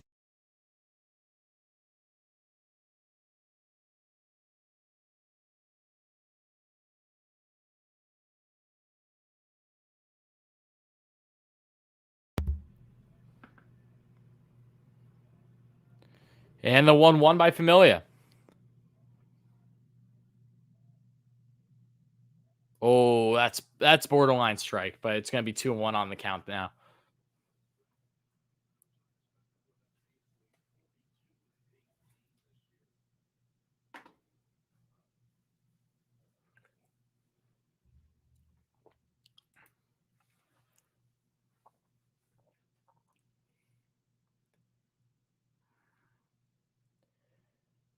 And the 2-1 by Jerice.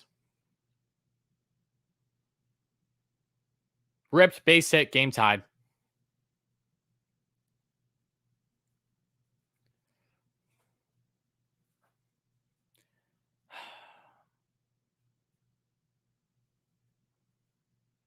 I'm having so much PTSD when I was at the Mets Dodgers game on Friday when they had Familia and extras. Man.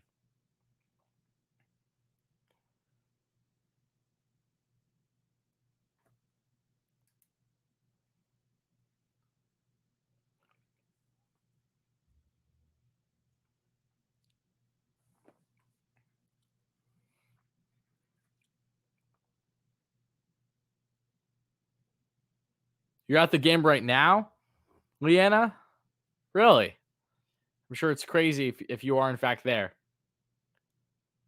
Now here's Chris Bryant with 1 on and no outs. Bomb the 11th. That's going to be called strike on the 96-seater.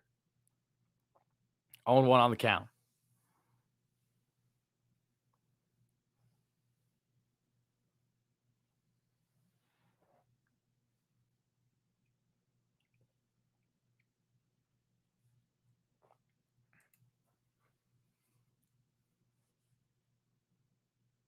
And the 0-1. Time is asked. Okay.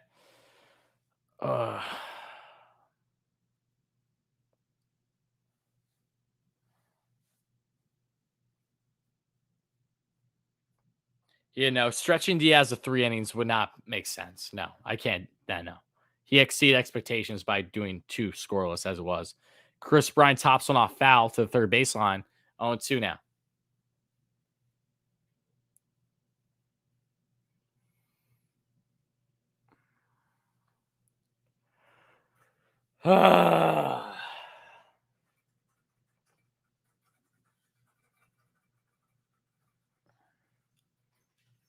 I had plans of doing things today after this.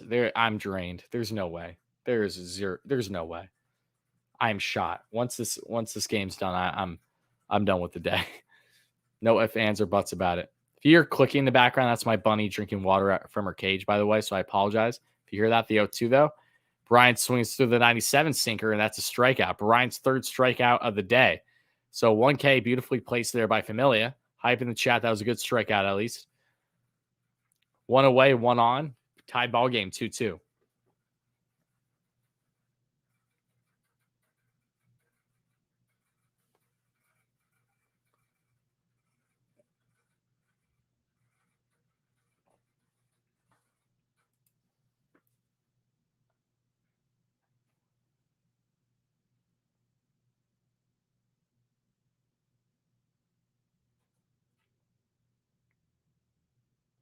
First pitch of Brandon Belt. It's a chopper. Gets back to Jerice. Tosses the first. Runners in scoring position, but they're 2 away. Giants are down their final out now of the inning.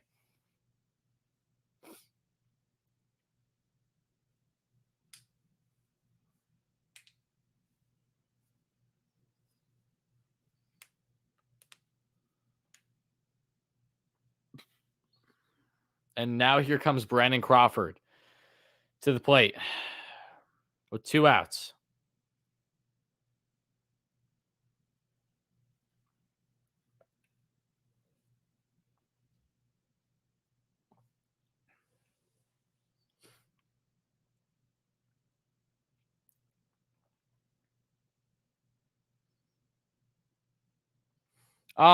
Pete got drilled pretty hard in the elbow. That's going to be off speed pitch that misses away 1-0. Pete did get drilled pretty hard in the elbow. Luckily, he had the guard on, because if he didn't, that would have been so much worse. But yeah, it was clearly significant enough where they felt it was worth taking him out of the game.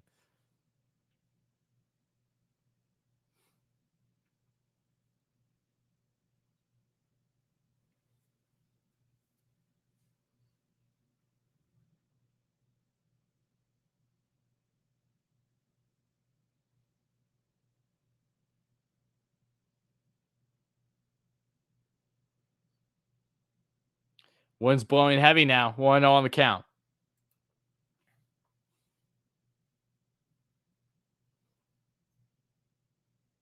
In the dirt, 2-0 now to Crawford.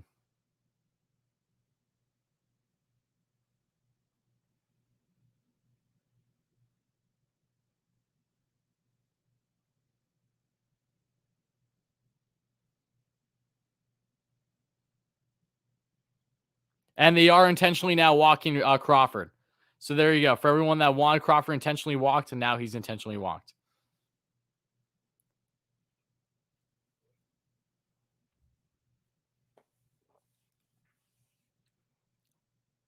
Jeremy Hefner's out there to talk to Familia. Tell him what we got to do to get the final out here in the bottom of the 11th.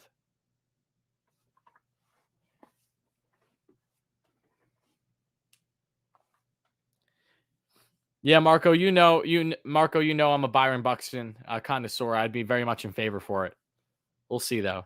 We'll see. Once it's time to really talk all offseason, we'll talk all offseason. Trust me.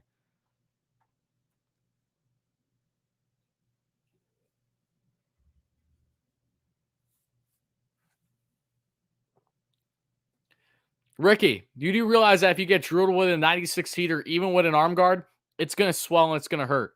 That's common sense, my friend. Mark Wilder with the $5 donation. Thank you so much for that. Everyone, hype in the chat for Mark with the $5 donation. So kind. Thank you so much to everyone that's donated today. Your generosity, trust me, it means everything to me. So I really appreciate that. No less so familiar sets and the pitch, and that's going to be hacked away foul to the left side by Yastrzemski, and it's 0-1 on the count.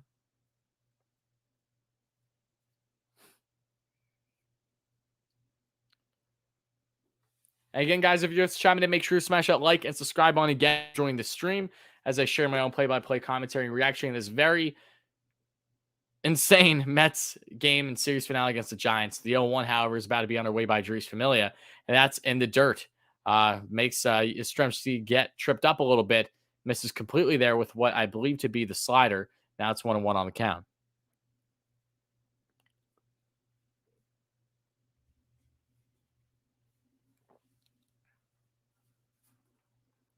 Well, congratulations, Robert. Got ran over by a truck with an arm guard. Didn't feel anything. If only everyone was as strong as you, my friend. Unfortunately, not everyone is. That's just nature of the game.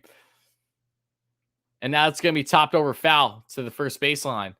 1-2. Giants are down their final strike here in the bottom of the 11th. 2 runners on first and second. 2 outs. Tied ball game, 2-2. Yes, Megill pitched an amazing game today. Pitched 6 innings of 1-run ball flawlessly.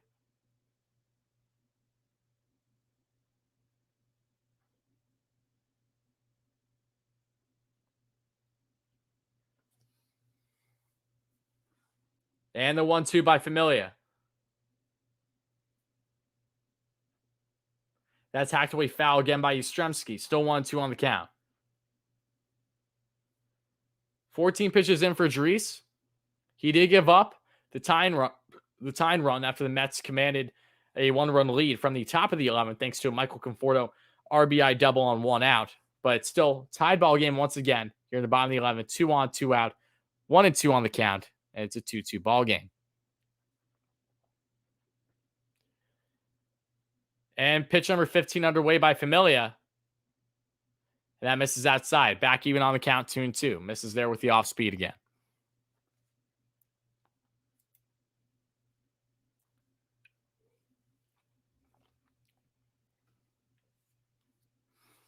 I'm Michael Conforto is my favorite player, Brian. So you asking me if I think the Mets should get rid of him? I'm obviously not going to be in favor of it. I just hope that him and the Mets can reach an agreement in the offseason on a 1-year qualifying offer or whatever it has to be. But again, we'll see what happens on what his future holds.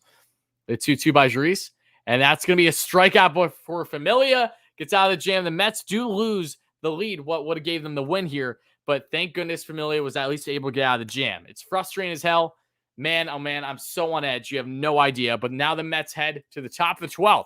Tie ball game 2-2. Mets have 6 hits to the Giants 7, folks. Ah, Jesus. Oh, it drives me nuts.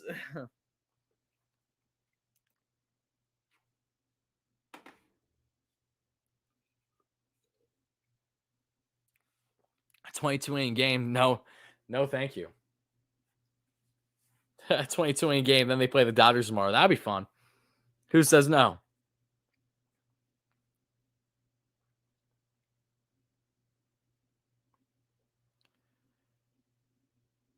Mets and baseball fans, what do you guys usually do in this scenario? When you're watching a game, if you're really a diehard like me and you're really getting into it, do you do something to try to help you cope? Like, realistically, do you guys do anything? Like, do you grab yourself a drink, try to calm down? Do you grab yourself a bite to eat? Do you go and what do you do? What do you do when your heart is basically, in these tight moments, which happens so very often for us Mets fans?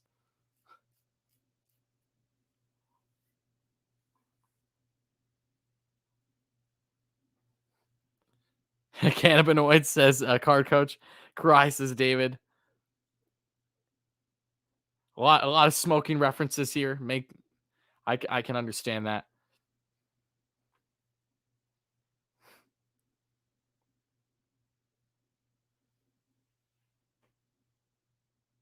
I go to the bathroom and breathe. Just breathe and get a drink. Just relax. I shadow bat and pitch. I'm weird.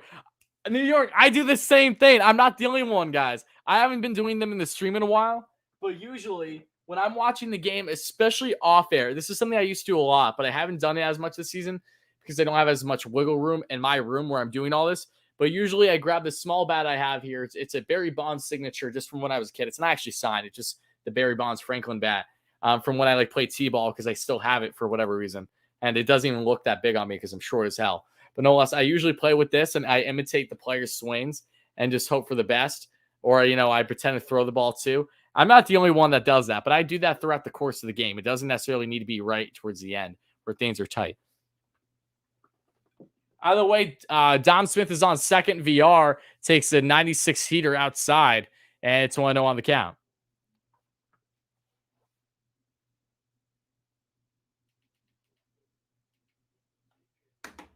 Punch the fridge. That's not going to feel good. Jump off? No, Larry. We don't jump off the bridge. My goodness gracious. Jonathan VR. Fair ball. Let's go. Mets lead again. What the fuck just happened? Jonathan VR. After Dom just missed the same exact hit back in the 11th, they're reviewing it now to make sure it's fair. But the Mets do now have the leading run. 3-2. Shout out to VR. Oh, I think it just nicked the chalk. Oh, they're going to overturn it. My goodness gracious. Oh, my God. My God. My God. This Mets can't. No. Oh, my God. Just when I got excited. Come on.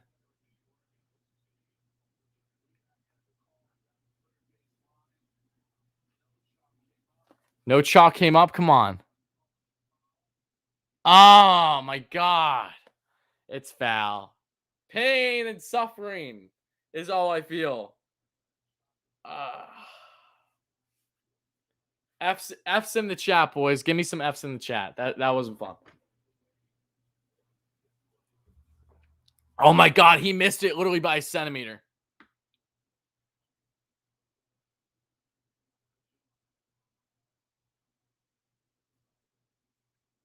Oh.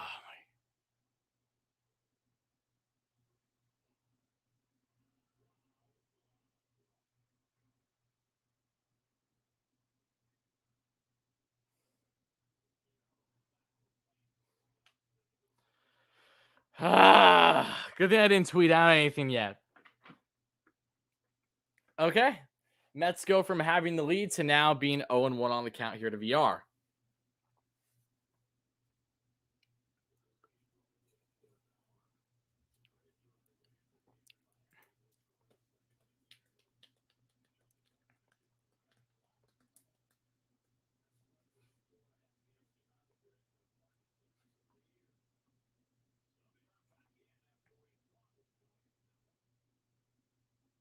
The 1-1, and that's actually foul.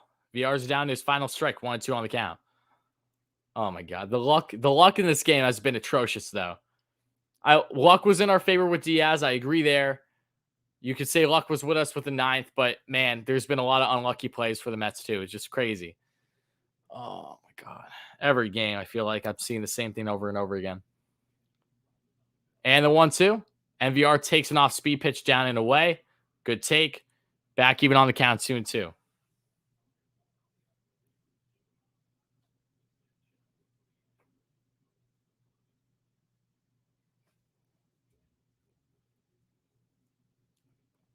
And the 2-2.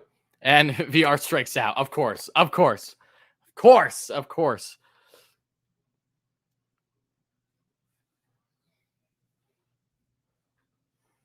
Oh my God. That's so unlucky. That's so unlucky, literally.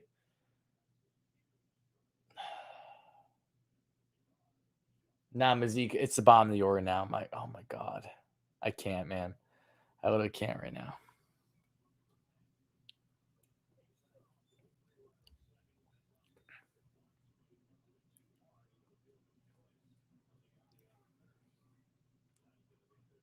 One out, one on second, top of the 12th. First pitch of Mazika is going to be down the dirt, 97 with the heater to no avail. 1-0 on the count.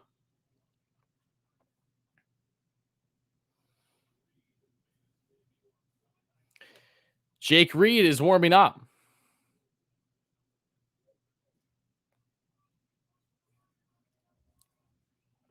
Submariner who made his debut for the Mets back on Monday. How many runs did Jake Reed give up, guys? Do we remember? If at all? I didn't watch much of that, the final game between the Mets and the Dodgers. That's going to be off-speed pitch missing away. It's 2-0 now on the count. He gave up 0 and what? Just 1 inning pitch? You think 0? Okay. Good. Good. I'm glad.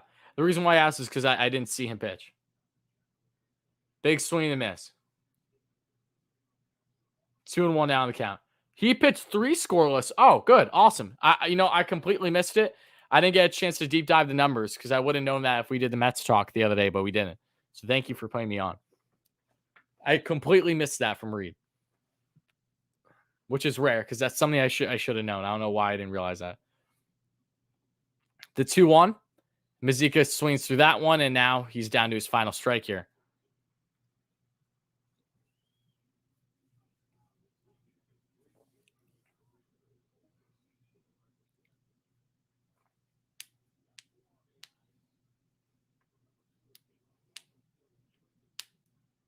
And the 2-2.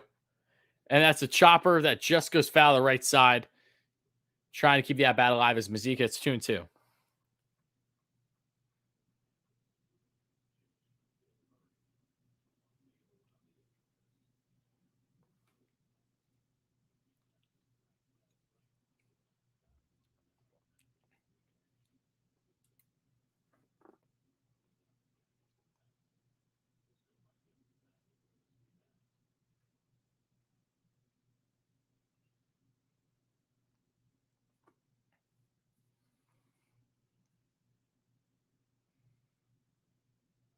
The 2-2.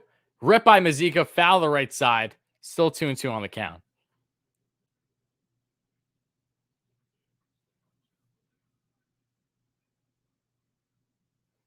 And my 175 viewers, again, guys, if you're enjoying the stream, if you're enjoying the consistent Mets content, please make sure to smash that like and subscribe on again. Would really mean a lot, everybody. Help us get to 200 likes before the end of the stream for the next short-term goal. Of course, help us get to 10K subscribers by the end of the season. That's our ultimate goal by the year's end. And thank you so much, everybody in advance, everyone for chiming in. 2-2 on the count. And Megill rips that one, and that get off the glove of Estella. Wow. Was able to recover in time to hold Dom from rounding third to go home. But that was the luckiest. That is literally Megill in a nutshell as a hitter. That is the kind of luck that he gets for the Mets. Either way, there's runners on the corners with 1 out. All the Mets need is a sac fly to once again get the lead. And here's Kevin Pillar, who hit one just shy of a home run a couple lanes ago.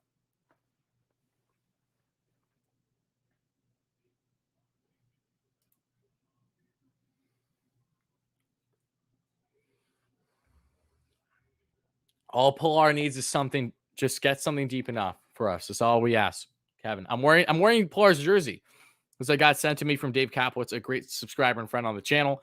As I said, especially after Pillar got drilled in the face, I was like, I need a Pillar jersey ASAP. It was just one of those things. I'm wearing it as we speak right now. So come on, Kevin.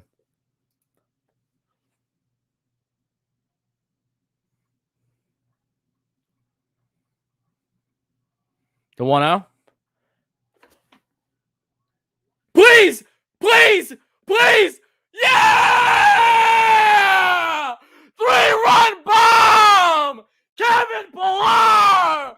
Holy shit! Finally! 5-2 Mets! Let's go! Oh my God! No way! Oh! Guys, what?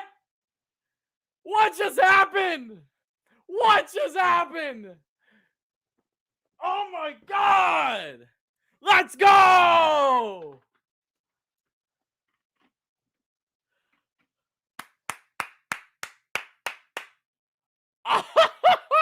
What? Finally! Oh my goodness. I didn't even get a chance to play the home run song that I usually do. Let's go! Holy shit! Let's go, baby!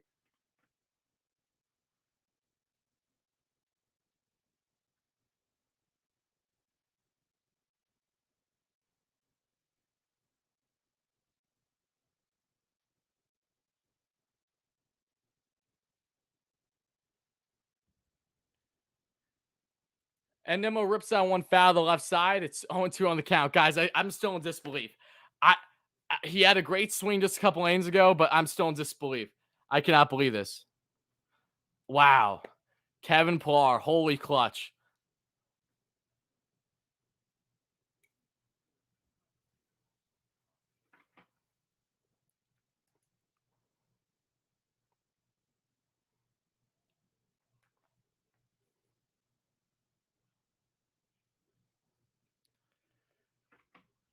Mets fans, how are we feeling in the chat? Everyone, let me know how you're feeling in the chat, guys.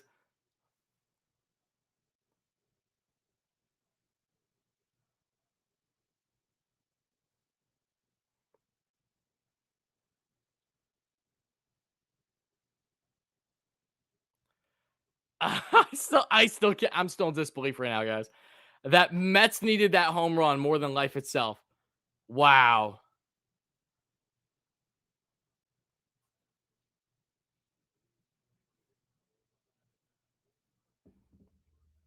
WardyNYM, 1-2 on the count here, folks. And a 1-2. And he swings through that one for a strikeout. I don't care. All right. 2 outs now here in the 12th.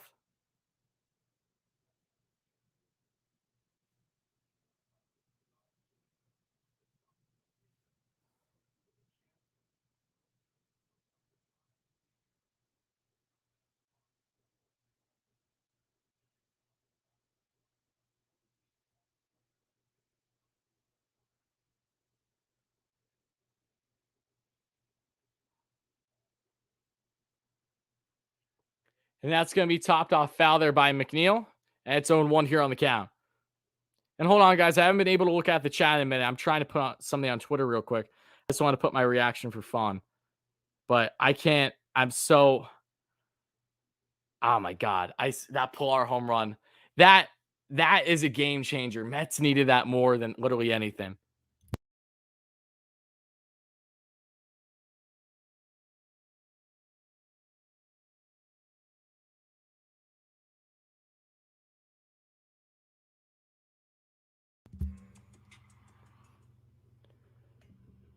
All right, 0-2 on the count here, folks.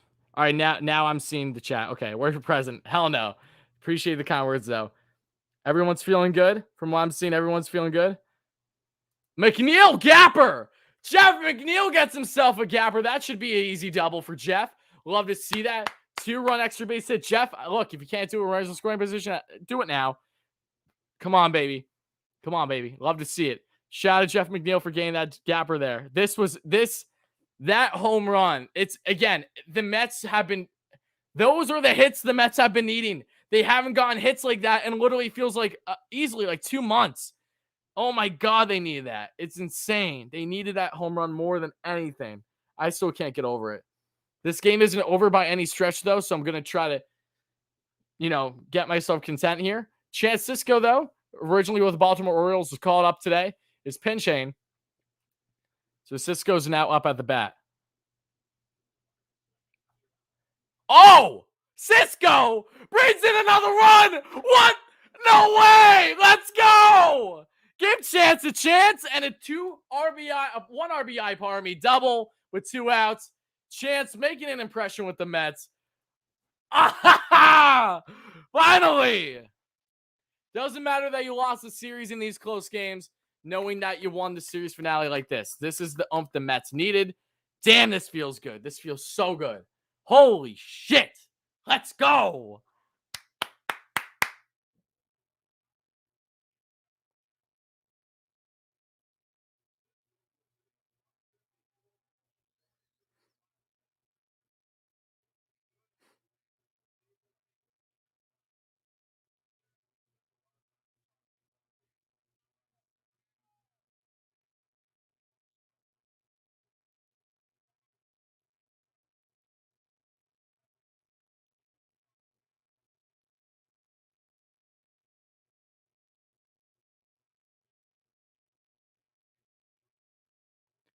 All right, runner on second again with 2 outs now for Be Like Mike. Come on, Conforto. Let's see if the Mets can tack on anything more here. Now with a 4-run lead in the top of the 12th.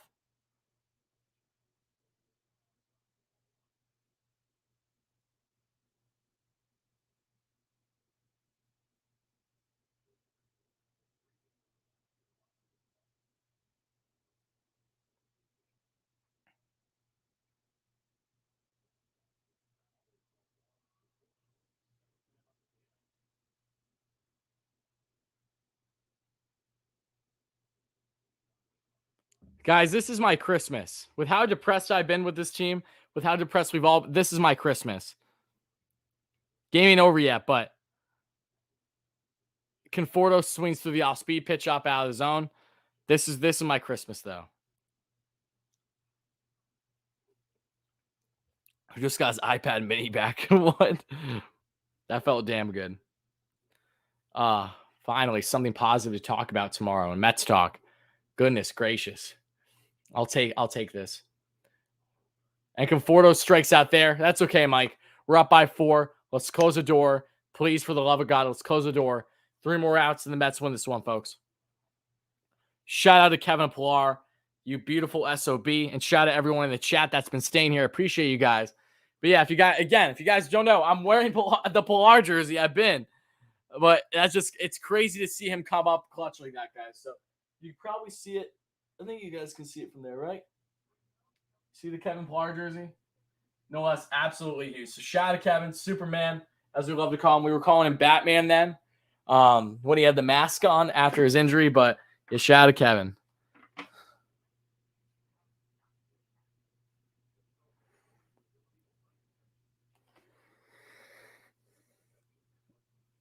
Yeah, it's the Steve Cohen tweet. I mean, so look, it only took the 12th inning, but the Mets are finally doing something, man. That's just crazy.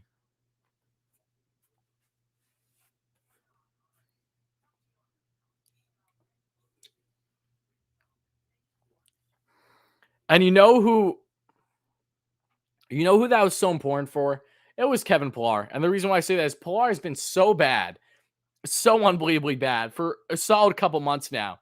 He has not been the same since early summer when it comes to his approach at the plate. And, really bad. The guy going into today's game, I think, just had right around a 250 on base percentage, just over 200 average, batting average. Like he needed that more than anyone on this roster, really. So shout out to Kevin. Absolutely massive hit for him. He comes up clutch. He hits bombs. They're few and far in between with those clutch hits, it seems. But again, the Mets need that more than ever. So huge shout out to him.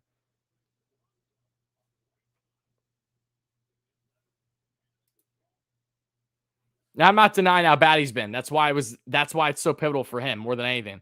And Reed coming in. Yes, indeed, Deborah. How are you? Happy to have you here. Great member. So out of the game, Matthew, we're currently the bottom of the 12th. The Mets now have a 6-2 lead. So we're looking a lot better than what we were originally. And Jake Reed is coming in.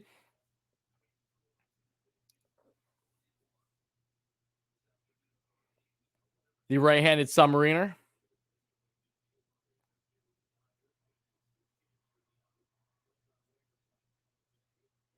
Pillar hit a 3-run bomb, Matthew, in the top of the 12th to give the Mets the lead.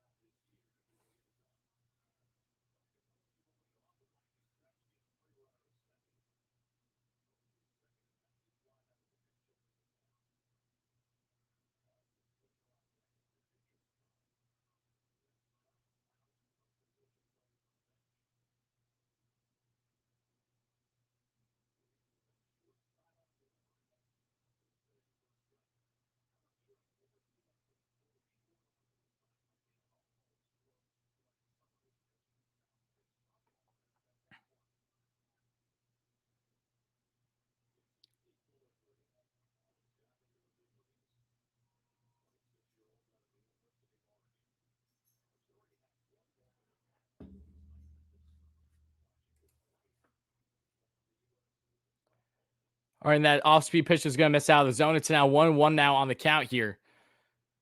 So runner on second, as we know. No outs, bottom of the 12th. Jake Reed is in.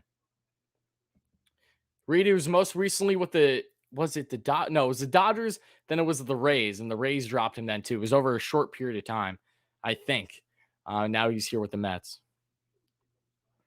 Matthew, I did a whole video on it, so check it out when you get a chance, buddy, on Steve Cohen.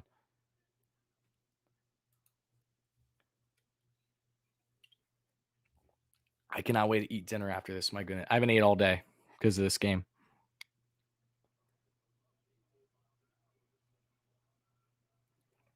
Jake Reed asking for time. Him and Mazika chatting it up, trying to get things figured out what's best. Again, though, shout out to Chance Cisco as well. My goodness. Chance, give the guy a chance, and he executes, gets himself an RBI double with 2 outs to extend the lead for the Mets in the top of the 12th.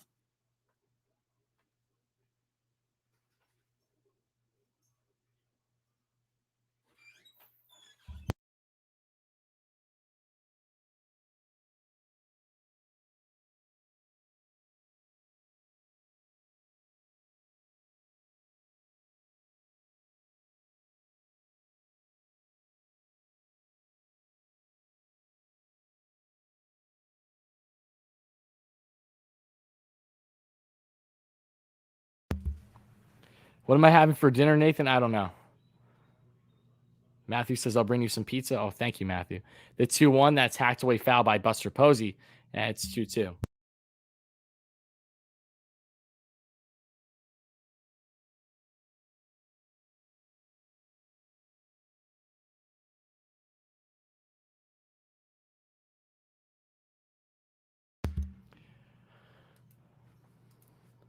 David, you deserve a treat.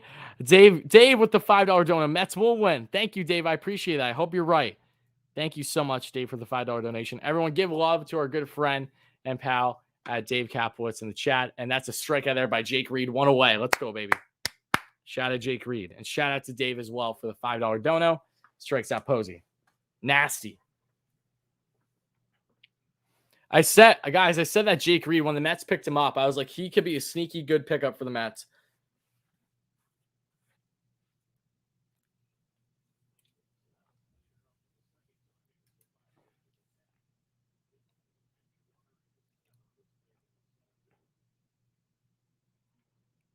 Austin Slater's up now, folks. And the 0-0. And that's going to be ripped. And that's going back. Nemo makes the catch. Runner will advance from second to third, but the Giants are down their final out now.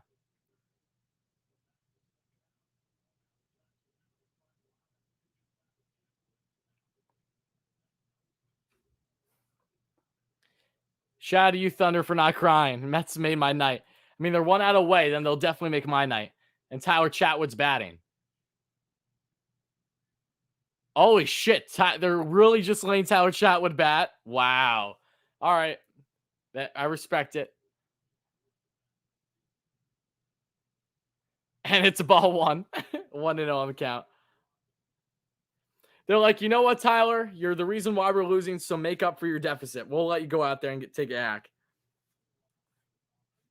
Go fix what you've done, is what the Giants just said. I know they don't have a bench left. I'm just joking. Called strike on the inside. 1-1 on the count.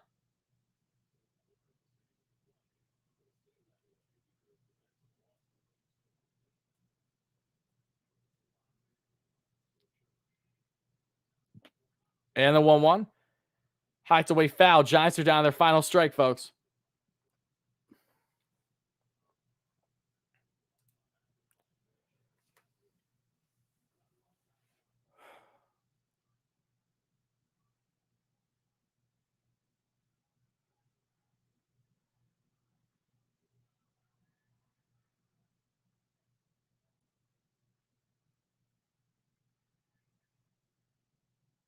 And the 1-2. And that's a slider that misses down and away.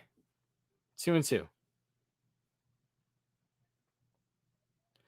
I don't know how many games the Mets will win in their upcoming 7. And I'm usually not one to make predictions like that. I can hope that they win them all, but we all know that's not going to happen. So just take it game by game. You know, regardless, this is a massive victory for the Mets if they close it out here. And that strikes them out. The Mets win it. Finally. Snap the 5 straight losing skid. Again, outside the Dodgers series finale, the Mets were in it every single one of those games. They needed this win more than life itself. They're back to 500 on the year, folks, even though that, yes, they're still down in the division lead. Plenty of time left. They needed this so much. I hope this helps rally the club around together because damn, did they need this win so bad, guys. Mets final score 6-2, and now they head into LA tomorrow, which will probably, I think it's a Bueller for tomorrow's start, which won't be fun. Then Scherzer and Price for your next 3 starting pitchers. It's going to be a tough task, but we're going to enjoy this win while we have it for the next 24 hours. I want to thank everyone again that chimed in the stream. This was fun. It was a 4-hour stream or so. Craziness. The Mets win this one. Extra innings, 6-2. All goes to shout out to Kevin Pillar on the massive 3-run shot, his 10th home run of the year in the top of the 12th after just missing a home run the previous inning or two that he was in, just short, and was snagged by Wade Jr. In left field. But he got all that one, his second at bat of the game, and now the Mets find themselves 60-60 on the season. That's crazy. Are the Mets 60-60 or are they actually? Let me double check, guys. Why am I overthinking? Yeah, they're 16-60, right? Yeah, they have to be 16-60. Yep, 16-60 now in the year. not a pretty record at all, but we will take that win any way we can get it. So thank you all again to everyone that chimed in the stream. I hope you all have a great rest of your day. Would like everyone to know that they should stay tuned. We will be live tomorrow. I think we'll be live tomorrow around 3 p.m. Eastern time on the channel for a new episode of New York Mets Talk. We may be live as well tomorrow on the channel for the New York Mets actual game. I'm not sold on that yet, however, so stay tuned for that. But no less, a lot of great content is, of course, coming here on WardyNYM. And I thank you all so much for your continued support. Have a great rest of your day. Enjoy this win while we can enjoy it. And I'll talk to you guys soon. Have a great one, guys. We'll be answering questions. We'll be going over the series, all that fun stuff, and Mets Talk tomorrow. Peace out, guys. Let's go Mets, baby. What a win. What a win.